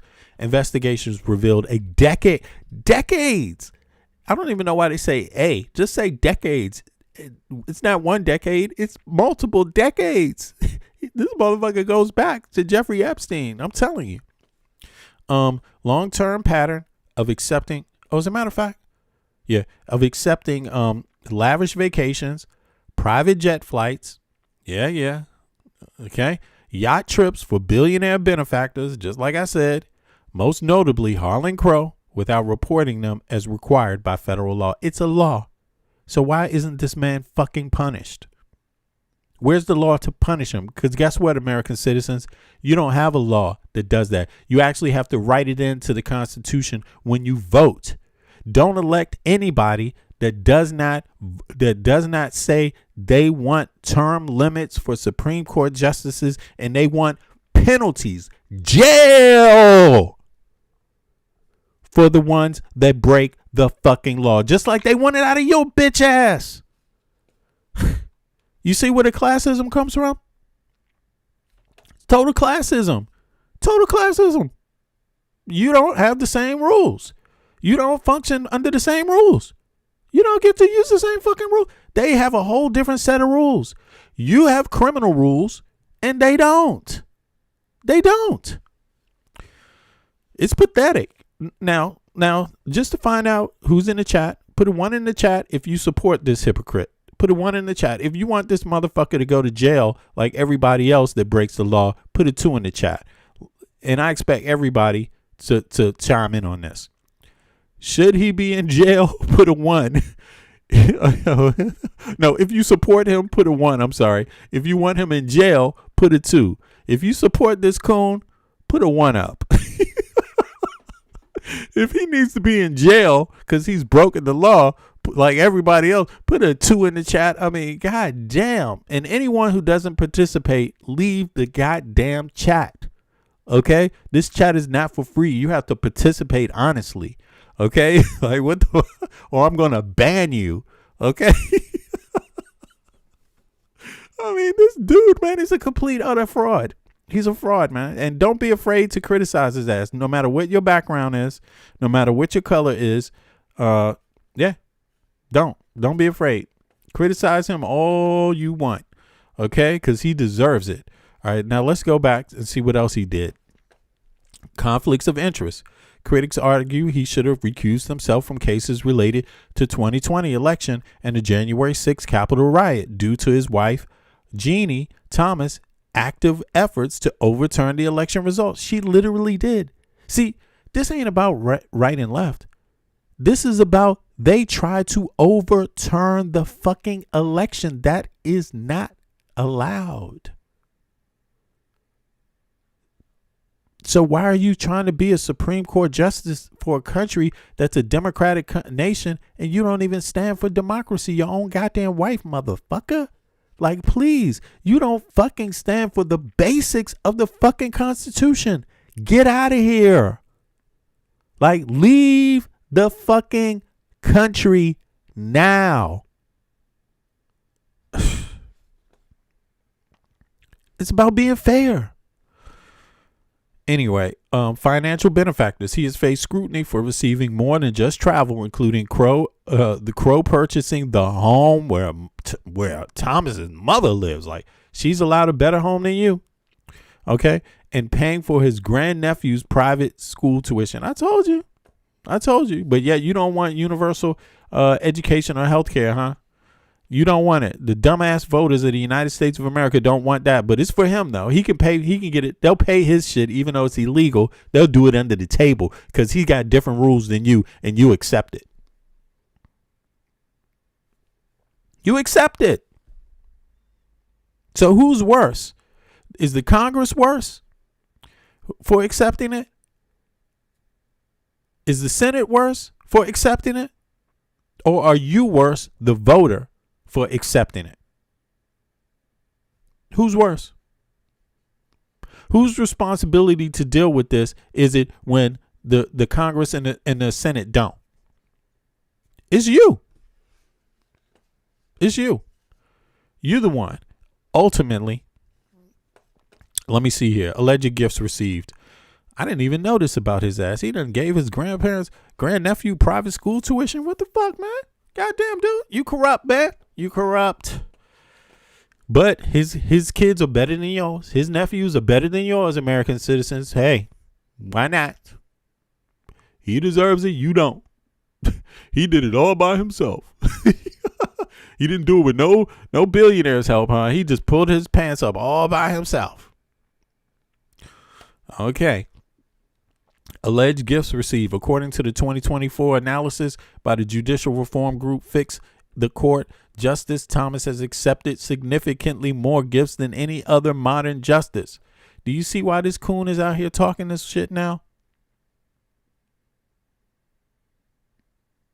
That's why he's out here. He's about to, and guess who he's about to sell out? The poor people. He's going to blame it on you. The lefties. You know, the people that want housing, fair housing and a fair wage. He's going to blame it on y'all. The anarchist. You know what I'm saying? The Antifa. He's going to blame it on you all, huh? Yeah, exactly. And look at how hypocritical he is. He's a fucking hypocrite. Yeah. Who paid for your shit? Okay, so let's see here. Thomas is, total reported, identified. He is alleged to have received 103 gifts between 2004 and 2023. Damn, they can't even go back before that. But in any case, I guess he started in 2004 or something. When did he? No, that was in the 80s, in the 90s, right? When he started. So they can't go back to the beginning? Or was it 2004 when he became a justice? Okay. In any case, this is what they can track. So all that 103 gifts is just from 2024 to 23. Estimated value of the total of gifts received over 2 decades is estimated to be $2 million to as high as $4.2 million, depending on the valuation of undisclosed luxury travel. Right. But you might think this is not enough. But damn, 2 to 4 million would have helped a whole. Every American deserves that help. 2 to 4 million. 2 to 4 million would have helped your life over the last 20 years, right? It would have helped mine. If it helped mine and I live in Denmark, how the hell wouldn't it have helped yours? I already have health care. What the fuck? Every American should be like, yeah, that money would have helped me. Why does he get it and I don't? Yeah. So why is it that he can get it and you can't? Why is it that you vote over and over and over for you to not get the help that he got? So tell me this. Put a 1 in the chat if you are going to vote to get every American this same type of help. Fair housing, You pay for his health care already. He already got the best health care. So health care too. Education. They done paid for his nephew's education, the private school education. So how many of you are going to vote for every American to have those things? Or are you going to be a hypocrite and still vote against it? Put a 1 in the chat if you're going to vote for those things this midterm. Put a 2 in the chat if you're not.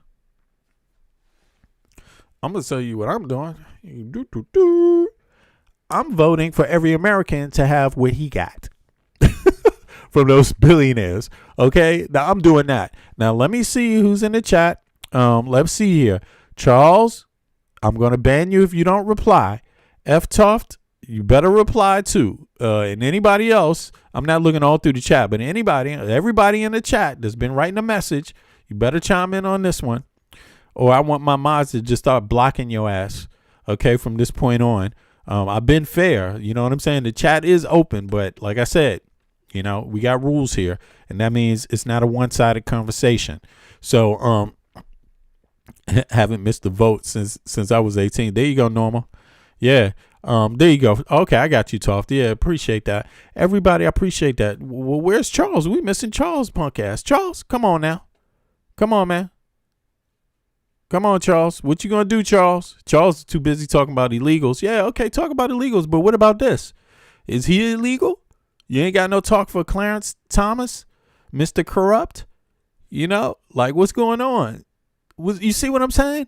This is what I'm saying. You may as well drop. That's a perfect example of just drop this shit about the illegals, because these people talking about the illegals don't, even if you didn't have illegals, they fucking wouldn't want you to get the fair treatment out of your own society anyway. That's the whole point. That's the point right there. That's an excellent illustration. Charles Friskia 7237 says, why did illegals get a bunch of the benefits I can't? But he doesn't care about Clarence Thomas. You see that? He heard the message. He's listening. He refused to say that he wants all Americans to get the same benefits that Clarence Thomas got. You see? There it is. I want immigration reform too. Comprehensive. But I want that and some other shit. I have a list of things I want, and Americans getting their fair share out of their taxes is part of it. You know what I'm saying? Since all of Americans ain't so lucky to have billionaires paying for their nephews' fucking private school and have their airplane flights and their vacations paid for and their home for their mama paid for by their billionaire friends. There it is. Okay? Like, this is crazy, man. But let's go back to him. All right, Charles, you had enough, man. I'm going to put this punk ass out. He's not even real, man. I wish it was real, because then we would be able to have a real conversation, but this punk ass ain't real. So, or at least he's not being honest. So let me just go ban him. Come up with another one, man. Look at this. Here's the account. There we go. Yeah. 2013. Ain't going to reply. All right, buddy. I got you. Fuck you too. There you have it. Let me see. What can I do about this? Can I just banish this person or what? I thought I could just go in and block somebody. Oh, here it is. Yeah. There you go. See you later. Adios, amigos. Since you don't like immigrants so much. All the illegals, man. All the fucking illegals. There we go. Submit. No, I don't want to. No, I don't want to hide. Yeah, you're existing. Yes. There we go. Boom. So that's for not responding. And I know damn well he heard that message. So everybody else, I appreciate you. We're talking about this man right now and how much of a hypocrite he is. Okay. We're not talking about illegals right now.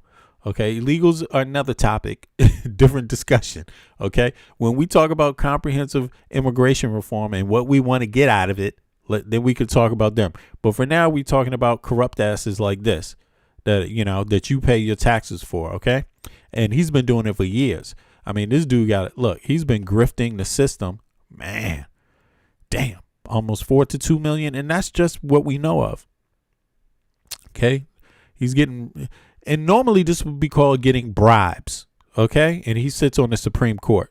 It's paramount to bribes. It may not technically be a bribe, but damn, $2 to $4 million and unreported gifts. this one.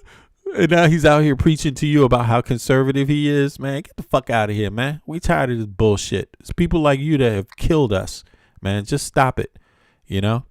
All right, specific unreported items. ProPublica identified a massive gap in his disclosures, including at least 38 destination vacations, 26 private jet flights, and 8 helicopter rides that were not initially reported on his financial disclosure form, which you should by law, according to federal law.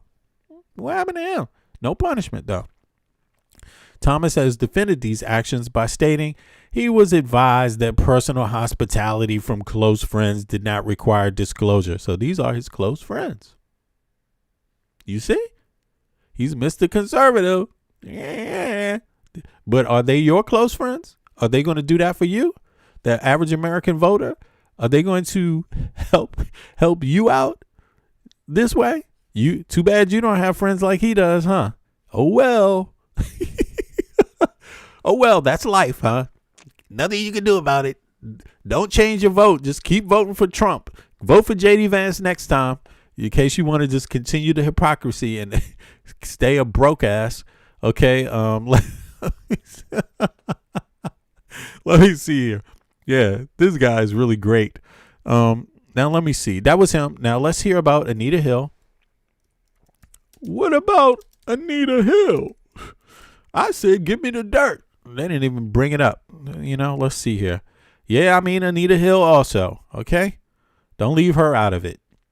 Yeah, man. This man actually sat in front of Congress, and have you heard Anita Hill? Have you heard what she said? Look at this. 1991. This is when he was being confirmed. So he had already had 10 years. He probably got a lot more gifts. He was already now testimony during the Supreme Court confirmation hearings where she accused him of sexual harassment.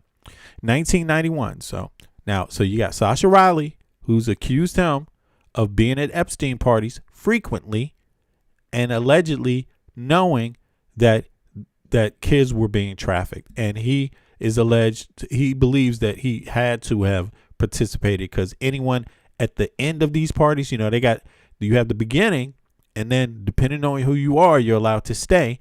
But at the very end, where all the crazy shit goes on, he stayed too, is what the allegations are, multiple times.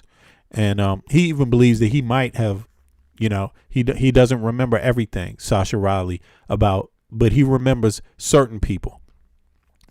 He says he remembers the worst accounts, right? And according to him, the worst account was Trump. And apparently, he says that Epstein was really working for Trump and for other businessmen doing this honeypot thing where Putin was mentioned frequently, and they claimed that Clarence Thomas frequented these parties. That's Sasha Riley.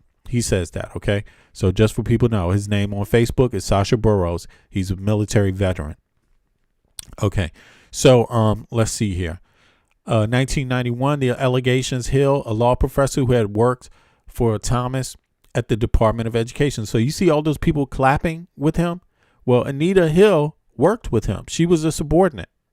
You see? Yeah. So you see how that works?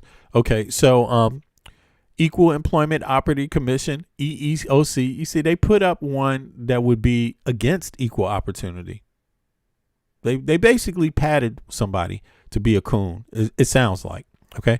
Testified that he repeatedly pressured her for dates and made graphic sexually explicit comments at the workplace. All right, that's Anita Hill. Famous details. Her testimony included claims that Thomas spoke about pornographic films and, in one instance, asked who had put a public hair on his can of Coke. A pubic hair. I'm sorry. Damn. Sorry about that. This is what she's saying about him. This is the guy she's talking about right here. Clarence Thomas, the one who's about to explain why he's scared for his life right now. He's scared. You know what I'm saying? After he took all that money, all those gifts he didn't report, he's scared, huh? Oh, boo, you're the victim. Okay.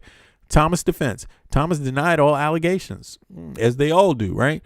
Famously calling the televised hearings a high-tech lynching. So he used the black card. He used the slavery card. He used the Jim Crow card, although he's basically a fraud. He's taken these gifts. Are those lies, or is it only Anita Hill lying? You see? But to the lady, she had to be the liar. But what does it say about his character? You take the gifts, you don't report them, it's against federal law. Does that make your character? Does that mean you wouldn't do this? Or does it mean like, nah, it's okay to break federal law when it's about money? Yeah, that doesn't mean I did this. Okay. Outcome. Despite Hill's testimony and significant public debate, the Senate confirmed Thomas with a 42-48 vote. So it was close. The narrowest margin for a Supreme Court justice in a century. Yeah. You know, it's probably a couple of Democrats that voted, right? I'm curious about that. I wonder who they were, if so. But let me see here. Comparisons to recent ethics scandals. While the current criticism of Justice Thomas focused on unreported financial gifts from billionaires like Harlan Crow, the Anita Hill controversy was more about personal conduct and character. But they're both about character, you know. Okay, no unreported gift allegations. There have been no allegations that Anita Hill received large unreported gifts. Yeah, so she didn't get gifts for her job, her participation. Instead, she faced intense scrutiny and death threats following her testimony, which she maintains was an ethical responsibility to share. So there you have it. She did the right thing for nothing, for no reward, and the people that take all the money get all the reward. You see what I mean? That's what we're hearing. So let's hear some more. Let's hear some more of him. He's about to explain why you know the lefties are coming after him when everybody should be coming after him. Another great initiative, the state of Texas's plan to restore the teaching of civics and Western civilization. You hear this motherfucker extort what did he say? Civics and Western. Oh my God! Look, Western civilization. The United States ain't even part of it anymore. Another great initiative, the state of Texas's plan to restore. The state of Texas's plan? They got $7 minimum wage. That's that what he call it? They got a plan to restore Western civilization? And what the fuck? In civics? Man. Another great initiative, the state of Texas's plan to restore the teaching of civics and Western civilization to a central place in its flagship university. And I am grateful and honored to have been invited by Justin Dyer, the dean of the new School of Civic Leadership. I'm also grateful for the assistance of my former law clerk, Professor John Yoo, who has spent the last 3 decades at Berkeley Law School, but is now joining Justin and his team here at the University of Texas. The school's stated mission is blah, blah, blah, blah, blah, blah, blah. Let's just get on with it. It is my sincere hope that your work to revitalize the teaching and research of Western. Yeah, you know, again, he's hiding behind it. The United States is so against Western civilization right now in terms of the basics. You see what I mean? Civil rights, you know, we just so out of the norm. I mean, we're the last ones to should be preaching about it, particularly this person. Since when is corruption part of something that's supposed to be valued in Western civilization? You see what I mean? It's one thing to have these views and to not be taking gifts that you're illegally not reporting. That's one thing. But when you're not doing the things yourself, that's another thing. And he's not doing the things that are part of Western civilization itself. He's not doing the least. See, He was allowed to have a political position or not a political position, to make a ruling as a Supreme Court justice, just not as a corrupt one, just not as one you're not allowed to take the gifts, man. You're not allowed to take the gifts. You're not allowed to have someone paying for your house unless you report it to the public. You're not allowed to have someone paying for your nephew's private education unless you report it to the government. You're not allowed to take fancy trips unless you report it to the government. That means the people of the United States. You're not allowed to do these things. This man took millions in gifts and refused to fucking report it. And now he's preaching about Western civilization. So now he has connected Western civilization, good Western values, with corruption. Corruption is a security problem. If your judges and your senators and your congressional members can be bought off through gifts to make political decisions, votes, rulings, that's a security issue. And Kathy Croat join us today. One of the features of the state that stands out in a way that is the way that Texans talk about it. What comes through is the sustained and sustaining affection that they have for their home state. That reverential feeling for and attachment to Texas is to be respected and admired, and if possible, emulated. This affection is similar to the attachment that I grew to have for my home state of Georgia, and certainly for our country, despite the indelible mark of segregation and its companion evils. You hear that? You see it again? So this is where the gaslighting comes in. So now he's talking about these things. He's hiding behind the black card again. But this man is extreme right-wingedness. When it comes to reparative damage, he's found against it. He's ruled against reparative damage for minority farmers, for student debt. And we're talking about different people. Look, student debt relief isn't something about black people. It's about American students. It's about Americans. Why is it that Americans, regardless of your gender, your color, your ethnic background, any of it, why is it that you should have to go through a lifetime of student debt? Don't you understand that's stopping people from even being able to buy a home ever in their life?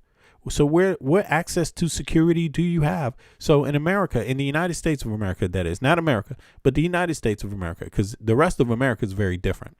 But in the United States of America, just because, let's say you're not rich, so then you have to pay student fees. You have to borrow money. And when you go down into that situation, you basically going to be cut out from the other side, because if everything doesn't work out exactly how you want in the labor market, in the world after university, you may never be able to pay off that stuff. And the interest rates on it are so high. But why are you loaning money when when it's time to wage a war? They don't tell the motherfucking government to come and borrow some money from the American people. But that's what they do. They just take it. You're paying every day into this war. You're paying every day into so many things. But when it comes to education, nope, sorry. You can have socialized military, but you can't have socialized education. You can have socialized military, but you can't have socialized healthcare. And this man is against those things. That's what this is about. So it's not about his color, but he's conveniently hiding behind it. And it's the same thing that he did when Anita Hill said that he harassed her. He did the same thing, talking about this is a public lynching. This hasn't happened since Jim Crow ended. Yeah, whatever. This guy is a complete sellout, because he makes it when this happens to real people every fucking day, he votes against it. If you were a black man and a racist case came up to the Supreme Court, what chance do you think you would have with this man as a fucking judge? You would have none. You would have none. He'd vote against you. He'd rule against you. I'm telling you, this is the guy's record.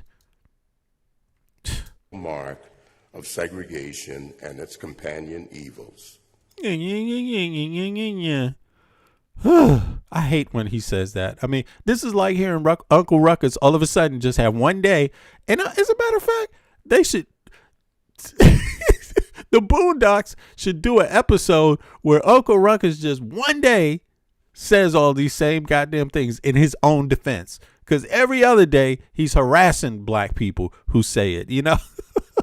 I was proud to say that I was American by birth and Georgian by the grace of God. You see, now he's American by birth. You see now where he's going? You know what I'm saying? Exactly. So he's American by birth. So me too. Me too, motherfucker. Okay, I'm American by birth. I have health care. Where do I have my health care? I have it because everybody in Denmark has health care. That's not the same for him. He doesn't want the same thing for you that Danes want for their own people. He's a citizen of the United States of America that doesn't want every American to have health care. He's a citizen of the United States of America that doesn't believe every American should have education regardless of your economic value. That's who he is. You know, and he's going to tell you, well, he can have these opinions because he's born in America. Well, I'm born in America too. Both sides of my family go back to the colonial period in America. So how come you don't listen to me? Of segregation and its companion evils. This guy, segregation, and he doesn't think capitalism might have something to do with it. Extreme capitalism. He doesn't think homelessness in America might intersect there. He doesn't think that the fact, he says segregation, it wasn't just segregation that was the problem. So, or segregation wasn't just a racial thing. I mean, I hope this guy didn't realize that segregation was a gender thing. Segregation was a class thing. If you didn't own property, you couldn't vote in the United States of America. That's a form of segregation too. Okay, if you're a woman, you couldn't even you couldn't vote either. You couldn't even own property. That's a form of segregation too. Then it's the added effect of being black. That's also another added segregation. If you're black, then you're going to be generationally in a system where you don't have rights, allowed to earn equity on any property, on any work. Because you weren't allowed for generations. You see what I'm saying? You weren't allowed to vote. You weren't allowed to own property. When other people were allowed to own property and just couldn't vote, they weren't allowed to do it. You weren't even allowed to go out and get a job. Fuck voting. You see what I'm saying? So this dude is like he's talking out the side of his, he's claiming all these things. And then when he goes to work every day, he's against all the reparation in any form for any person. Doesn't matter who you are. You see what I'm saying? Like, this dude is against it. He proved it when he voted against the minority farmers. The minority farmers could have been anybody. You know, the farmers got money from federal dollars paid out across the country. Federal dollars went to states across the country, and certain states discriminated against people based on their ethnicity, not their profession. And when these same American farmers went before the courts and said that after Congress and the Senate passed the law saying, yeah, you are owed. What you went through was wrong. Congress said it. The president signed it. It went to the Supreme Court, and punk asses like him said, no. Pull yourself up by your own bootstraps. You can't use color or ethnicity as a reason to be rewarded something. That's what he said. The whole case was about discrimination. It's terrible. I was proud to say that I was American by birth and Georgian by the grace of God. It was not uncommon. Georgian? Oh, hold on. I'd be remiss if I didn't say that who was that guy who sang that song? The blind dude, Ray Charles? Yeah. Ray Charles was about to play in Georgia, and then he finally decided to say, fuck Georgia. Georgia on my mind, huh? Because you wouldn't let black people, hold on. This guy's like proud to be Georgian, huh? Hold on. Let me see something. Let me just look up one thing about that real quick. Where is Clarence Thomas? Hold on. I just want to make sure immigrant background, and did Ray Charles break The picket line in Georgia. I just want to know. Georgia on my mind, huh? But where would he sit on the Supreme Court at that time? You know, that's an interesting question. So it says he's not of immigrant background. He's born in Pinpoint, Georgia, community founded by freed slaves. There you go. So here we go. Now over to Ray Charles. Ray Charles did not break the picket line in Georgia. Instead, he refused to perform at a segregated venue, leading to a long-term boycott. So would he be the Ray Charles of Georgia, or would he be the other one? I don't know, Master. You creating trouble here. Can't do that. Stop making trouble. You know what I'm saying? He's talking about Georgia. You know what I'm saying? That's the Georgia he's talking about. The segregated one. And to hear others openly. And he's for segregation today. Proclaim their allegiance to God and country. At our grammar school, St. Benedict's, we started each school day by lining up 2 by 2 and class by class in the schoolyard to watch the raising of our flag and to say the Pledge of Allegiance before silently marching to our respective classrooms. Even as so much of our God-given and constitutional rights were... This guy, I really hate this, man, to be honest. I really hate listening to him. I mean, yeah. I went to school, too, Washington, D.C. Okay, we had to stand up and sing the Pledge of Allegiance. In middle school, we in my school, it was called Hobson Middle School, and it was part of a school group called Capitol Hill Clusters. But at the time we got older and went to the middle school level, it was located. Our age group was located at Hobson, the building called Hobson, and we had to stand up and sing the American national anthem, and we also sang the Black national anthem. I don't know how many people have ever seen white kids and Asian and Latino kids also singing the Black national anthem. I have. Is he against that? You know, I'm just curious. You know, is he against it? Us. A lot of us these kids went on to be Marines. One of the kids, one guy, Charles, I remember Charles pretty well. White dude, his father was a Marine. Yeah. We still faithfully said the Pledge of Allegiance, memorized the preamble to the Constitution, and yearned for the fulfillment. He didn't memorize that part about not accepting gifts. You see, that's the part he didn't memorize and shit. He memorized he memorized the preambles to the Constitution. Motherfucker, why don't you show us really how dedicated you are and memorize all of it? All of it. All of the original Constitution and the original First Amendments.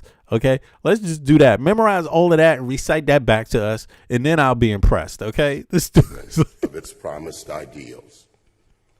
Sadly, these sentiments are not as widely shared among our fellow citizens today. You see where he's about to go? You see where he's about to go? Mr. This, he's the judge. He's the judge and the jury. This is where his corrupt ass is. This dude, the man who was accused by Anita Hill, the man who accepted gifts, and he's not even telling you he didn't accept them. He accepted these gifts, but he just refused to report them, right? This dude right here, man, he's about to tell you some shit. He's about to tell you, hey, man, I'm better than you, so I will deserve to have these gifts, okay? What the fuck? $4 million in gifts he failed to report. 103 gifts between 2004. That's 10 years after he became a judge. 2004. Or not 10 years, maybe, 7 years after he became a judge. They don't know how much. Between 2.4 and 4.2 million in gifts. What were the gifts? 36 destination vacations, 26 private flights, 8 helicopter rides weren't reported, right? Is it illegal to do that? Yes, it's against federal law. Okay? It's against federal law. That's the guy. He's up here about to tell, and then he was accused of sexual harassment repeatedly by Anita Hill. The man had a whole goddamn hearing about it. You see what I mean? And this is the guy that's going to tell you how you ain't good enough. You Americans, you're just not good enough. You before you're entitled to education and health care on a fair way. Even though I got mine as gifts from my billionaire friends, I want to tell you how you're not a good American and you need to pull your pants up. And I'm talking to your white boys that are poor. I'm talking to your blackies. I'm talking to your Spaniards, your Hispanic ones. Stop expecting shit from your tax dollars. Only I get them, and I get the gifts. I'm Uncle Clarence Thomas Ruckus. And they certainly do not seem to have that sustaining strength that they had back then.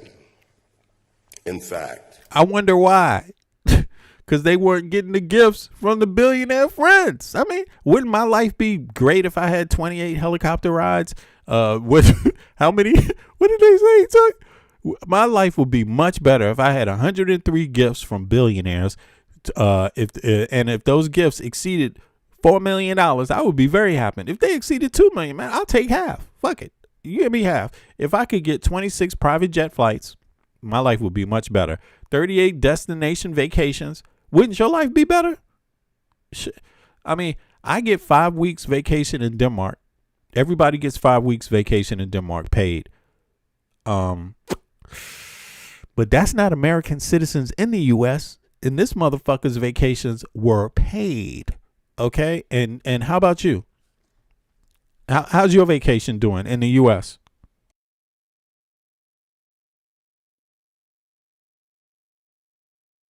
I'm curious. Who had a great vacation paid by the American tax, paid by the billionaires? Any billionaires pay for your vacation? In the U.S., this is terrible.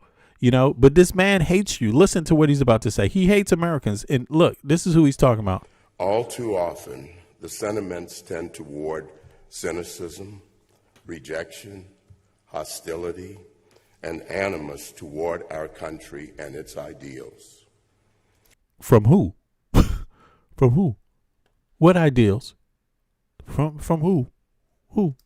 I'm curious. With the foregoing in mind, I would like to begin by addressing my first encounter with the principles of the Declaration of Independence.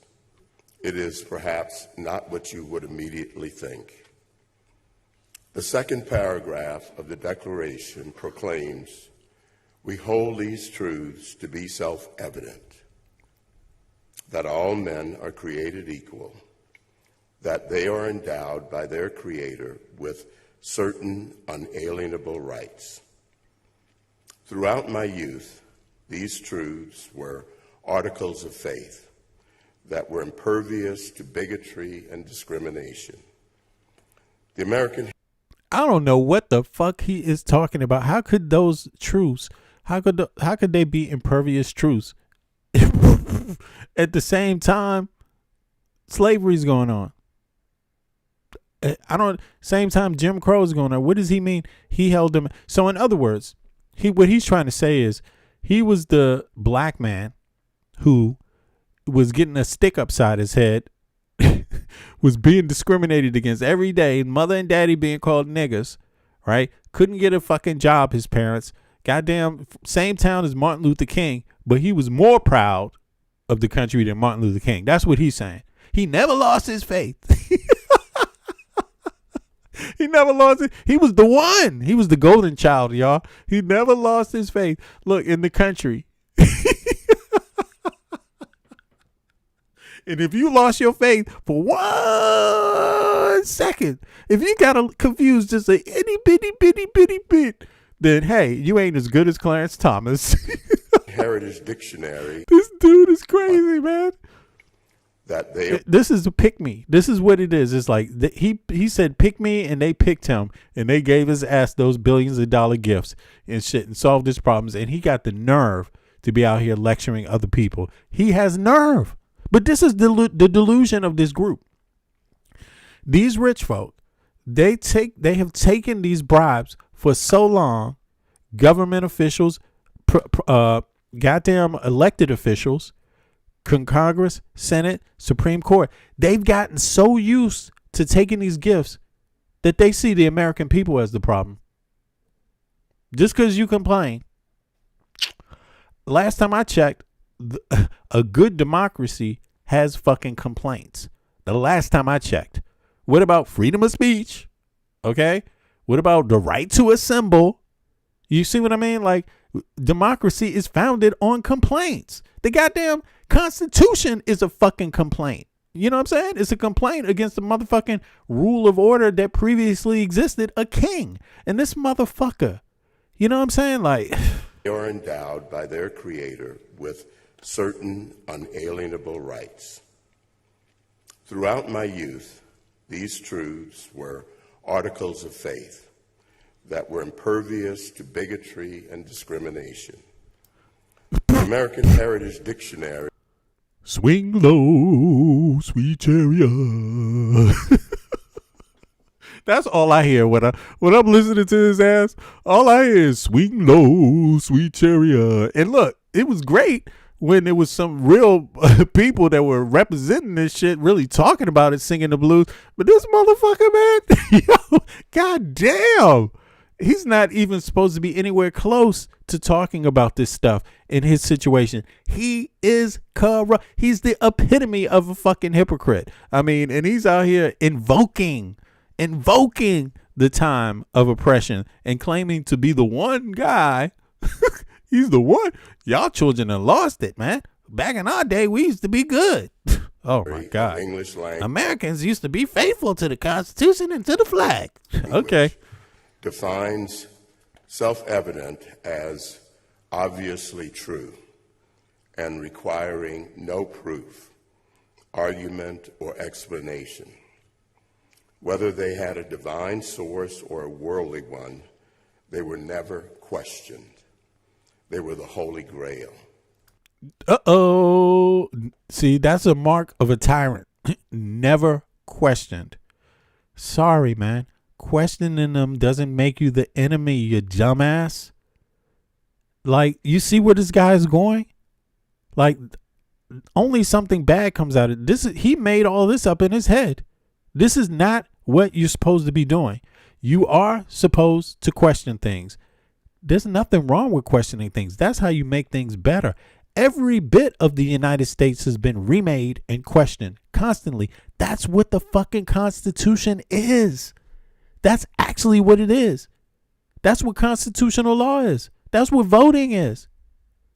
That's what that's what the Congress is. They sit up there and they question shit. That's what the Senate is. They sit up there and question shit. This dude, man, he is weird, man. He's really weird.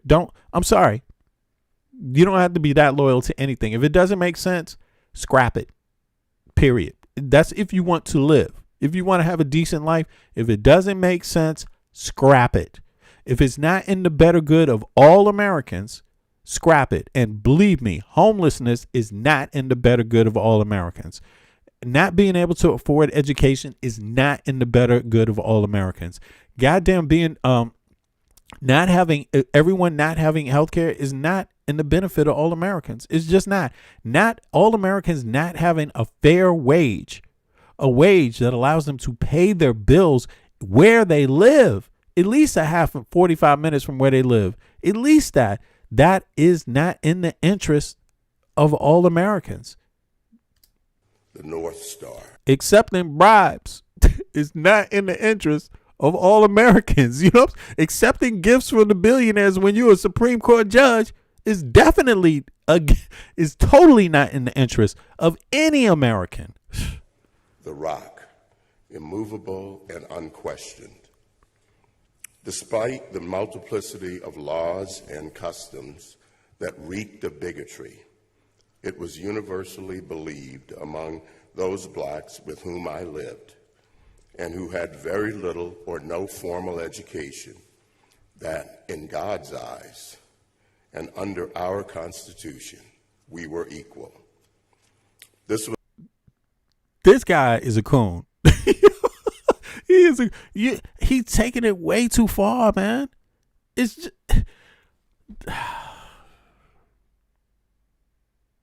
I'm sorry. Do you know how many people believe that and actually have been put in the ground? Like, what's wrong with him? Belief alone is not enough. It's great to have belief. It's better to have the government back you up. It was also the case with my nuns. He's talking about nuns? Most of whom were Irish immigrants. Okay, now he's invoking the Irish, who are actually not for what Trump is doing. I mean, yeah, okay. The Irish came, they were indentured servants. Yeah, I agree. I get that. People shouldn't leave that out there. It's loads of people that had different circumstances that are not addressed. Loads of people, right? You know what I'm saying? But him invoking it as the Supreme Court justice that he is totally a betrayal to those people. It's a total betrayal. At home, if he was for justice for these people, that would be a totally different thing, but he's not. He's totally against it. You see what I mean? So they found one pawn, one person to go against everyone else's interests. And this is not about your color. It's about classism. He is pro-classism. You see what I mean? While he's receiving gifts, he's claiming the hardworking, good faith person while he's the most corrupt Supreme Court justice in the history, as we know it, to ever exist. He took more gifts than anybody else and did not report them, which is federal law. He's required to report every gift every year that he receives. And he just didn't do it. They literally paid for his mama's house, the billionaire class. The billionaire class that don't want you to have a fair wage paid for his mama's house. So he's the epitome of, I want that steak. You know, in the Matrix, he's the guy that took the steak, basically.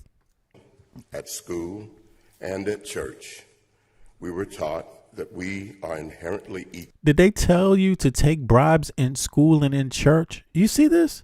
This guy is gaslighting people, man. He's a crook. He's sick. The man's sick in the head that he's so willing to do this so openly. This reminds me of Trump, except Trump is just way more sick.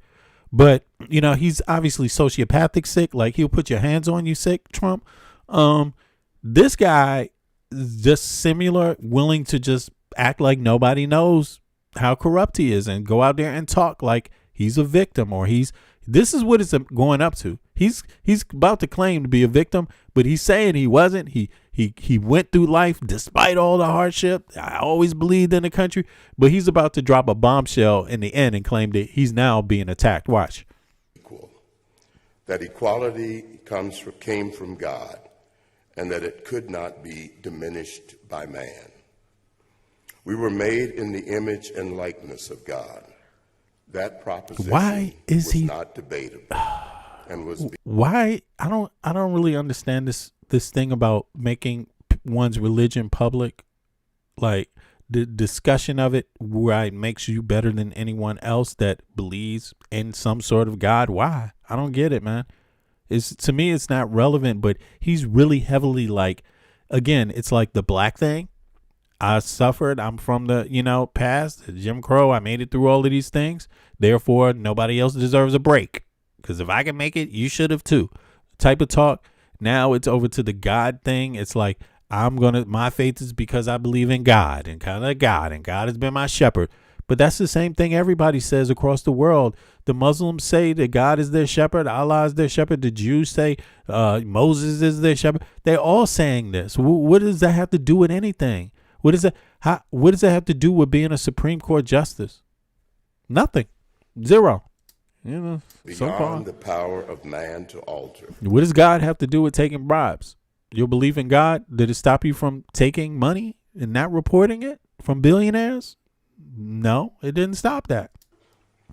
Others with power and animus could treat us as unequal, but they lack the divine power to make us so. Somehow, without formal education, The older people knew that these God-given or natural rights preceded and transcended governmental power or authority. When you lived in a segregated world with palpable discrimination, and the governments nearest to you enforced laws and customs that promoted unequal treatment, it was obvious that your rights or your dignity did not come from those governments, but rather from God. Though not a literate man, my grandfather often spoke of our rights and obligations coming from God, not from architects of segregation and discrimination. Men were not angels. They were subject to the constraints of antecedent rights, and we were not subject to those men, even as we were subjected to their whims. We knew that life, liberty, and property were sacrosanct. Those truths were self-evident to the adults in our lives and were taught to us as indelible, undeniable truths. Those around us would endure or could endure the insults of segregation with dignity because they knew that in God's eyes they were equal. All too often, there is an unfortunate tendency when discussing the Declaration to make these self-evident truths and first principles of government obscure. Intellectuals want you to believe that our founding principles are matters of esoteric philosophy or sophisticated debate. Even those who support them too often talk about them as if they were academic playthings. They overcomplicate them, take the spirit out of them, and discuss them in a way that puts us to sleep. But the principles of the Declaration of Independence, as I encountered them, are a way of life. They are not an abstract theory that you only learn in college or law school, but the basic premises of our Constitution and government. Exactly, it's esoteric rhetoric, man. It's crazy, you know. I don't get it, man. You can learn from the people all around you. When Alexis de Tocqueville visited early America, you know, something bad is about to happen to him. So it sounds like this is what it's about. Like, this is not really normal. But he makes some interesting comments I want people to hear. Watch. From France. More interesting, but we got to hear this blah blah blah before he gets to his real point. He was struck that there was no country in the civilized world where they were less occupied with philosophy than the United States. But there was likewise no country where the principles of the Declaration were more deeply ingrained or more fiercely defended than those same United States. That is the sense in which I knew the principles of the Declaration in my childhood. That is the only sense in which those principles can sustain our country. And that is the sense in which I will speak to you about those principles today. I believe now, let me change these. I believe now, as I did. Right. This speech it was intended to celebrate the Declaration, right? The 250th anniversary of the Declaration of Independence. But listen to this. He unleashes some really unhinged political rhetoric here, you know, which is just it's insane. But this again, it really shows you what's going on in the United States, how these things that are debated and considered nuisances in other countries, right? How the United States, how they are these things are so much more apparent, you know. But let's see here. That the Declaration of 1776 provides us with the principles to guide us as citizens of our republic. Even in this time of questioning and criticism of our founding, we should not forget that the Declaration established the principles that produced, despite all of our imperfections. You know, I'm thinking that the billionaires are about to hang his ass out to dry, and so he's trying to do a look, you can still count on me thing. You know, I can do one more final good. Don't throw me out with the bathwater. That's what it sounds like to me. But let's hear it, because obviously he wouldn't be saying this much publicly if there wasn't something wrong. You know, so it seems like he's trying to do a one more deed for his desperate people. Like Trump is desperate, the billionaires are desperate. This is the billionaire's boy right here. If anybody else is a billionaire's boy, this guy is. And so whatever is coming from him is political, and it's got something to do with the billionaire class. Like, I suspect Americans are starting to figure out that what Trump did was all a hoax. Elon Musk and all of them, it was all a hoax to distract people so they could rob Americans. And in the meantime, so they could rob Americans of their health care, so they could rob Americans of any type of representation within their taxes, the taxes they pay. You see what I mean? Like literally. So he's their boy. So he's going to go out and coon one last time for them, you know. And the fact that he's in blackface, it's even more of an insult, because, you know, it's kind of like saying, look, man, do they even really need you at this point? I think it has a lot to do with that, too. They have come out and challenged everything that he is, that he's been. Look, he himself has benefited from progress in the United States. He benefited from Martin Luther King himself. This man did. Like, he is totally there because of Martin Luther King, like straight up. And SNCC and all these activist groups, right? In the 60s. He's there because of Malcolm X too. He's literally there because of all of these activists in activist politics, right? In the country, getting people out to vote. He's totally there because of that. And he is totally criticizing all of it here. You don't notice it yet because he's first coming wrapped in the shield of, I had these experiences too, but I never lost faith. But then he's gonna go out against it. Watch this shit. Our miscues and our tragic mistakes. It gave us the freest, wealthiest, and most powerful nation in the history of the world. He's about to say, because you want health care for your taxes, and because you want a decent paying job, that you're comparable to Hitler and Stalin and Mao. This is literally what this dude is about to do. He's trying to make the taxpayer, the voter in America, who just wants something for their fucking taxes, just like he is getting paid from the American tax. He's about to compare all of you all to Hitler, Stalin, and Mao, yo. It's crazy. It provided the moral principles. But he ain't got no problem with you giving all that money to Israel to fight wars in the Middle East. No problem there. No problem at all. By which Frederick Douglass, Abraham Lincoln, and Martin Luther King would criticize. Yo, these people would call him a coon today. Like, listen. Our miscues and our tragic mistakes of our republic. Even in this time of questioning and criticism of our founding, we should not forget that the Declaration established the principles that produced, despite all of our imperfections, our miscues, and our tragic mistakes. It gave us the freest, wealthiest, and most powerful nation in the history of the world.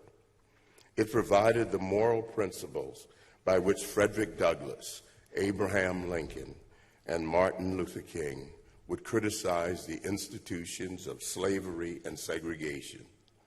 The Declaration, in fact. So you should stop it now. Now we've had enough of the criticizing. You know what I'm saying? It was okay before. The Declaration provided all that. It gave birth to all the rest of the stuff. But now we want you to stop all the rest of the stuff. Fact, along with provided the moral principles by which Frederick Douglass, Abraham Lincoln, and Martin Luther King would criticize the institutions of slavery and segregation.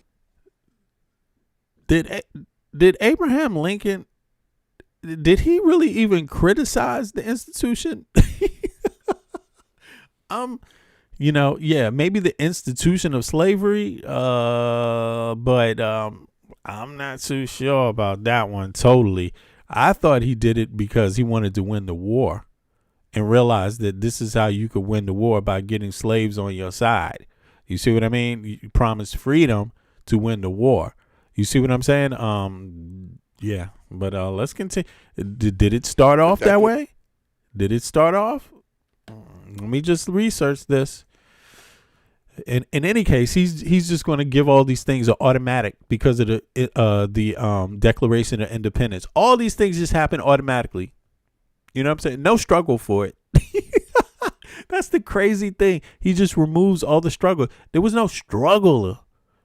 We gave you the freedom to struggle. Come on, man. Come on. People are fighting for their rights. That's what's happening. And the nation doesn't exist if the government does not bow to the people's will. It's just that simple. The government institution is to serve the will of the people only in a democracy. That is what it is. And wanting things that other Western countries have doesn't make you equivalent to Hitler, Stalin, or Mao, motherfucker. Like, this guy is fucking insane, but he's literally going to come out his mouth like that. Watch. Declaration, in fact, along with the Gospels, the Declaration is, in fact, along with the Gospels, one of the greatest anti-slavery documents in the history of Western civilization. It did not establish a form of government. That was the work of the Constitution that followed, but it stated the purpose of government. The Declaration made it clear, in clear prose, that the purpose of government is to protect our God-given unalienable rights, rights that all individuals equally possess. As Abraham Lincoln declared in 1858 in the midst of his great debates with Stephen Douglas, quote, "Drop every paltry, insignificant thought for any man's success. It is nothing. I am nothing. Judge Douglas is nothing. But do not destroy that immortal emblem of humanity, the Declaration of American Independence." The ideas of the Declaration are so powerful that our nation could not coexist with the contradiction created by the great evil of slavery. Those principles were so powerful that hundreds of thousands of Americans fought and died in the Civil War to make men free. Those ideas have been so powerful that they convinced our nation to finally end segregation. They continue to be so powerful today that they have inspired people throughout the world to throw off the shackles of their own oppressors. And it all began with our founders declaring in 1776 in the Declaration of Independence that we hold these truths to be self-evident, that all men are created equal, and that they are endowed by their Creator with certain unalienable rights, that among these are life, liberty, and the pursuit of happiness. We should also not forget the important sentence that follows, that to secure these rights, governments are instituted. Yo, I'm so tired of being lectured by people that get paid by the taxpayers. You know what I mean? Like, this guy has a lifelong seat, and he's talking like other people are the problem. He's been given a plush job, right? He's taken gifts to the millions, right? And he's sitting back acting like people complaining about him is the problem. And he's going to invoke every goddamn thing on earth. He's done invoked slavery, Martin Luther King, the goddamn Declaration of Independence. Then he went to Hitler, Stalin, Mao, all of this to just say, hey, y'all, Stop looking at me. Stop. I hope you don't punish me for taking all these gifts. Like, this dude is totally gaslighting everyone. And it is shameful. It is shameful. And it doesn't matter what color the guy has. It is shameful behavior. And you will see a pattern and a trend of people doing this to American people. I'm telling you, no matter if you're right wing, left, center, no matter what party you're going for, understand this man received gifts. They paid for his mother's house, yo. And who's paying for your fucking mother's house? You pay for this guy's health care. Who's fucking paying for your health care? You pay for, they even pay for his nephew's fucking private school. Who's paying for your nephew's private school? And he's going to invoke every figure. Like, he just put, he talking about Frederick Douglass, Abraham Lincoln. I mean, what the fuck? This guy, he's never going to end. And then in the end, he's going to let you know what it's really about. After he invokes all these ideas, all this shit, then he's going to say, hey, man, stop attacking me. I didn't take that money. It was just a mistake. Among men, deriving their just powers from the consent. Oh, and you know he's going to blame angry black men now. You know he's going to blame angry black men. He's going to blame unmarried mothers with children. He's going to blame immigrants and shit. I mean, it's the whole list of people, man. It's coming. Watch. Consent of the governed. That to secure these rights, governments are instituted.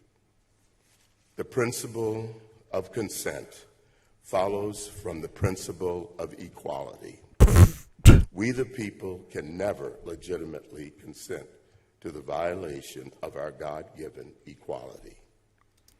However, when I encounter the Declaration of Independence, he sees taking millions of dollars, not reporting it as his God-given equality. Them paying for his mama's house is his, billionaires paying for his mama's house is his God-given equality. Him taking trips, 30 goddamn vacations is his God-given it's gifts by billionaires. As a Supreme Court justice, he's taking gifts like that. He considers that a sign of God-given equality. This man has no fucking morals at all. No morals. And I have no doubt that he actually did what Anita Hill claimed. No doubt at all. Because if he would get out here and invoke all these other things, just because he's being criticized for taking some gifts, man up, motherfucker. God damn, you didn't have a right to do that. It was against the law. Just man up. Stop trying to tear down everything else in your country and everybody else, and just man up, dude. You're corrupt. Just fucking corrupt. Today, I am most struck by the final He just invoked Jim Crow, Martin Luther It can King, be everything. easy to forget, 250 years later, the courage it took for those 56 men to sign the Declaration. Is he kissing their ass? He's like, the courage it took for those 56 men. Dude, man, what is wrong? Look, that's great. We love it. That was courage. They were fighting a war. I mean, they got tired of taxation without representation, jackass. You know what I'm saying? After being immigrants themselves, they were tired of paying the piper. They was like, man, why does King keep on coming here and telling us what to do? Why does he keep collecting off of our hard work? These slaves is mine. Yo, they were like, these is my property. And they keep coming trying to take taxes? What the fuck is up with that? Shit, we not a bunch of bitches.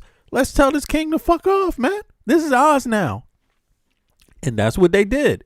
And, I mean, to sum it up, I'm not saying they didn't have positive qualities, but that was one of the qualities to it. That was one of the dynamics to it. And this dude is talking about the bravery they had.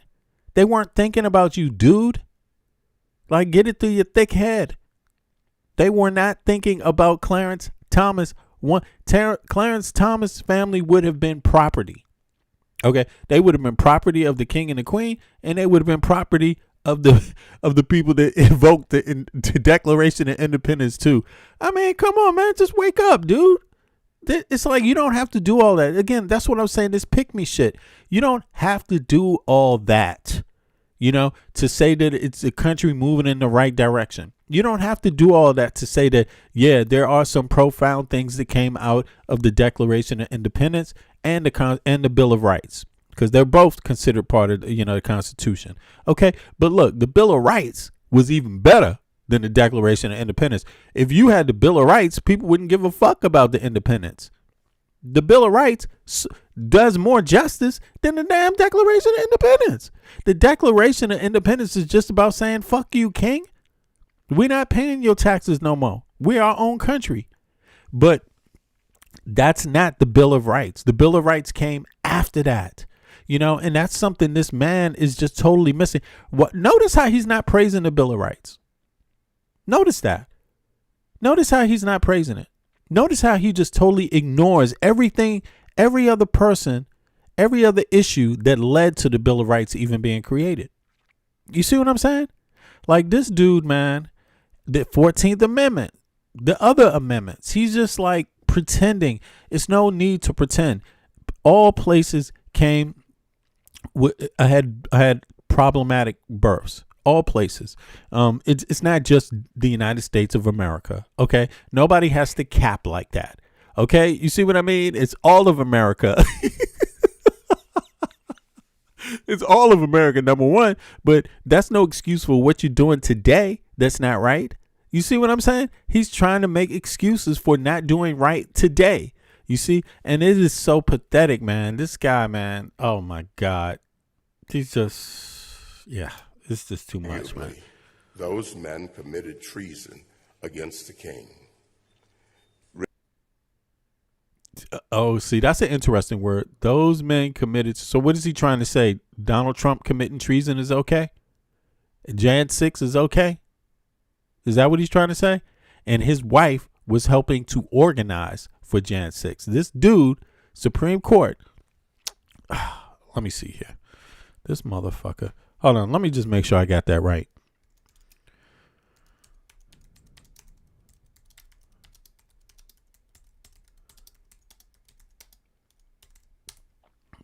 Yeah, let me see. I just want to make sure. Yeah, then I'm going to go back to breaking this down. Look, Jenny Thomas, just for people to know. You hear what he just said right there. It's important to analyze everything. 36 men to sign the Declaration.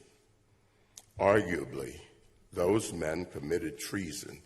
Okay, so you see, he's saying that the founders who signed the Declaration of Independence, those men arguably committed treason. Now, this speaks deep to where this is going. He is definitely, whether he knows it or not, I believe he knows it, is drawing a line between that and Jan 6. These people being called treasonous, like straight up. But here's the proof. This is why I'm saying that. I don't believe that's just an accident of words. You see what I mean? Here it is. This man's wife, Jenny Thomas, right, was involved in several ways surrounding the events of January 6, 2021, and the efforts to overturn the 2020 election. You see, yes, she was all up involved in it. Key areas of involvement: attendance at the rally. Jenny Thomas admitted attending the Stop the Steal rally of the ellipse of January 6th, but there was no steal. So they were really trying to stop the election results from being affirmed by Congress. That's literally what they wanted to do. They threatened to kill the president, the vice president, not the president, the vice president of the United States if he did not overturn the election. So let me see. However, she stated she left before the march to the Capitol began because she got a cold. Yeah. So she was just at the Trump part down the street. And then when they all marched up to the Capitol, she was like, I ain't going there. Was she tipped off about what was going to happen? Did she already know? Did Clarence Thomas know? He's getting every American citizen's tax dollars every day. Every day you go to work and earn 1 penny, this man is getting some of it. So you deserve to know. Did he know? That's not standing up for democracy. Did the founding fathers with the Declaration of Independence not give birth to everything after? Did they not want a democracy? Did they not want people's voting? Did they not want a Congress affirming the people's vote? done and collected by various states as the Constitution demands? You know, the text messages to Mark Meadows. She exchanged. Now, this is his wife. This man talking, this creepy ass man right here in blackface, his wife, for all intents and purposes, is a white lady. Not that it matters, but it just gives you some context to also what else is going on here. Because he's creepy conservative. He's like the black guy who claims to have risen above hardship in America, but then again, you know, is against anyone else, you know, invoking hardship in America. I don't know. You know what that means. You see where he's going, right? He's against Martin Luther King, in other words. Just to break it down, he's not for equal rights. Okay. So she exchanged 29 messages with the White House Chief of Staff Mark Meadows, repeatedly urging him to fight the election results. In this text, she referred to the election as a heist and promoted various conspiracy theories. So this old ass man, his own wife, who he's married to, who he allegedly sleeps with every night, you don't know. Not according to Sasha Riley. If you ask him, the man possibly sleeps with little boys and little girls. Who knows, right? Something of that effect. We talking about Epstein party stuff, right? He's been alleged by Sasha Riley to have been attending frequently Epstein parties in the 80s where they were getting down with little kids, girls and boys, making snuff videos. That's what Sasha Riley claims. And anybody can hear it because they haven't sued him yet. Neither has Clarence Thomas. Okay. Yeah, his wife, that dude, his wife is out loud there texting, and she believed that the election was stolen. She believes that Joe Biden was the president and Kamala Harris the vice president because the election was stolen. First woman to ever be vice president in the history of the country. This bitch ass right here is against it, and his wife. And he still gets American taxpayer dollars. While the billionaires pay for his nephew's private school, his private transport, his vacations, his mama's house. All up to the tune of $4.2 million. And it could be more. Right? Correspondence with John Eastman. Evidence emerged that she was in an email contact with John Eastman, a conservative lawyer who helped draft the plan to obstruct the electoral count. Yeah. Lobbying states legislators. She sent verbatim emails to 29 legislators, right? That's representatives. Okay, in Arizona and other Wisconsin, in Arizona and others in Wisconsin, urging them to set aside the popular vote and appoint an alternative slate of electors. That's what Clarence Thomas, this old ass weirdo, that's what his wife was doing. He's a Supreme Court justice paid for. He sees the top cases in America. He can king you or get rid of you, but this guy is the one who sides with the elitist in America against the poor and the middle class every day of the week, right?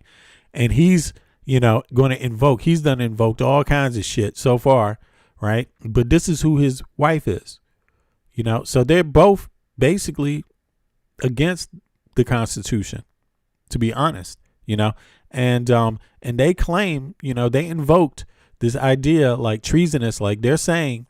This is where I align what he says here in this statement. Let me play the statement back here. Listen to this. It can be easy to forget, 250 years later, the courage it took for those 56 men to sign the Declaration.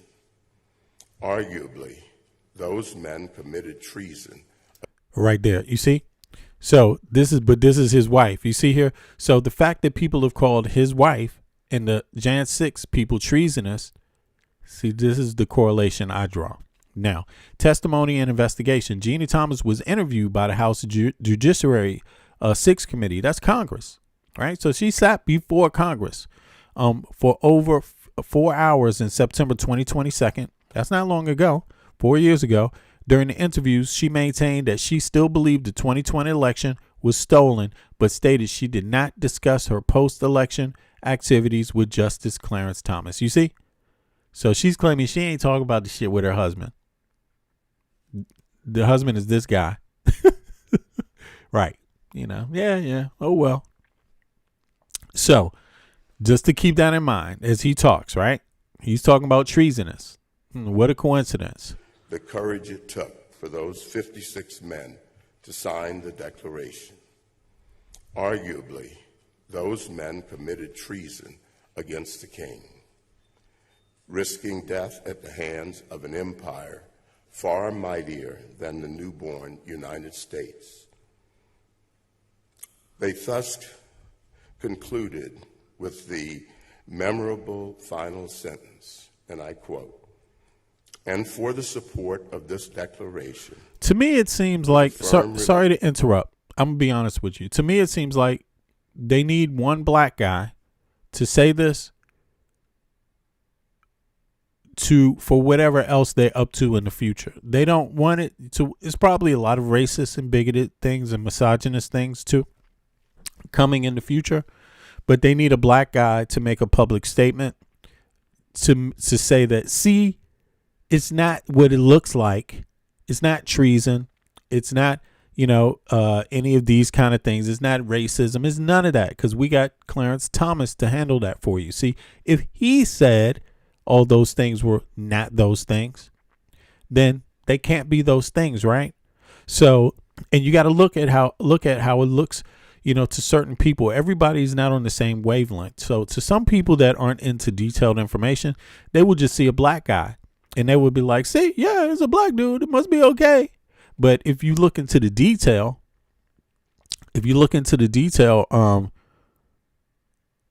yeah, Dinovich, yeah, that's right, I see you. If you look into the detail, there's more to this. This guy is basically, he's a total hypocrite. His color need not be utilized in this because his color has nothing to do with his character or his morals. The man has piss poor morals, so he's in it.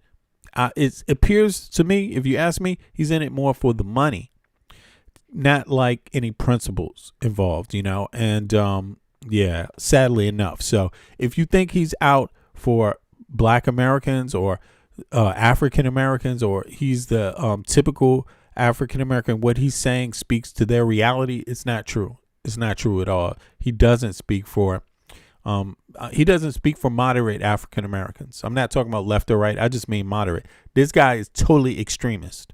He has extreme views. You heard his wife. His wife was against the 2020 elections. She didn't believe Joe Biden legally won the election. She believed Joe Biden cheated, that it was rigged, and she believed the people that attacked the Capitol are patriots.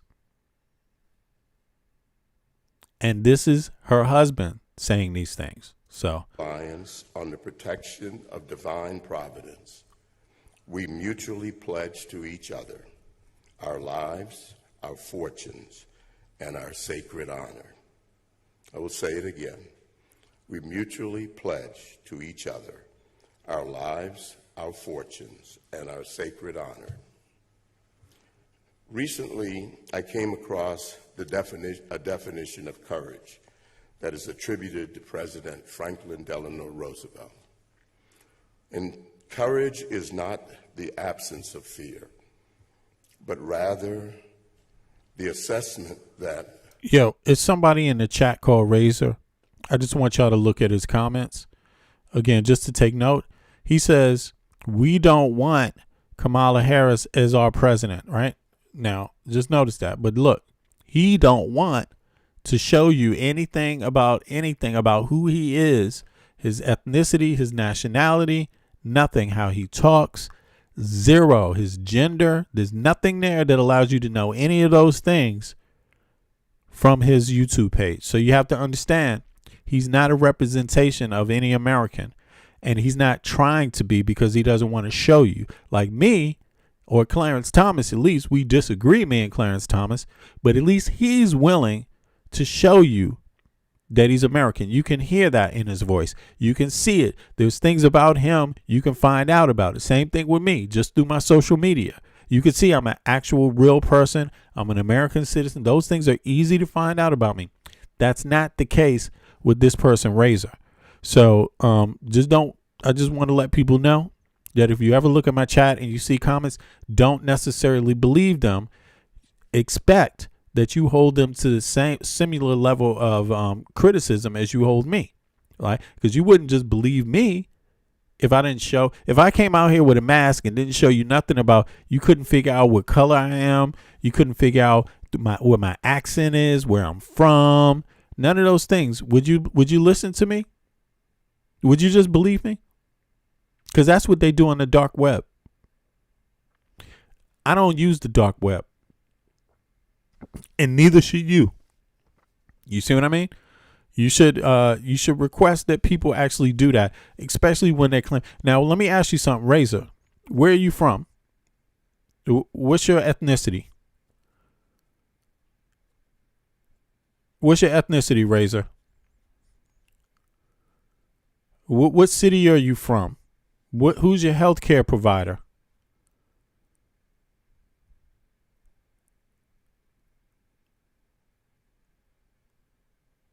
Yeah, Razor's not going to answer that, I see.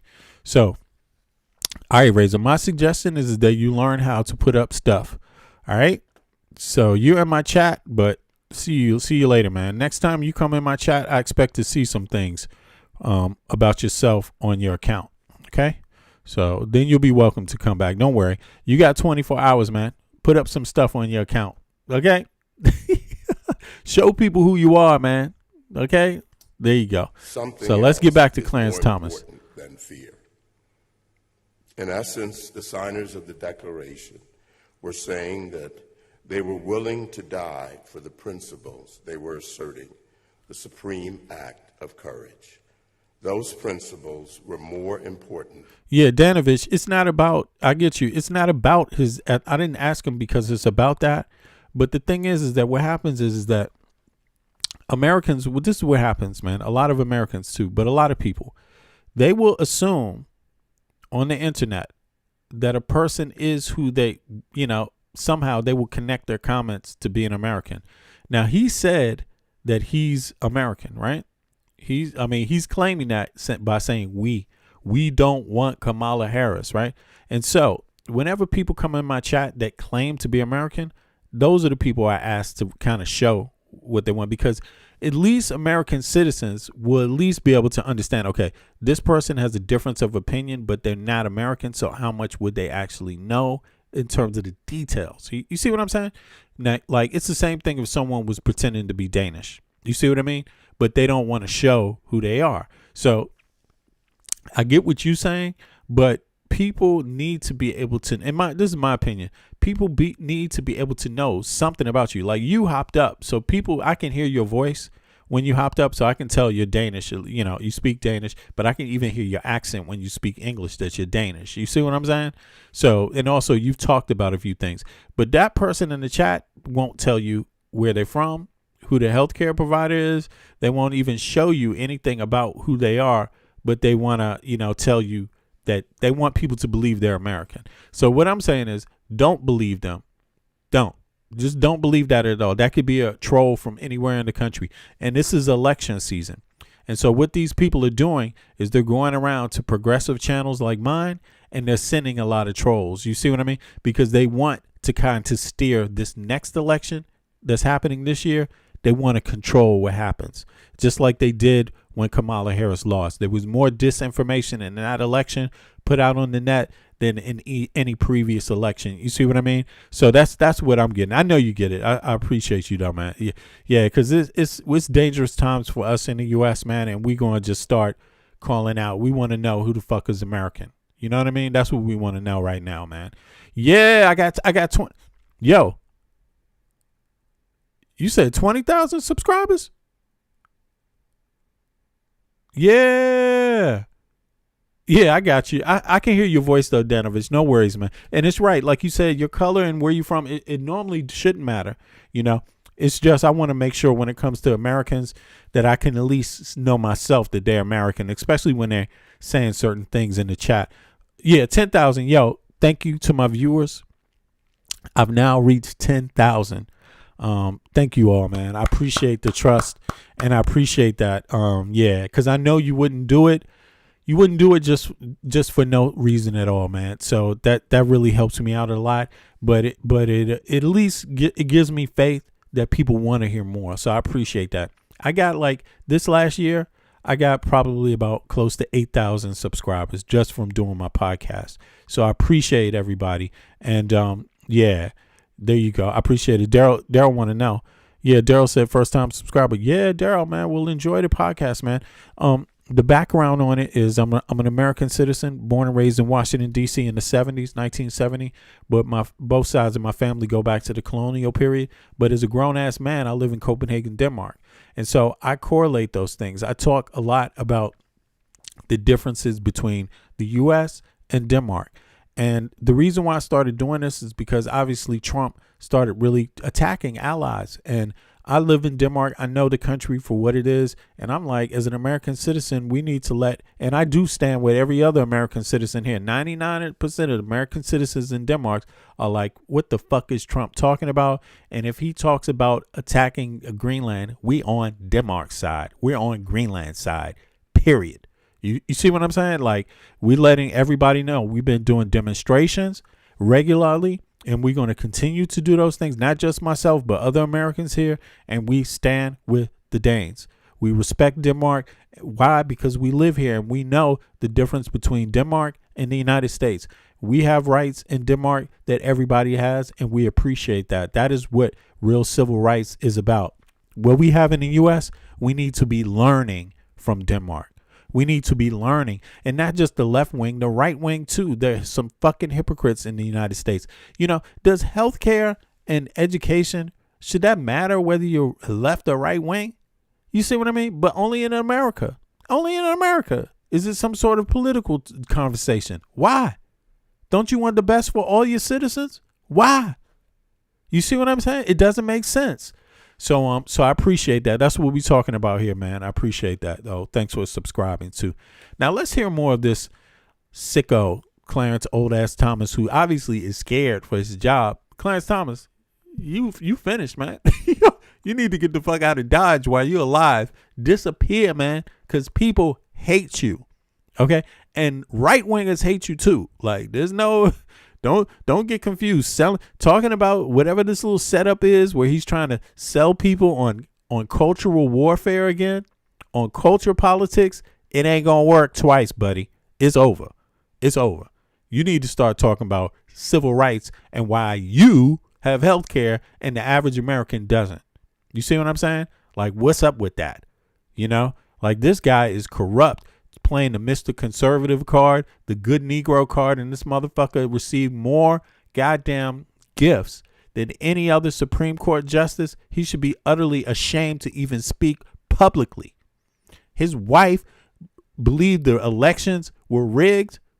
She believed the election was stolen, that's how Joe Biden, his own wife. Sorry, man, you got to go, buddy. You got to fucking go. There's no way any American should be paying this motherfucker's salary, period. He should not get a retirement. He's a treasonist. He's against poor middle class Americans. It don't matter what color you are. This dude is against you. Like, straight up, man. Like, he's for the billionaires, man. He's bought and paid for. It's over. You know? And so he's out here going to try to pull one last whammy on everybody and try to get people to hate each other in America. You know, the white people against the black people against the white people, the black people against the Hispanics against the blacks against the, you know, just trying to mix it all up, the straights against the gays, the blah, blah, blah, blah, blah, the la, la, la. He's just going to try to throw that whammy again just because these motherfuckers don't want to do right by the taxpayers. You know, it's like he's a goddamn the guy's a boy. I hate to say that, but I have to use the most harshest language. He's a boy, you know? And, of course, black people fought to be called men, but he ain't one of them. He's not with the jazz movement. You know, we created a whole music and slang technology to fight oppression and shit when they used to call us boys, and we purposely called each other man and gave each other, you know, affirmation. What's up, man? And this motherfucker... He ain't with it. Nothing in the Declaration of Independence, I now realize, matters without that final sentence. Without that sentence. Well, he's stuck on the Declaration of Independence like the Bill of Rights don't matter. You see, he's just stuck there, man. It's too much, man. The rest of the Declaration is but mere words on parchment paper. Nice words, but nonetheless, just words. What changed the world was not the words, but the commitment and spirit of the people who were willing to labor, sacrifice, and even give their lives, what Lincoln at Gettysburg called the last full measure of devotion for the Declaration's principles. It is that devotion, it is that devotion to which we owe our rich inheritance.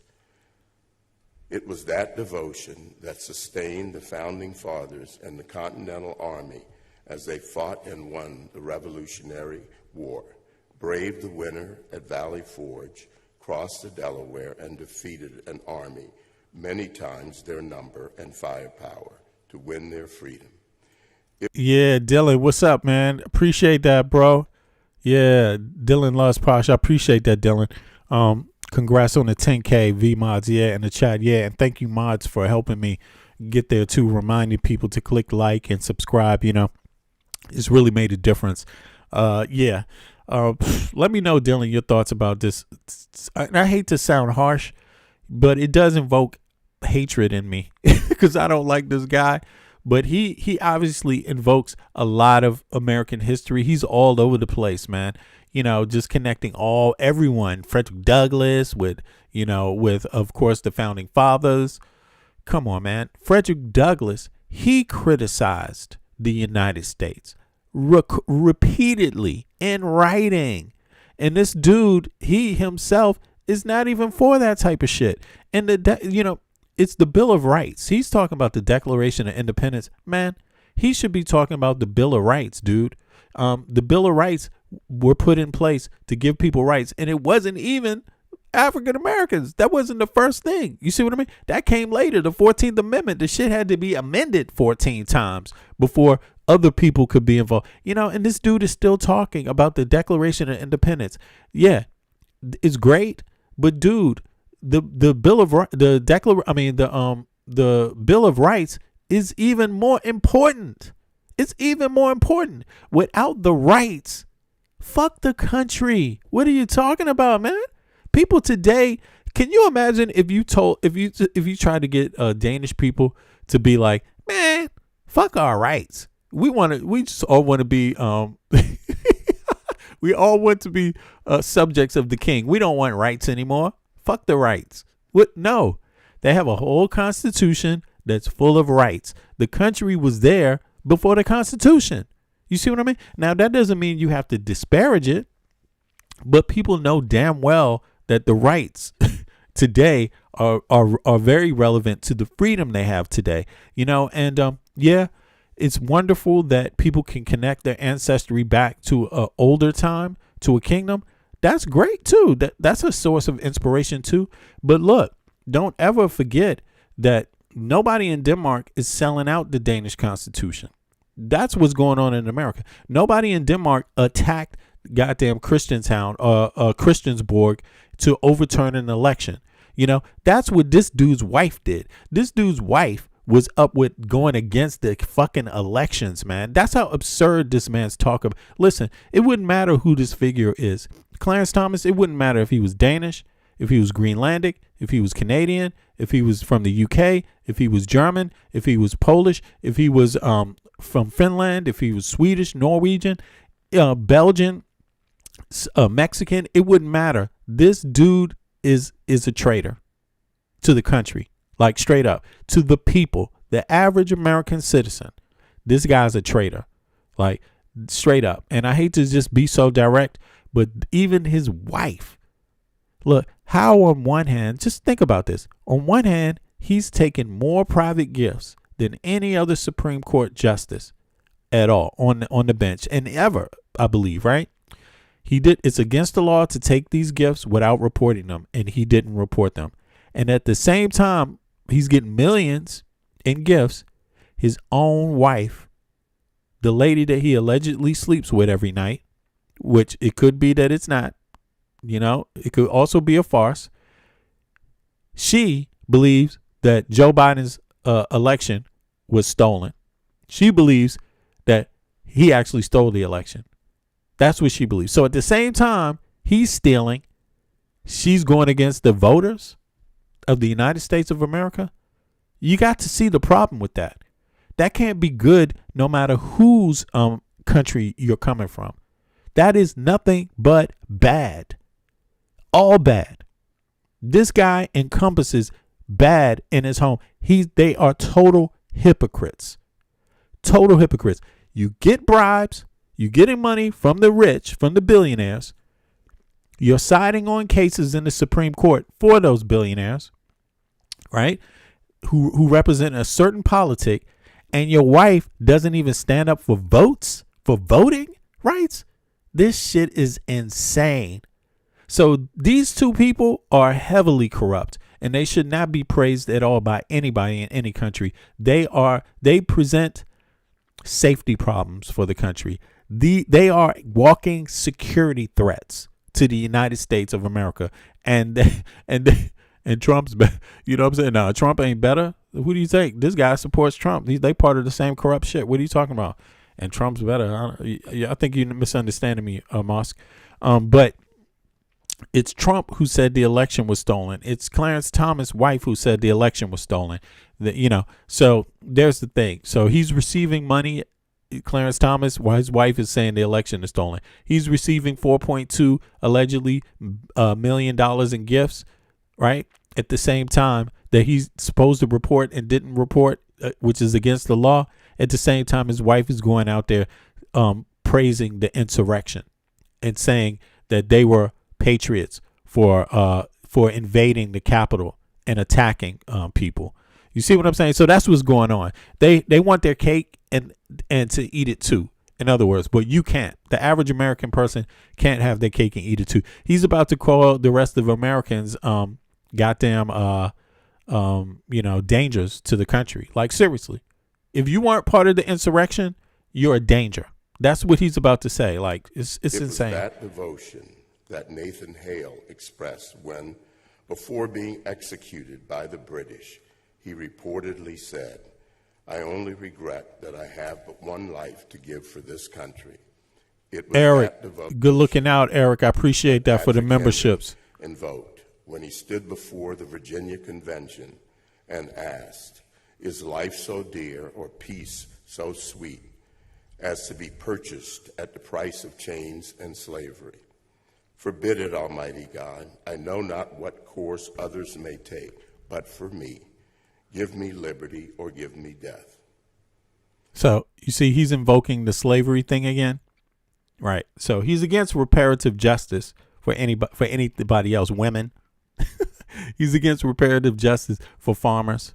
You see what I'm saying? He's against reparative justice for students in America that fall prey to this capitalistic scheme just because they endeavor to have an education so they can serve the society later. I mean, and he's invoking that again. So sweet as to be purchased at the price. So said, I want to hear this one time. Winner at Valley Forge crossed the Valley Forge, Delaware, and defeated an army many times their number and firepower to win their freedom. It was that devotion that Nathan Hale expressed when, before being executed by the British, he reportedly said, "I only regret that I have but one life to give for this country." It was that devotion that Patrick Henry invoked when he stood before the Virginia Convention and asked, "Is life so dear or peace so sweet as to be purchased at the price of chains and slavery?" So he's invoking these men. He's like saying that, he's trying to compare himself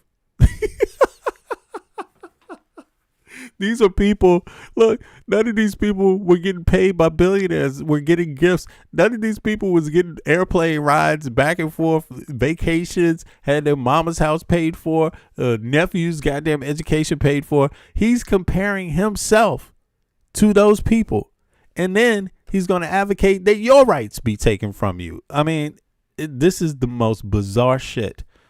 Forbid it, Almighty God. I know not what course others may take, but for me, give me liberty or give me death. That devotion has driven the great achievements and heroism of Americans in the 250 years since. Think of the frontiersmen who settled the West. Think of the families who built their little... The frontiersmen who settled the West, man. Listen, I don't understand it. We have Americans that live in America right now that it mimics those days. You know, there's people that are living in shambles in the United States. There's shanty towns in the United States of America. Look, we're not in the same period of time, and you're not supposed to think you are. Things have changed. Things have progressed. But he's making it seem like, you know, there's only certain people that are worth honoring in this change, like nobody else. The rest of you weren't involved in this struggle, in this change. He need not invoke any of those people. Why doesn't he point to the other Americans that live today and praise them? But what he's trying to say, what he's ultimately going to, is he's literally going to say that the people that believe Joe Biden won the election and Kamala Harris, that they are the traitors to the United States of America. That's really what he's about to say. He's not going to say it directly, but this is what he's implying. And that the people who marched in the Capitol, they are the real patriots. This is what this man is about to say. Now, these people marched in there with Dixie signs. These people would hate him any other fucking day of the week. Basically. Anything that he ever, if he, notice how he doesn't really talk about the goodness of Martin Luther King, the struggle. He doesn't go into it in detail. He just evokes it a little bit. Just real conveniently. Frederick Douglass, none of that. These same people are against fucking Frederick Douglass's words. If you quoted Frederick Douglass's words, it would be against what he's saying. You see what I'm saying? Frederick Douglass wrote, "What is the 4th of July to the Negro?" For example. That's what he wrote. So this dumb motherfucker, Clarence Thomas, is out here defying it. He invoked Frederick Douglass, but he's saying you're not supposed to be critical. You're not supposed to be judgmental of government, that you're not supposed to question. It's just a farce, man. It's farce. Yeah, what is 4th of July to the Negro? That's what Frederick Douglass said when? How long? How many years ago was that? It still stands today. It still stands today. What's the 4th of July to the Negro? And he's standing here talking about 250th anniversary of the Declaration of Independence and making a mockery of it.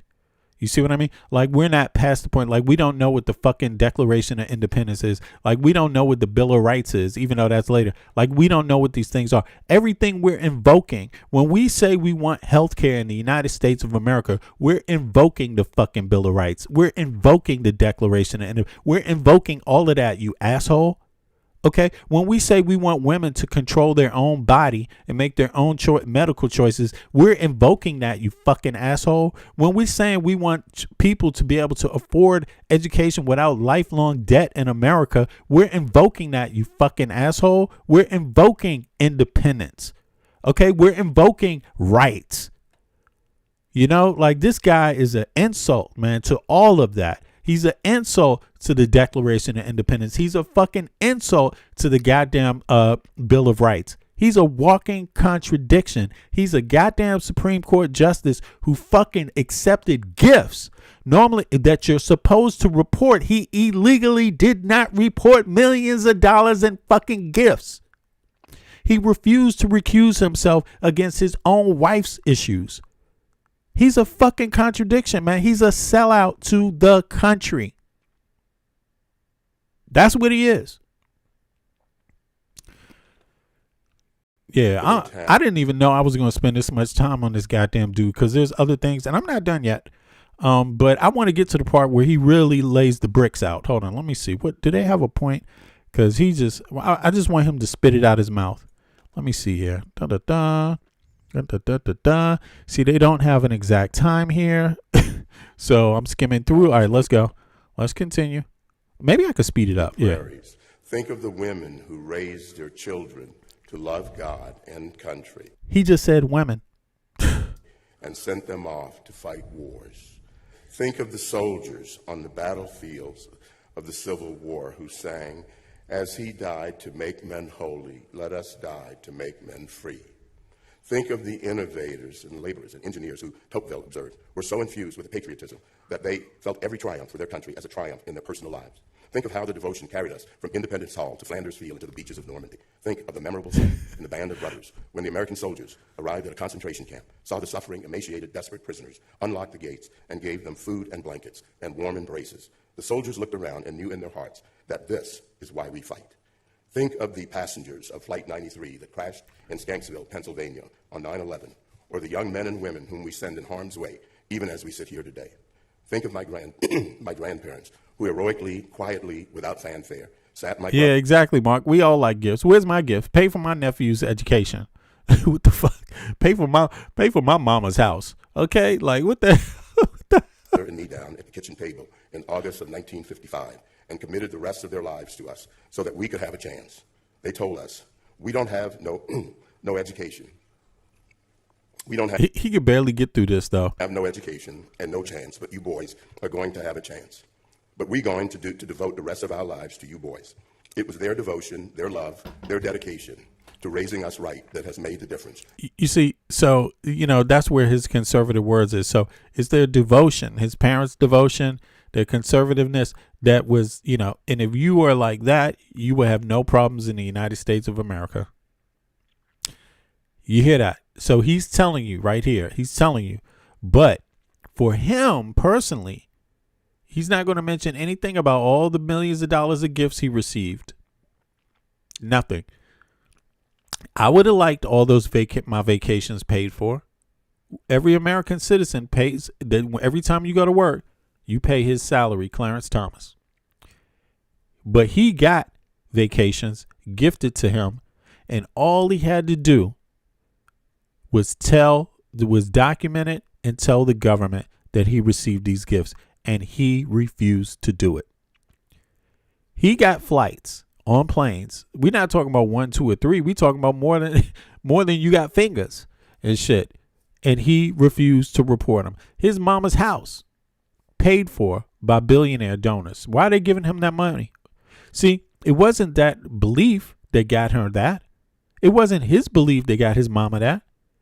It was the billionaires that want to buy a Supreme Court justice. You see? So while he's telling you to pull yourself up by your bootstraps, and if you just believe in conservatism, he's not doing it. He's doing the opposite himself. And it's pathetic. And now, because he's getting death threats, he's out here. This is his way of begging people to, please, don't throw me out. Don't throw me out. Yo, Danovich, appreciate it, man. 50 krona, big up to you, man. I appreciate that. I'm going to go talk about a beer. I might go out and have a beer today on my day off, bro. Appreciate that, man. But, yeah, it's crazy, man. It's crazy. This is sad. This is sad, and civics. The Supreme Court is part of civics.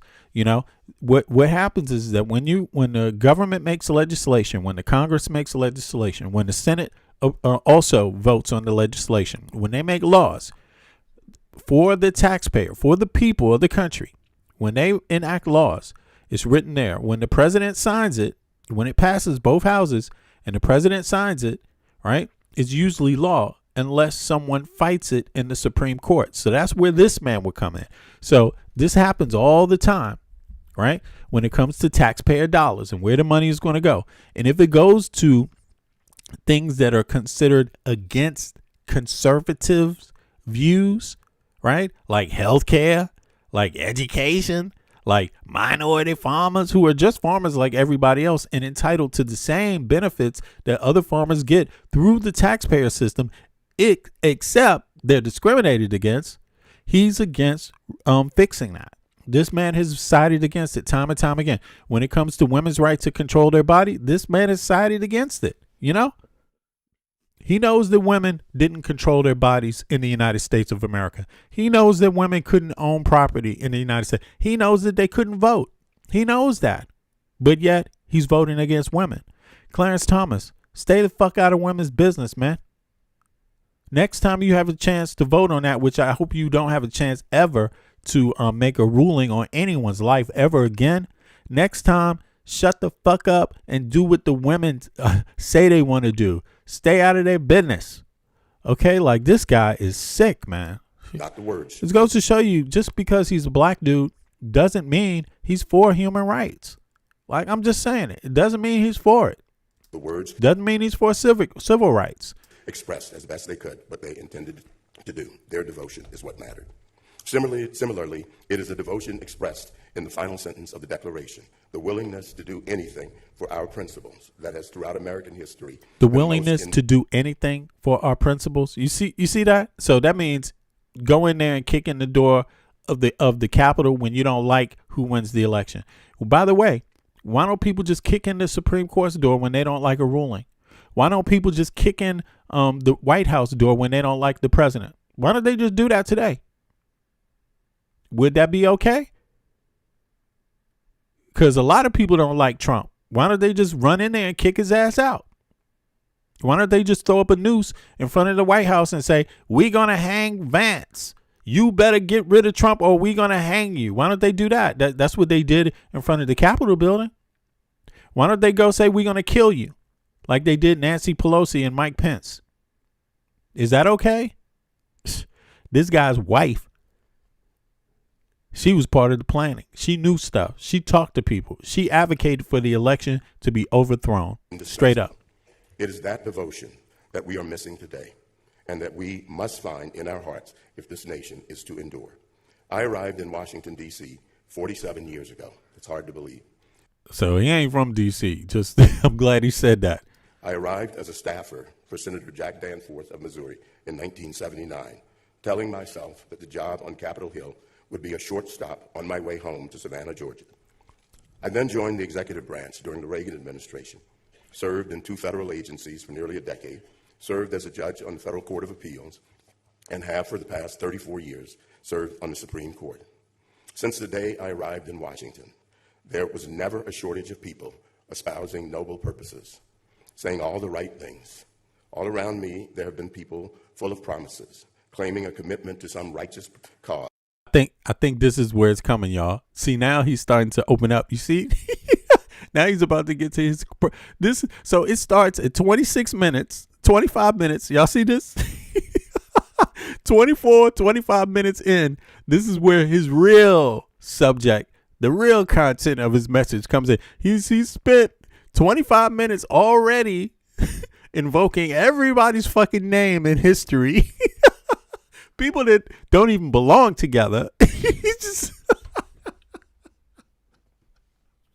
and now he's about to get to his real complaint. So here it is, y'all. Everybody, I hope you enjoyed the show. On the Supreme Court. Since the day I arrived in Washington, there was never a shortage of people espousing noble purposes, saying all the right things. All around me, there have been people full of promises, claiming a commitment to some righteous cause, to traditional morality, to national defense, to free enterprise, to religious piety. This is how he really talks. I had to slow the speed down. This is how he really talks, y'all. Listen to this. Here we finally going to get the gist of why Clarence Thomas talked for a fucking hour for free. You know, why he came out of his goddamn cave with his taxpayer paid fucking luxury hotel in DC. You know what I'm saying? Why we dragged his ass off of his steak dinner for one night. We're about to hear what his bitch ass complaint is. Okay, after all the loyalty he's gotten from the American public, paying for all his shit and the help he got from the billionaires on the side, he got complaints. Okay, here it is. There have been people full of promises, claiming a commitment to some righteous cause, to traditional morality, to national defense, to free enterprise, to religious piety. or to the original meaning of the Constitution. These people can be just as high-minded as the men who signed the Declaration. They can mouth the words of the Declaration and parrot its principles. They can write essays and talk at conferences about the Declaration with the best of them. All too often, however, this was but lip service, camouflaged by grand theories in the tall grass of big words and eloquent phrases. What seemed to be lacking, however, was that devotion. People gain positions of authority, and you learn who they really are. To paraphrase something I recently read, combat strips us down to our essentials. Once in the spotlight, in that combat, many people fall prey to the lures that are set up to turn them away. This dude is corrupt. He received money from billionaires. He received more money from billionaires than any other Supreme Court justice, in the millions, $4.4 million more. They don't even know if it's even more than that. And this guy, listen to how he talks. He's literally talking. He's describing himself. Listen to him describe himself. He's saying that this is other people. This is him. Never a shortage of people. Look at that. He's talking about himself here when he arrived to D.C., what he's seen. He's talking about what he's seen in other people. It describes him perfectly. I then joined the executive branch during the Reagan administration, served in 2 federal agencies for nearly a decade, blah, blah, blah. Served as a judge on the Federal Court of Appeals, and have for the past 34 years served on the Supreme Court. Since the day I arrived in Washington, there was never a shortage of people like him. There was never a shortage of people like him. 4 years served on the Supreme Court. Since the day I arrived in Washington, there was never a shortage of people like him. The day I arrived in Washington, there was never a shortage of people espousing noble purposes, saying all the right things. All around me, there have been people full of promises, claiming a commitment to some righteous cause, to traditional morality, to national defense, to free enterprise, to religious piety, or to the original meaning of the Constitution. These people can be just as high-minded as the men who signed the Declaration. They can mouth the words of the Declaration and parrot its principles. They can write essays and talk of he's talking about himself. The Declaration. Goddamn projection. All too often, however, this was but lip service, camouflaged by grand theories in the tall grass of big words and eloquent phrases. What seemed to be lacking, however, was that devotion. People gain positions of authority, and you learn who they really are. To paraphrase something I recently read, combat strips us down to our essentials. Once in the spotlight, in that combat, many people fall prey to the lures that are set up to turn them away from their previously untested principles. They become petrified by criticisms, so fearful of negative attention that they find ways to avoid doing the right thing, or they fall prey to the enchanting siren songs of flattery and become so bewitched by praise that they will desperately seek to conform accordingly. They are enticed by access to things that were previously unavailable to them.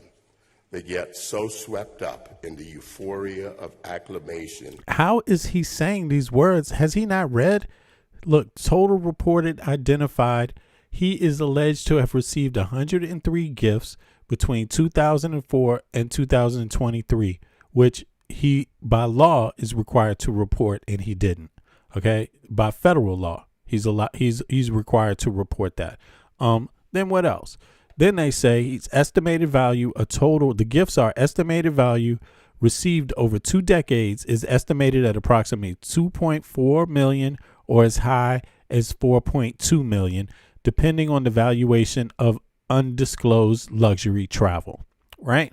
Specific unreported items. ProPublica identified a massive gap in its disclosures, including at least 28 destinations of vacations. So 38 destination vacations paid for as gifts. 26 private jet flights, gifts. 8 helicopter rides, gifts that were not initially reported. And there's probably more. There's more than this. 4.2 million and maybe more. So you got to understand, this guy, when he's talking, listen to how he talks. That they find ways to avoid spotlight. In that combat, many people fall prey to the lures that are set up to turn them away from the right. So the gifts were not a lure. Many people didn't fall. So he doesn't consider that a failure. You see what I'm saying? He's talking about the many people. What did he say? Here, listen to this. This is bullshit. Previously untested principles. So they come to DC with previously untested principles. He's talking about, the difference between him and other people. And then what else did he say? They become petrified by criticism. They become petrified by criticisms, and he's out here bitching about people criticizing him. And what else? So fearful of negative attention. This dude is so fear. What is this? Some sort of gaslighting? But that they find ways to avoid doing the right thing. He's the one giving his farewell speech and shit. Of course, it's not gonna happen tomorrow, but damn. Or they fall prey to the enchanting siren songs of flattery. Or they fall prey to the enchanting songs of flattery. Yeah, Eric. I mean, they saw him a mile away, man. He was their stooge, But hold on, let's keep going. And become so bewitched by praise that they will desperately seek to conform accordingly. Had he not conformed? Has he not done their bidding? He shot down every type of social thing that has gone through. He's one of the most extreme right-wing judges. He's against women controlling their own bodies. He's against student debt relief. He's against minority farmers, which are just Americans that were discriminated on using federal dollars that went out. So taxes that they paid too, they go out to everyone. When it came to helping farmers that were in need, these people, the states that received the money that was supposed to give it out to farmers fairly, discriminated against people based on their ethnicity, what type of American you are, what color American you are, what gender American you are. They discriminated against them. And this guy sided with them. He sided against them. Sorry. By access to become so bewitched by praise that they will desperately seek to conform accordingly. They are enticed by access to things that were previously unavailable to them. You see this? He's describing himself like he's someone else. Look, he got, he's previously, so you trying to tell me he would have had access to 2.4 or 4.2 million dollars before he became a Supreme Court justice? Hell fucking no. And again, he's trying to tell you that people, this is the story. They're trying to say that the movement in the United States for civil justice, meaning that the taxpayer get what every other taxpayer in every other Western nation, Western civilization gets, healthcare and education. They're trying to say that you people are these types, the ones that want to get enticed by gifts that you never got. He's trying to say you're the ones being bought off. And when really it's people like him that are being bought off. It's crazy, man. It's crazy. Get so swept up in the euphoria of acclamation and acceptance that they put aside their convictions. They water down their message, negotiate against themselves, vote against their principles, and hide in the tall grass. They recast themselves as institutionalists, pragmatists, or thoughtful moderates, all as a way of justifying their failures to themselves, their consciences, and their country. It did not take me long in Washington to stop wondering why the Supreme Court took 60 years to overrule Plessy versus Ferguson, the 1896 decision that endorsed government-enforced racial segregation and validated the Jim Crow South that I grew up in. It could not possibly have taken my court 60 years to know that Plessy was a hideous wrong and that racial discrimination was grossly incompatible with our colorblind Constitution. The justices must. So, you see, this is where he's the one thing. Let me look this up here. So he's going to invoke this. What's interesting, let me see something here. He said Plessy. Let me see. Here, let's go back. Hideous wrong. The Jim Crow South that take me long in Washington to stop wondering why all grass. They recast themselves as institutional. So he's talking about, I guess he's talking about liberals right now, moderate liberals, right? Not leftist liberals, moderate liberals that claim to be out for justice for people, but don't move fast enough. Pragmatists or thoughtful moderates, all as a way of justifying their failures to themselves, their consciences, and their country. It did not take me long in Washington to stop wondering why the Supreme Court took 60 years to overrule Plessy versus Ferguson. Okay. Plessy versus Ferguson. Let's see here. Plessy versus Ferguson. Let me just pull that up real quick, just so we can get some background on this. Here we go. Was the landmark Supreme Court decision that established, here we go. Let's see. That established separate but equal doctrine, legally sanctioning racial segregation in the United States, right? So before this, you basically already, I don't understand. I understand that this is wrong. I get that, right? But what existed before this? You see what I mean? Like, I'm just curious about 1896. There's separate but equal in different levels, right? Number one, there's economy and economics, right? That was already afoot in 1896. The economics of segregation were already full just birth. So this is segregation, not talking about economics, but it's talking about actual color, right? So they upheld this. So separate but equal doctrine, legally sanctioning racial segregation. Of course, we should all be against that. And numerous people were against it, right? Now, key facts. The case incident in 1892, Homer Plessy. So this is very interesting. A man of mixed race intentionally sat in the whites-only train car in Louisiana to challenge the state's Separate Car Act. Okay, so I guess they mean he's white and he's black when they say that, right? Now, in the United States, they had the one-drop rule. So if you have one drop of black blood, you're considered black if they find that out in your paperwork. Otherwise, if you could pass, right? And but not all mixed people can pass. You see, a lot of mixed people are just perceived in the United States as black anyway, because you have light-skinned black people and you can't tell, and you have dark-skinned black people. You can't really tell, right? Now, here's the thing. The court ruled 7-1 against Plessy, arguing that the 14th Amendment intended to establish legal equality, but not the elimination of social distinctions. So this is very interesting because he's in the middle of hearing cases on the Supreme Court. Am I right? Isn't the Supreme Court, his very Supreme Court, in hearing 14th Amendment cases right now? Like, so, it's a mixed bag with him, with Clarence Thomas. I'm starting to think, I'm just curious what this is all about. He's talking about, again, he's leading up to something. He's still leading up to something if he's talking about that case. So everything he's talking about is leading up to where he really wants to go, right? Let me read some of the chat. He's only for guns. Okay, casting the word bewitched towards those wicked women. Yeah, exactly. Is he talking about Trump?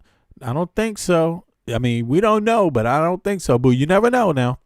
He knows what he speaks of firsthand. Yeah. Well, does he know about this? Because he ain't speaking about this. He's not speaking about his gifts. You know what I'm saying? He ain't speaking about this. You know what I'm saying? Let me see this shit. See, he might know what he's talking about, but but what's the rest, man? What about the gifts? You know what I'm saying? Like, what about this? His wife, the text messages about Jan 6 and thinking the election was stolen. Why doesn't he speak more about that? What about the gifts, that the $4.2 million in gifts that he didn't report, that he was supposed to report? I mean, that's the thing about it. So yeah, maybe he knows a little something about what he's talking about. I'm sure he does.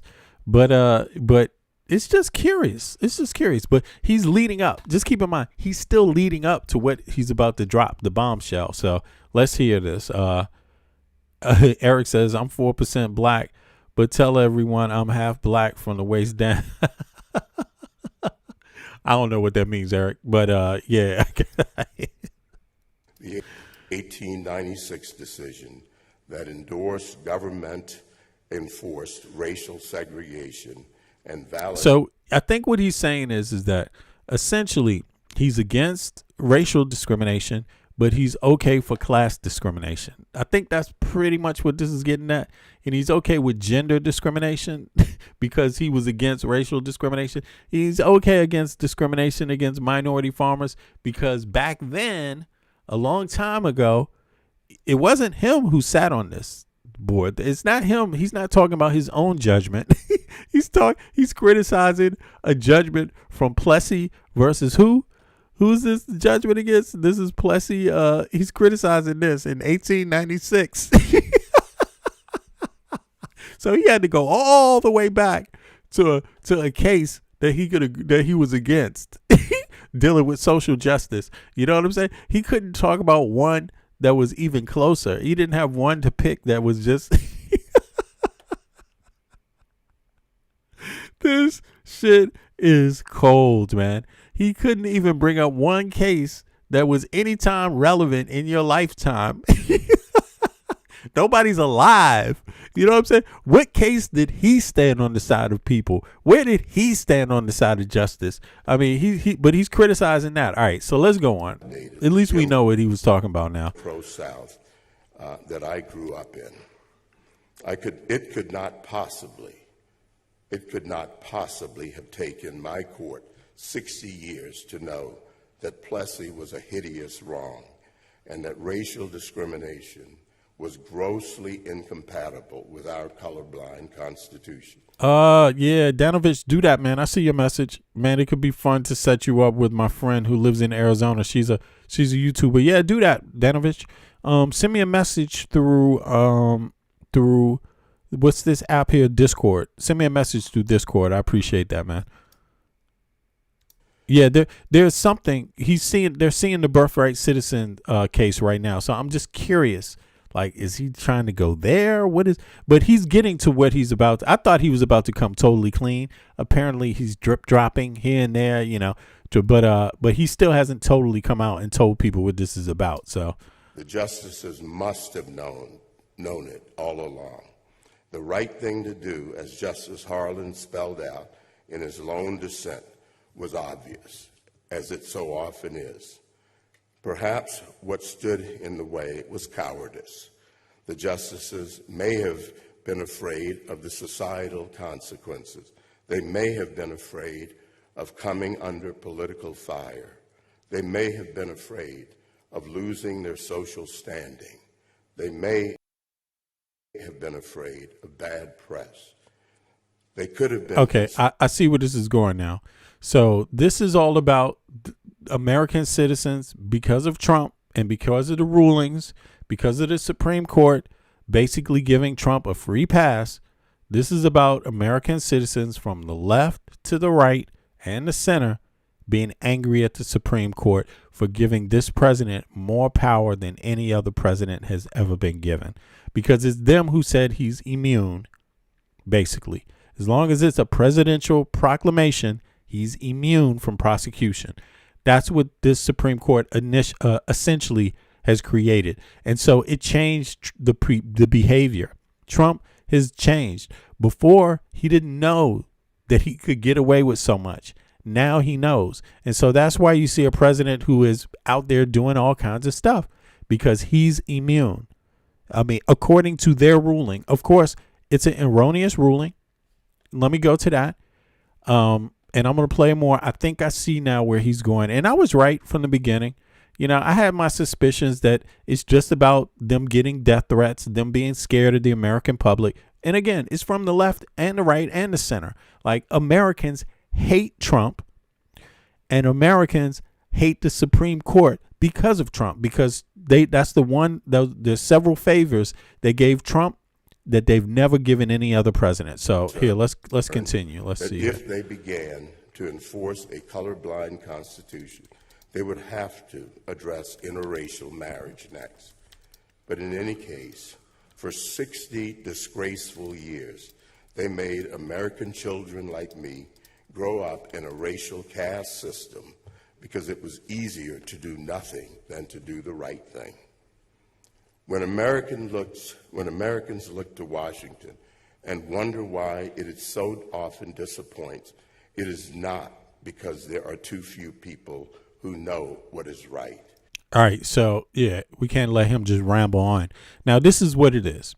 Critics argue the Supreme Court has significantly expanded the executive power through landmark rulings that shield presidents from criminal prosecution and allow for greater control over the federal government. This is what people have said, right, due to the Supreme Court's recent rulings, right? Now, first, presidential immunity, right? So this Supreme Court. You see how close it is. It's 6-3, but that's 6 conservative, that's Republican justices against 3. Now, you see, and Clarence Thomas is one of the conservatives, the one who received gifts, the most gifts, millions of dollars without reporting it, which is illegal. He sided with Trump having presidential immunity. Now, here's what it says. In July 2024, the court ruled 6-3 that presidents enjoy absolute immunity for core official acts and presumptive immunity for all other official acts. So that means he can hide his personal acts through some sort of presidential proclamation or presidential act. So he has way more room to shield things, so he can't be personally held liable. So as long as it's a governmental thing, the corruption can happen. In other words, right? Now, monarchical power. Dissenting Justice Sonia Sotomayor, who's a woman, warned that this makes the president a king above the law. This is what his critics, the critic of this justice, Clarence Thomas, another one of the justices, said that his ruling made the president above the law. This guy who gets millions in gifts, who never reported it, right? Another judge criticized his ruling that gives Trump, what'd she say? Effectively allowing the president to use official powers, such as commanding the military or Justice Department for criminal purposes without accountability. So it makes Trump effectively a king, right? That can circumvent all law, circumvent Congress, circumvent Supreme Court, circumvent everybody, essentially, right? It gives him Senate, it gives him the DOJ, everything. Now, evidence restrictions. The ruling also bars prosecutors from using a president's office of official acts as evidence. You see, so you can't even use the president's official acts as evidence to say that he committed a different crime. You see what I'm saying? To prove motive or intent in crimes involving unofficial acts. You see that? They can't use official acts in investigations against unofficial acts. That's Clarence Thomas. Delayed accountability. The decisions require lower courts to conduct extensive hearings to categorize acts as official or unofficial, which successfully delayed Trump's federal election subversion. You see? Yeah. Personal purges and agency control. During Trump's second term in 20, see, now that he got this ruling, in his second term, he behaved with even more zealous. During Trump's second term in 2025 and 2026, which we're in right now, the court has issued orders enabling a radical expansion of presidential control over the administration. Again, this guy supported that, although he's getting millions of dollars in gifts. $4 million in gifts, allegedly, could be more. Never reported it. That is illegal. He hasn't been punished. Okay. Mass firings. So this allowed Trump to do what? Mass firings. The court stayed lower court rulings and had blocked the dismissal of civil servants protected by law. So the lower courts protected the civil servants, but the upper court stayed that ruling. So that means they could be fired anyway, while the Supreme Court pulls up its big boy pants and decides to hear out the cases, right? Permitting large-scale personal purges. Independent agencies. Did that make the United States safer? You tell me. Independent agencies. The court is currently reviewing cases that could overturn 90 years of precedent, potentially allowing the president to fire heads of independent agencies like the FTC at will rather than only for just cause. So again, that's who this guy is part of. He's a part of the judges that side with these rulings with Trump. Judicial fact-checking. 2025, the Supreme Court utilized emergency appeals to repeatedly set aside district judge rulings that blocked Trump's executive orders on immigration, health, and military policy, allowing his agenda to proceed while legal challenges were still pending. That's a part of his issue. This is what he supported. These are his rulings. Okay? While some rulings or it's his group of judges' rulings, the right-wing ones, right, the Republicans. While some rulings, such as the December 2025 decision on the National Guard in Illinois, have placed specific limits on presidential authority, the broader trend has been towards unitary executive power with unprecedented legal protections. So these protections, no judges have ever had. No presidents have ever had in the history of the country. It's a new thing. And he's one of the judges that helped usher that transition in. So that's what this is about, you know? It is not. And yes, he is blaming Biden. He's blaming Biden and Harris and Obama as usual. Because we lack the intellect or the capacity or the talent. It is instead because there are too few people who are willing to do what it takes to do the right thing, to sacrifice the popularity, flattery, comfort, and security that are the purchase price for principle. It is because too few of us a guy who received reflect okay, on. so let me see here. Should Thomas be prosecuted for taking gifts up to $4 million in gifts from or without reporting it? You're not allowed to do that. You're supposed to report it all. That's law. That's federal law, but he didn't report it. Should he be prosecuted and sent to prison for that? Put a 1 in the chat if he should be prosecuted and sent to prison for that. Put a 2 in the chat if he shouldn't be. I want to see everybody in the chat participate. Let me see. Scholar Music, what's up? I see you. Mark, also you, Mark. I want to see you participate. Okay? Put a 1 in the chat if Clarence Thomas should be prosecuted and go to jail. Put a 2 in the chat if he shouldn't be. I think his motherfucking ass should be prosecuted and go to jail. Fuck it. And why not? Shit, he would do the same to me, right? What the fuck? You know what I'm saying? You just got to keep it fair. I mean, come on, you know? He would do that to me. So, come on, Mark. We're waiting for you. We're waiting for Mark's important participation here.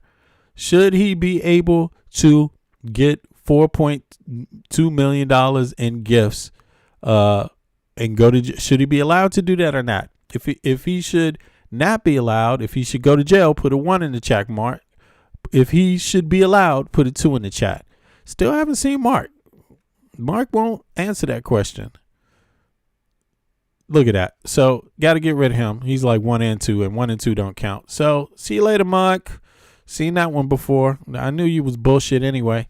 See, simple questions help us answer a lot more. If you don't understand that should be punished, and the guy should go to jail because it was a crime, then nothing else you say matters. You see, that means you're okay with some people being criminals and not okay with, that just means you're not trying to treat people fairly. So fuck it. See you later, Mark. And reflect. At least be fair, man. Okay, maybe you voted for Trump, but you could still be fair from this point on, man. The courage and commitment of that final sentence of the Declaration. And so many seem to have forgotten how much others have sacrificed so that this nation could exist and endure. This guy's gaslighting. I will state man. this more poignantly. Do any of us have what it took for our young soldiers to storm Normandy Beach? Yes. Yeah, definitely. Did he have what it takes, though? I mean, see, this is the thing about Clarence Thomas. I'm just going to find out. Did he serve in the military? I'm just curious. I don't know, but I know I do. It wasn't special. A lot of people did, and you didn't have a choice. It's called the draft, man. Didn't he know that there was a draft, that you had to go? It wasn't a choice. So even if you didn't have what he said you had, you still had to go and serve. I will state this more poignantly. Do any of us have what it took for our young soldiers to storm Normandy Beach? Basically, it's the draft. So let me see. Did Clarence Thomas serve in the military? I'm just curious. I don't know, but I would like to see if he did. Military. Let me see here. Did he serve in the military? I don't know if he did, but it would be good to know. So let's see here. Did he serve in the military? Come on now. No. So just for people to see, he did not serve in the military. He, unlike other people, didn't serve. Now let's see here. Justice Thomas never served in the military. During the Vietnam War era, Thomas received several draft deferments. Okay, so he's like Trump. He got spurs. Okay, while a student, so he took the lucky him. Okay, after graduating from college in Holy Cross in 1971, he was called for a physical examination and was disqualified for service by Selective Service Systems.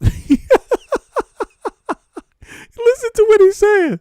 Listen to this shit. So that this nation could exist and endure. I will state this more poignantly. Do any of us have what it took for our young soldiers to storm Normandy Beach? He doesn't have what it took. That's what's most important. This is bizarre. How bizarre? How bizarre? This dude is crazy, man. He's talking about, did anyone have what it takes to storm Normandy Beach? This motherfucker got several deferments, and then he was disqualified for service by because of a physical examination. What was wrong? What was they don't say what it was? What the hell was it? Hold on. We got to look this shit up right here. I want to hear. Was it bone spurs? Let's find out. Let's find out. Damn, there's nothing but bad news about him. They just call it Clarence Thomas list Rotten Tomatoes. Damn. So let me see here. Medical reasons. While the Selective Service system no longer maintains the specific medical records, reported reasons for the rejection include a curvature of the spine. So he's not a stand-up man. Okay, let me see here. He won't stand up straight. Okay? Or reoccurring problems with his legs. This motherfucker. You know what I'm saying? Can you do this? Can you invade? Can you storm Normandy with a curvature in the spine and weak legs? I will state this more poignantly. Do any of us have what it took for our young soldiers to storm Normandy Beach, to fight at Guadalcanal, to later fight at Chosin Reservoir. I mean, you don't have to. We can't. You don't have to see. This is it. This dude is a total hypocrite. He's literally going to say, "Do any of us have what it takes to storm?" You don't have what it takes, motherfucker. Like, what are you talking about? And this is exactly what the problem is. He expects people to treat him different while he's talking like he's the conservative. You know, he's not conservative. He's accepting gifts as a judge. Millions of dollars. He's not conservative at all. A conservative would respect the Constitution and the elections. His wife is out there and is the lady that presumably and allegedly sleeps with him, because it's not a fact. We don't know. It's no way for us to know, but we presume it to be true, as well as other things. She said that the election was rigged. She was advocating for the election to be overturned, to keep Trump in power a second term so that Biden would not be president. This dude is not a conservative, and he's just out here just popping it, and he wants you to just believe him. If you never went in and looked at his resume, you would think by how he's talking that he is a conservative, right? That, yeah, this is a black guy who's showing you know, you don't need reparations. The country's always been good. Even people like him, even the slaves believed in the country. You know, even all the slaves on the plantation, they even knew with the Declaration of Independence that always followed them. Man, that shit ain't follow no fucking body. It definitely didn't follow any goddamn slaves. People are just people, man. They're not stupid. They got down with America when it was free. Otherwise, when they got the right to vote, when they had the 14th Amendment. Otherwise, they didn't have any other place to go, you jackass. Like, they had been robbed of everything, their freedom, their language, their it's just everything, their ancestral lands, anything. They're in a strange place. They don't know it, man. There hadn't been freedom for centuries. They've been kept on a fucking plantation as property. That's not believing. When you're kept as a fucking prisoner, you don't believe. This is insulting. Like, this guy, man, he's just like, yeah, but they believed later when they got their freedom and they said, hey, man, thank you. We're happy. Let's contribute to society now. That's what they said, and they did, you know. But this dude is a whole mess. Say that we have the courage required of these young soldiers in battle to defend our founding principles. Then how do we preserve these principles and this republic? Until we have a devotion that matches the courage of those who made this country possible, I seriously doubt any amount of study or development of insights about our Constitution will make much difference. What is wrong with this guy? He's totally selling out the Constitution. He's a Supreme Court justice, and he don't even believe in it. He doesn't believe the rule of law will do it. You just have to believe first. Without that particular belief, yeah, he's a radical fascist, y'all. Without this certain belief, where's the belief? What is he talking about? What belief? The belief is in the Constitution. The belief is the Constitution. What belief do you have to have outside of the fucking rule? This guy, you know, so it's two-faced talk. While he's a Supreme Court justice, the truth of the matter is that he's anti-Constitution. And he's anti-constitutional law. The Constitution has amendments, and there's rules about who can make the amendments. The people that can amend the Constitution, that is, add more rights and more laws, are the Congress and the Senate. That's who does it. And they vote on it every single day of the week. And when they vote on it and they decide something, when the president signs it into law, it is law unless it is appealed to the Supreme Court. And even then, it's law unless the Supreme Court shoots it down.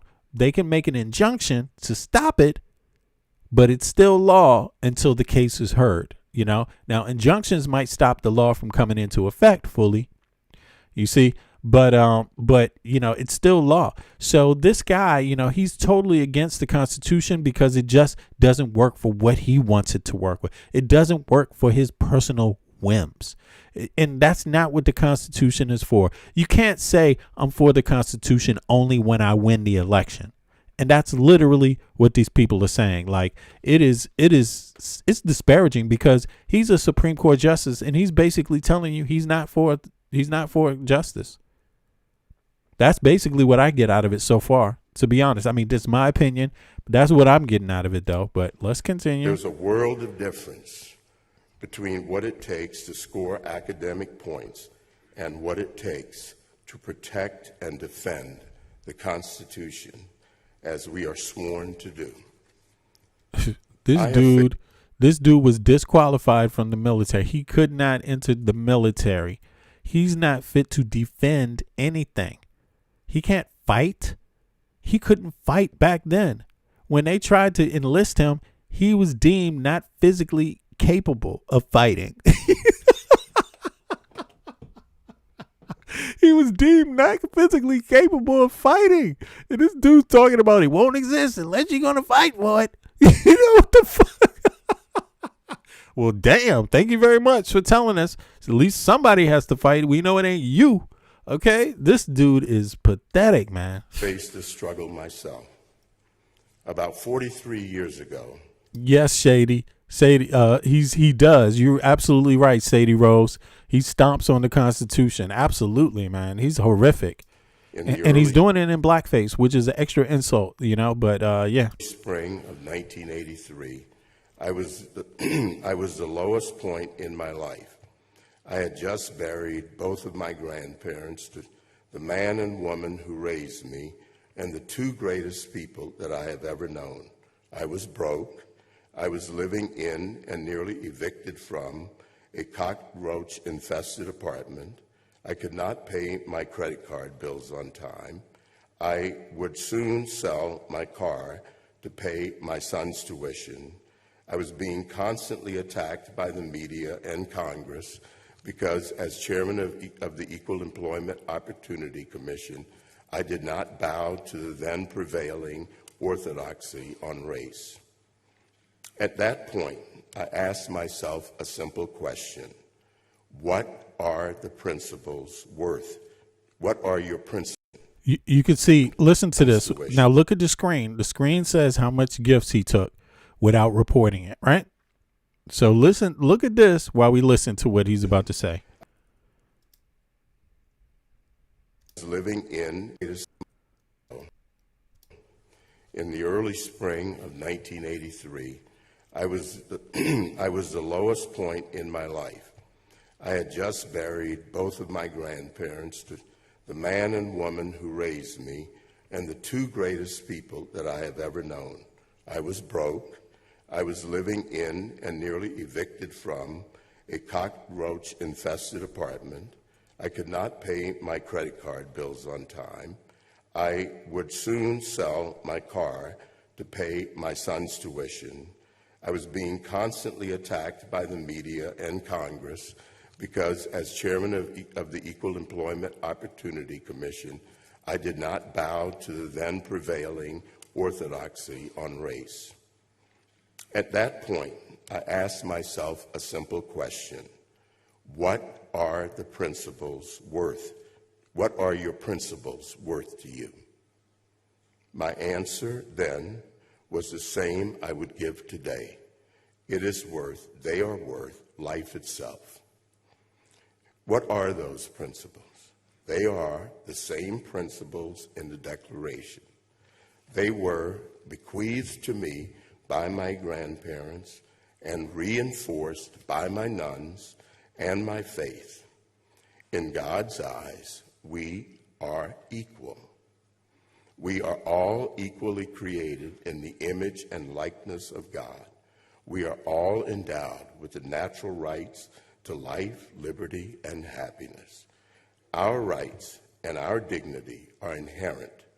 They do not come from others, and they do not come from the government. And our government derives its legitimacy and its authority from our consent. We do not derive our rights from our government. The primacy of our rights in relation to our government is crucial in reconciling the immortal words of the Declaration with our Constitution and our history. None of our rights come from the government. All of the government's authority comes from our consent. So you see, again, he's backing up. It sounds like we know, no shit, Sherlock. We know how the rules work. But what he means is something else. He means January 6th, if you don't like the election outcomes, you can storm the Capitol. That's what he's saying. This is what it sounds like to me.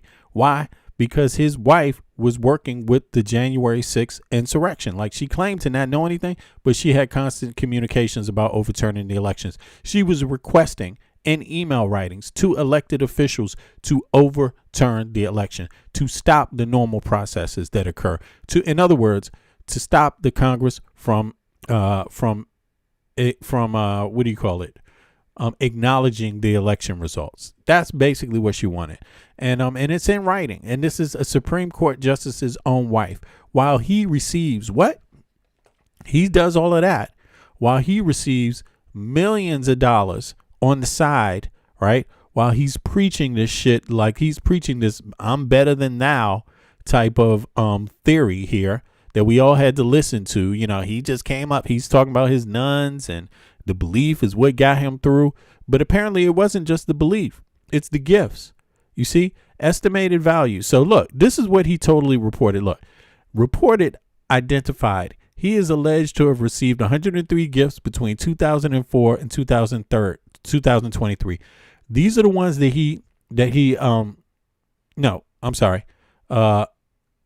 he identified, right? 103 gifts, right? The estimated value of those gifts, the total value of gifts receiving over 2 decades is estimated at $4.2 million, depending on the valuation of the undisclosed luxury. So the undisclosed ones, people don't know. Specific unreported items identified as a massive gap in disclosures, including at least 38 destination vacations, 26 private jet flights with whom you don't know, 8 helicopter rides with who? Is it billionaires? Right. So he's not telling you. He's not willing to tell you what it is. He didn't tell the American people. He kept it a secret. Now, look. So he said he defended his actions by stating that he was advised that personal hospitality from close friends did not require disclosure. Right. But he's a judge. So you want to believe that crock of shit? This is the type of judges you want to have in America? So basically any judge can be bought off. You know that, right? If there's no barriers between just friendship, what friendship is and what buying your ass off is, and corruption. You see what I mean? It have to be a distinction in law, right? So no, your friends are not allowed to do this. You still have to report it if it's your friends, jackass. And he's literally pretending that he cares. He's literally pretending, because you can't do both. You cannot mean both. If you mean both, then you're just a hypocrite who doesn't have any belief, in anything. Like, look at this. Look at this. It says, Now, hold on. Look at this. Anita Hill did this. We went through here. Anita Hill did that. Then, okay, the critics saying, okay, here's what the critics say. Again, right? What do they say about this speech? Overreach, right? Essential threat. Look, they say, okay, he's against progressivism, which Thomas labeled as an existential threat to America and the Constitution. So all this rambling is about threat about other American citizens. Okay. It's not about a threat of corruption. It's not a threat of invading the Capitol building. That's okay in his mind. That's okay. You see what I mean? No, all those things are not existential security threats. Not what he did or not what his wife did. To him, that's okay, right? Historical comparisons. He drew the distinction line between modern progressivism and the rise of the 20th century dictators like Hitler, Stalin, and Mao. So you wanting the right to control your own body is something akin to Hitler? You wanting access to education and healthcare through your taxes and demanding it through votes is something akin to motherfucking Stalin and Hitler? So are they literally trying to say that American citizens, the ones who are part of the progressives, that they, just because they want what every other Western country has already, norms in these democracies, civil rights in these democracies, he's trying to say that that's Hitler, Stalin, and Mao? Look, this dude is trying to issue half of America or more a death sentence by invoking this language. He is. The dude who got money and didn't disclose it. The guy who's getting gifts from billionaires and is just like pretending like he's a conservative, that he did it all by himself. Yo, this dude's a sellout. Grievance, culture. It's the same tones, same undertones. Culture. Commenters notice resentful tone in speech, specifically where Thomas bemoaned unfair criticism of attacks against himself. Critics pointed out that the irony of the powerful Supreme Court justice portraying himself as a victim while facing legitimate scrutiny over unreported luxury gifts. Exactly, this shit is bullshit. Theological arguments. In his remarks, Thomas argued that American rights come from a transcendent creator rather than the government. Mother Jones and other progressives outlets criticize this as a radical departure from secular legal principles. It is. No Supreme Court justice is supposed to be doing that. Everybody knows the law, the society is crafted through law. Without law, there's no society. Very simple. Even in Denmark, that's what it says. You go down there to the court building, the central court building, that's what it says on the top. With law. You know, so of course they're talking about the country, how the country is run, the society. Anyone could go back to, anyone has the right to invoke any God, but you can't do it under the guise of government.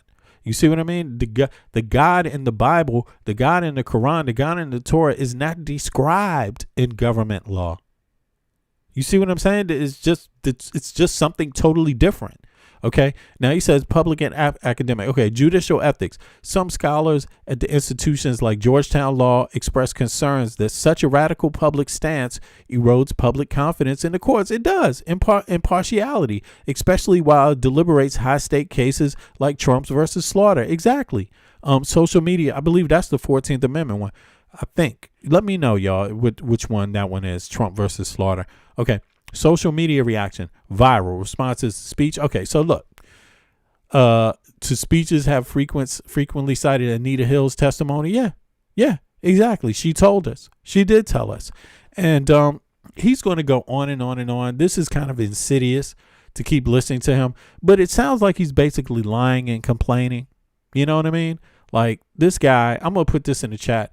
People watch it, the rest of this garbage if you want. I mean, I don't blame you if you don't, but you should if you want to really, if you want to discuss what is going on in American law, like what is happening to the United States of America right now. This is an excellent place to start because this is where money and ethics, you know, or lack of ethics intersect, you know, with the government, with law.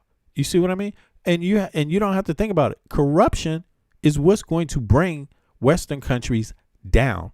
It will be because of corrupt people like this. And in this case, the corrupt people in the United States, the corruption has been fully backed by the right. And this guy's a right-wing judge, apparently, who took gifts and didn't disclose gifts. You know, he didn't follow the rules that he preaches to other people. You know, so, you know, there can be no worse example than this guy, a judge who don't even follow the rules himself, and you're still listening to this guy. I mean, what is up with that? He needs to be impeached immediately, you know? Yeah, so I put that in the chat. He ain't the only one. Let's keep going, man. There's more stories. I'm sorry. Let me see. It's been, actually, I got to stop. I got to get out of here. I've been on here that long. Damn, y'all, you should have told me. I got to be out. I got a few other things I got to take care of. It's the afternoon. But I appreciate everybody for coming out. Yeah, you could. Is he telling us, hey, he was raised Catholic? Yeah. Wow. So was my daddy. Two different total creatures. My daddy was he wasn't raised Catholic. He was raised Baptist, I think, but he turned Catholic later. I mean, but that's his personal business. I don't really, I don't talk to my parents about religion. You know what I'm saying? I never have, and they never really talked to me. I think when they tried to get me to go to church, they stopped. They said me and my sister didn't have to go because we laughed too much. And indeed, I laughed. I looked at this shit. I was like, man, these people acting funny. And so we didn't have to go anymore. I couldn't hold my laughs. So I never had to go back to any type of church. Yeah. And my parents never preached church at home, to be honest. So, yeah, never gave me a Bible, never did any of that. So, if you want to read these books, you go out and read them on your own. But my parents really didn't bother, and but they grew up as Christians. My parents did, but they just didn't push they didn't push religion on me. It's not about Christianity. They just didn't push it on me at all. But Norma, yo, I see you in the chat. I appreciate you. I appreciate everybody for coming out. It also, Sadie, appreciate you. Everybody else that came through today, thanks so much. Eric, you too, man. I appreciate that so much. The support, bro. And we got to talk soon. I'm on my day off, so maybe in a few hours I might try to give you a call. Dylan, I appreciate that also, man. I appreciate you, Dylan, for coming out today. And Daryl, I see you. Daryl says Clarence Thomas should be ashamed of himself. You goddamn right, man. Clarence Thomas should be ashamed of himself. That's an understatement, but I'm right with you on that one, man. It is embarrassing. It's embarrassing. Daryl, I appreciate you though. Yeah, no doubt. Let me see who else was in there. Danovich, I see you, bro. Yeah, he's half Danish, half Serbian. Big up to you. Yeah, Danovich is out there in Bornholm. I believe Bornholm, right? Yeah. I hope I'm saying that right. Damn, who else is in here from Denmark that's just in Kastrup? Is that you, Danovich? You in Kastrup? Damn, I might have confused you with somebody else. Sorry about that. But yeah. Well, let me see here. Who else there? Yeah, Eric for the gifts, no doubt. There you go. Yeah, 10,000 subscribing, big time milestone. Yes, indeed. Yeah, I hit the 10,000. I can't believe it. Darren, I appreciate you, Darren. I see Darren here. Look at that. Darren said, Uncle Thomas is a hush ninja. Oh my God, he is, man. It's sad, but this guy is just another reflection of what wrong is happening to the United States of America, where we went wrong. We went wrong with this guy, and we need to examine where we went wrong. Just like we went wrong with Trump, we went wrong with this guy too, and we need to examine why we just can't keep our principles basic. You can't get you might not get everything you want solved, but you can get the things that are obvious solved. The richest country on earth there's no logical reason at all why everyone shouldn't have health care and access to education. That supports the country more than the military. Educated, healthy people is what it's about. Protecting them comes after that. Okay. If you're not even trying to have an educated and healthy population, right, that has a fair shot at just everyday life, what the fuck is the military for? Who are you defending when people are dying from the inside? You know what I'm saying? So we need to get real about that. And we damn sure don't need to be attacking our neighbors and trying to act like it's normal, Clarence Thomas. Okay. You know what I'm saying? Clarence Thomas out there acting like you can attack your neighbors and that's just normal. Let's just give that guy more power. We just give Trump more power. No, what they did was play a role in fucking over Americans. They fucked over all Americans by passing those judgments, those rules for Trump to have more power than any other president, in the history of the country, But in that note, I'm out. I appreciate everybody for coming out. You guys come back. I'll be back later today, long before the normal time. So I got my normal stream coming up tomorrow, early in the morning, wee hours. And then I got another one coming up before that. So appreciate that. Everybody come out. Yeah, if everybody's YouTuber, yeah, there you go. If everybody's dead from invasion, what good is your health and education? Oh, well, here's the thing. Nobody invaded, and people are already dying in the United States of America. You didn't notice? Take your glasses off, man. You don't notice more people are getting kicked off their health care? If those people are dying, why should they care about what the fuck happens if they're not alive? You see what I'm saying? We don't even care if our military people's own family is okay. What about their mothers? What about their fathers? What about their sisters? You know, you don't care about them?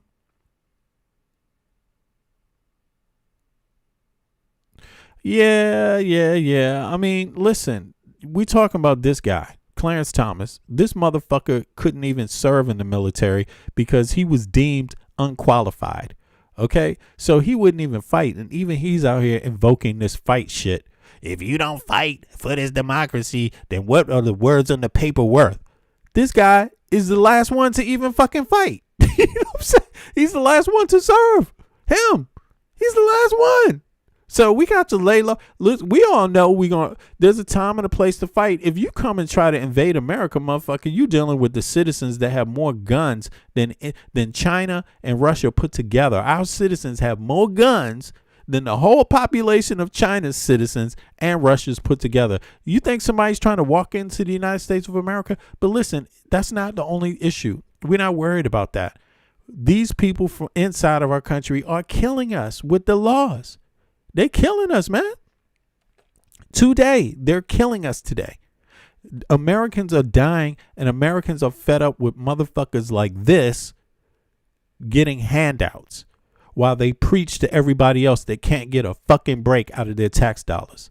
You see what I'm saying? So, nah, man. Nah. We all know my father was in the military. Everybody that's complaining about Trump, we all got family members that were in the military and have fought in the military. My family, both sides, goes back to the colonial periods. I don't need anybody preaching to me about who's going to fight and who's not going to fight, who's going to sacrifice and who's not going to. What I want is norms, okay?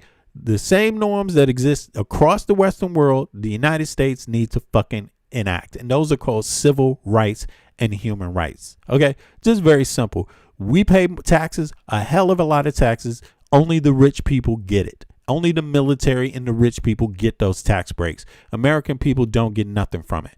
You see what I mean? So we just need to stop pretending, pay attention to what is going on in other Western countries that are civilized, like Canada, like Denmark, like, you see what I mean? Like Norway, different countries. We need to also pay attention to our allies. Right? And we need to ask ourselves, we're out there defending Israel, and Israel has universal education and universal health care. Why are we defending them when we won't even provide it for our own people? Provide it for our own people, then defend.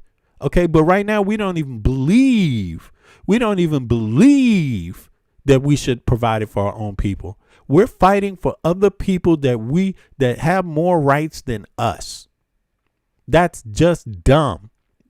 And Clarence Thomas, yes, Clarence Thomas, as it says here, let me look it up one more time. Did Clarence serve in the military? Boom. And here's the answer again. No. Here's your answer. This man, the Supreme Court judge, who received more gifts than any other judge in the history of the country, pretty much, right, and didn't disclose millions of dollars worth of them, this man never served a day in the military. Look, Vietnam War, and he even talked about the paper doesn't mean nothing if you ain't going to fight for it. He ain't fight for it, and he won't, because he's not able.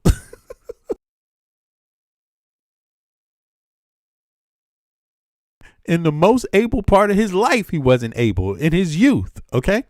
During the Vietnam War era, Thomas received several draft deferments while he was a student at the College of Holy Cross. Following his graduation in 1971, he never underwent a physical examination for selective service systems and was disqualified for service. Doesn't that sound like a coward? Let me see something.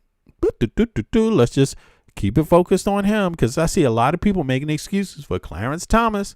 They don't want to talk about him, but they willing to give him their tax money every fucking day like a bunch of hoes. Okay? Then they're going to complain about somebody else pointing it out. Now here, what does this mean exactly? Just to make it painfully clear how much of a fuckhead this guy is.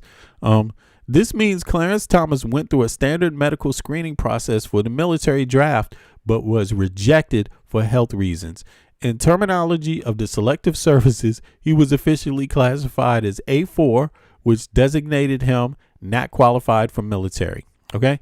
Physical examination. On September 8th, 1971, Thomas underwent a physical examination determining his acceptability for the draft. While he passed an earlier physical in 1969, wow. In 1971, results led to an immediate disqualification. Wonder why that was. Anything to do with Martin Luther King? Notice the date? Notice the times? Huh? You know what I'm saying? Anything to do with civil rights? Goddamn Mr. Thomas. I wonder about that. Okay, how the hell he get off? Okay, at the time, this classification covered any registrant found physically, mentally, or morally unfit for service. So we don't know. He could have been morally unfit.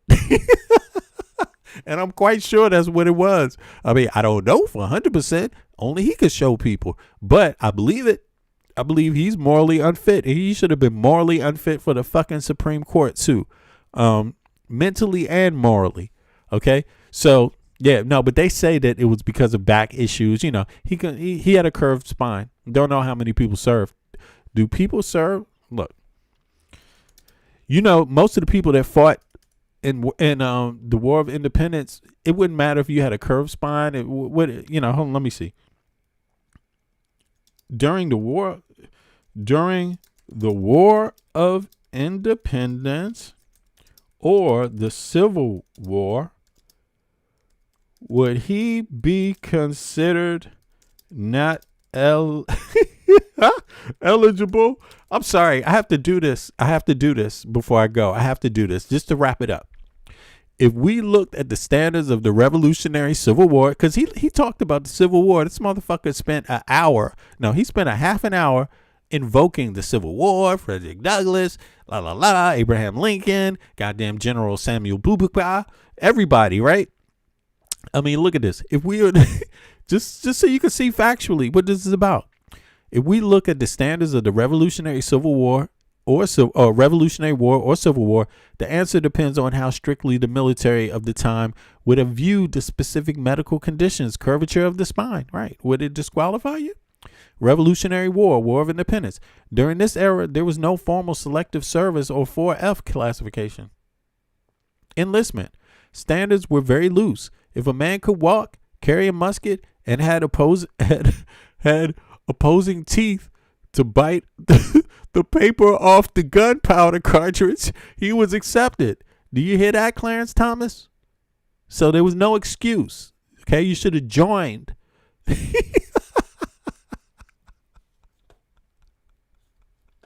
This shit is crazy, but it is true. It is true. It's definitely true. Hold on. Let me see something here. I see somebody got some discrimination towards Somali people. So I'm not trying to discriminate against anybody. So sorry, you got to go, man. You can't be watching my program either. You gotta get a different account. But in any case, yeah, this guy, he wasn't that dude. But he was talking about, you gotta fight. If you're not willing to fight, then it's not worth the piece of paper it's written on. That's not literally what he said, but that's basically, I'm paraphrasing, but that's what it meant. Look, standards were very loose, so he could bite off a cartridge, right? Did they test him for that? Could he walk? Yeah, he walked his ass over here apparently to give this lazy ass speech. Likelihood, unless his spinal curvature was severe that it prevented him from marching long distance with 10-pound muskets and a heavy pack, he likely would have been considered eligible. But I bet you he would probably say, but I couldn't. But did you try? Did you try, Clarence? I mean, or did the doctor just say it? Okay. The Civil War. This was the first time the U.S. implemented a formal draft and standardized medical exams. Medical standards. The Union Army Manual for Examining Surgeon specifically listed great curvatures of spine as reason for rejection because it interfered with a soldier's ability to carry equipment. Okay, no problem. No problem. So there you have it. So he wouldn't have made, he possibly could have skipped the Civil War, you know. But let's be honest. These aren't the only kinds of people that skipped it. Cowards did too. So, I mean, you can't just throw it in there. He could have been a coward anyway, right? He could have been, yeah, you never know. So let's see here. Defense, yeah. But in any case, you get the point. So I appreciate everybody for coming out. I got to go. It's been some time. It's been way too long. I don't even believe I've been here this long. But I will be back later. It's my day off. So I'll see you all. If you're in the U.S., I'll see you in your afternoon. And if you are in Europe, I will see you closer. I will see you tonight, closer to the evening after dinner time. I appreciate everybody for coming out. Now let me get back to this. By the way, I got some new music coming out. You will see it.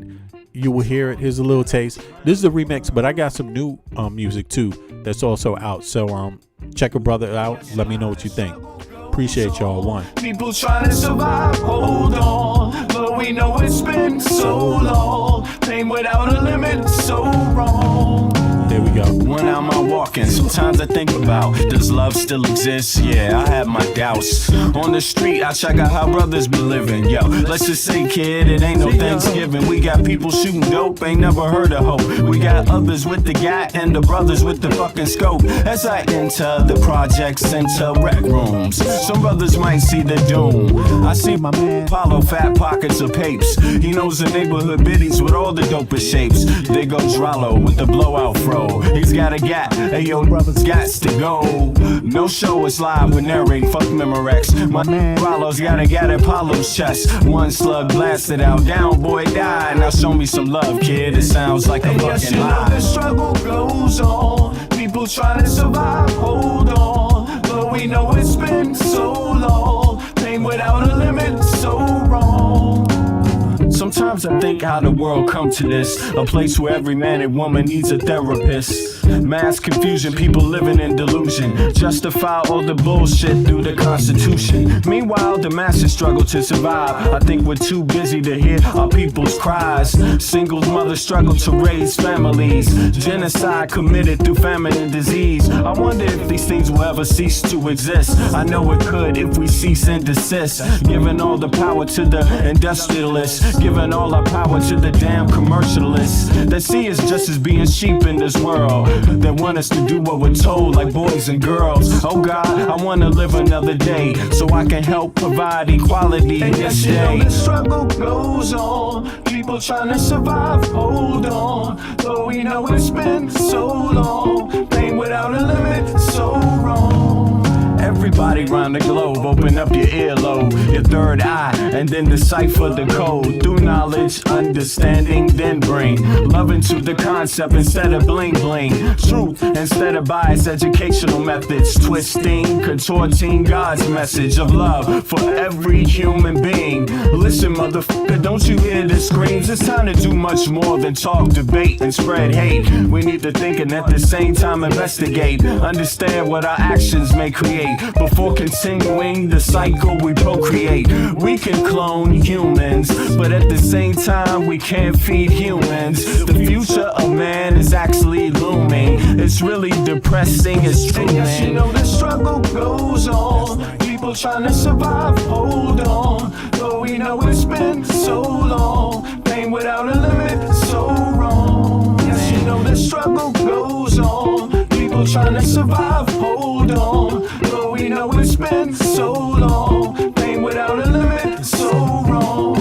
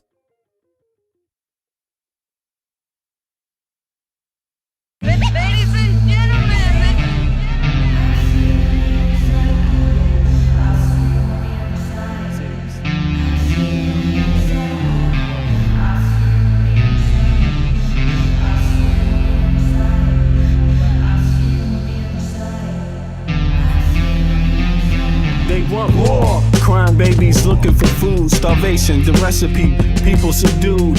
When the people you trust got it in for you. Deceit is the word of the day and every clue. Don't let it go, it's from the days of old. Time is up, but some still do not know. Can I make up my mind? Is it worth the dime? Do I have to take a minute just to make it mine? Life's never fair, but don't listen to the TV. Go out and take a listen to the streets with the people in the slums and the homeless bums with degrees and degrees sitting under a tree. It's not easy in the world for the poor man, the one that brought you to reality. See, they don't want you to know about the black sheep. Even 7 roads to the 12 families all around the globe with an ancient code. Is it really asking a lot to say a death old? Cause we sitting on the earth looking back at extinct, and I'm standing on some ground that's about to sink. I ain't scared for a minute, I ain't about to blink, but I documented for the world what I see and think. Feel we on the call and I feel we on the break. All Congress gonna do is waste paper and ink. Vote or die, you voted and you'll die. You can have it both ways, can't say it's a lie. You can march all you want, but they playing you wrong. They only understand war, it's the same old song. They want war, all they really want is a war. Diversionary tactic to make the big score. The diamonds in the morning, you know they want more, but they wanna keep you low, so they manifest the war. All they really want is a war. Diversionary tactic to make the big score. The diamonds in the morning, you know they want more, but they wanna keep you low, so they manifest the war. Like a lotus coming out of the mud with colors, I create envy in those with power but jealous. I unify the poor with my song, the hell with the others. Descended the way they treat indigenous brothers, cause I understand we link forever. They try to hate us even though that we keep it together. I'm not talking about controlling the air or the weather, I'm talking about maintaining the truth, the high endeavor. A rebel drops bombs in the midst of trouble. The free world counterattack and now there's double, but nature gets the shit in a way that's subtle. If you stop the machines for a minute you might hear, but they won't cause the TV's whisper in the ear. And capitalism has eyes that don't tear, and they cloud up and get crazy and won't steer. And like an ab, it's hard to get an ass to listen. Living like this is like living in prison. It's hard to keep hope when you're living in prison. The spiritual thoughts, so yes, the mental prison. The outside, yes, it's got to get through. Something's gotta die, so something here can live. Your life is nothing if you got nothing to give. Keeping the spiritual, yes, disguised as religion. Controlling your mind, the mental prison. They want war, all they really want is a war. Diversionary tactic to make the big score. The diamonds in the morning, you know they want more, but they wanna keep you low, so they manifest the war. All they really want is a war. Diversionary tactic to make the big score. The diamonds in the morning, you know they want more, but they wanna keep you low, so they manifest the war.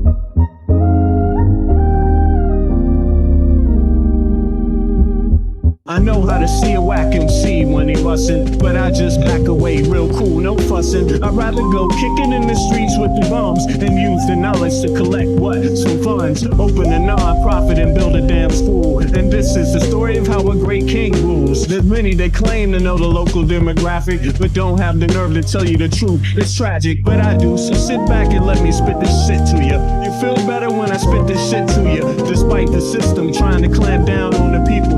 People will learn how to stand up to evil. Not evil that's across the globe, that's too far, but evil that lies in their own backyard. And fighting, it's not an option, they can't win. The government It's not supposed to represent sin, but then again they do, and that's a problem. So let's go down and figure out how to solve them. It's not fun being a rapper that can't speak, but we do, yes, and plus we make fat beats. Yo, we smoke weed, break up trees. Listen, bringing fat beats, that is our mission. You wanted to see us, homeboy, shut up and listen. Thelonious and Big Bennett, brother, check the vision.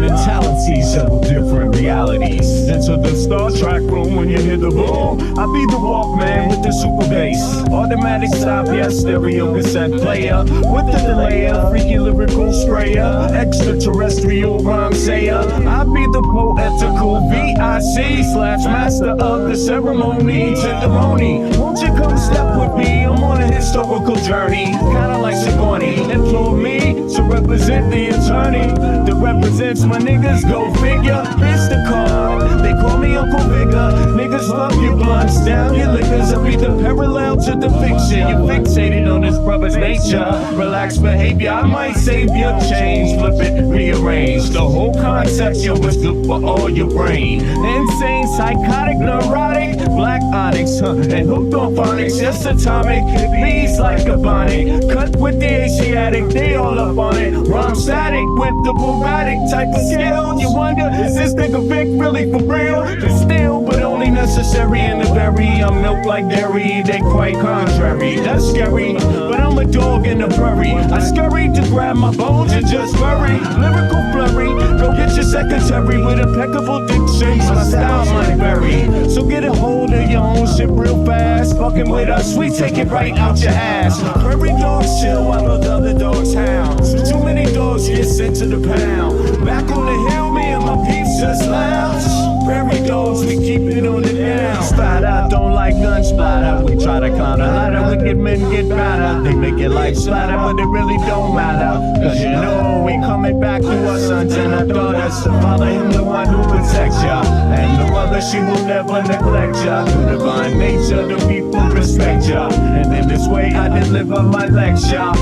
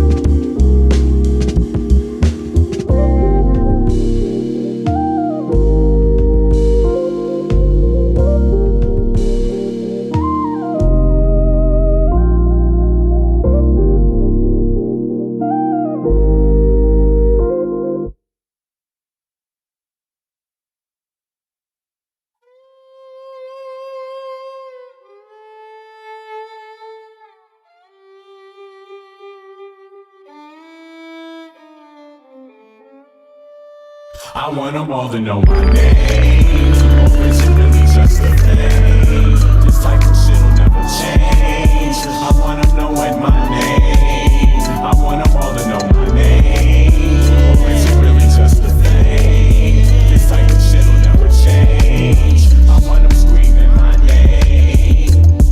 Damn girl, I never thought I'd meet one like you. You got me doing the things a brother won't do. I changed my life, my way, I changed my style. I wanna walk with you up on the long mile. Make me smile, you're so sexy. I cry, you got me seeing all types of things, it's no lie. I'll try my best to do what, pass the test. I'm feeling you like no one else, you're the best. Tell me this, I'm feeling you girl, get the gist. It seems like it's been a long time, here's a kiss. Let's meet for lunch, cappuccino at Tris. I'm finished with my other girlfriends, here's a list. I'ma treat you fine, no doubt, use a dime. Vic Bennett, in it to win it one time. Got you waking up early, girl, it's your time. When I'm seeing your beautiful face, I'm sunshine. My name, or is it really just a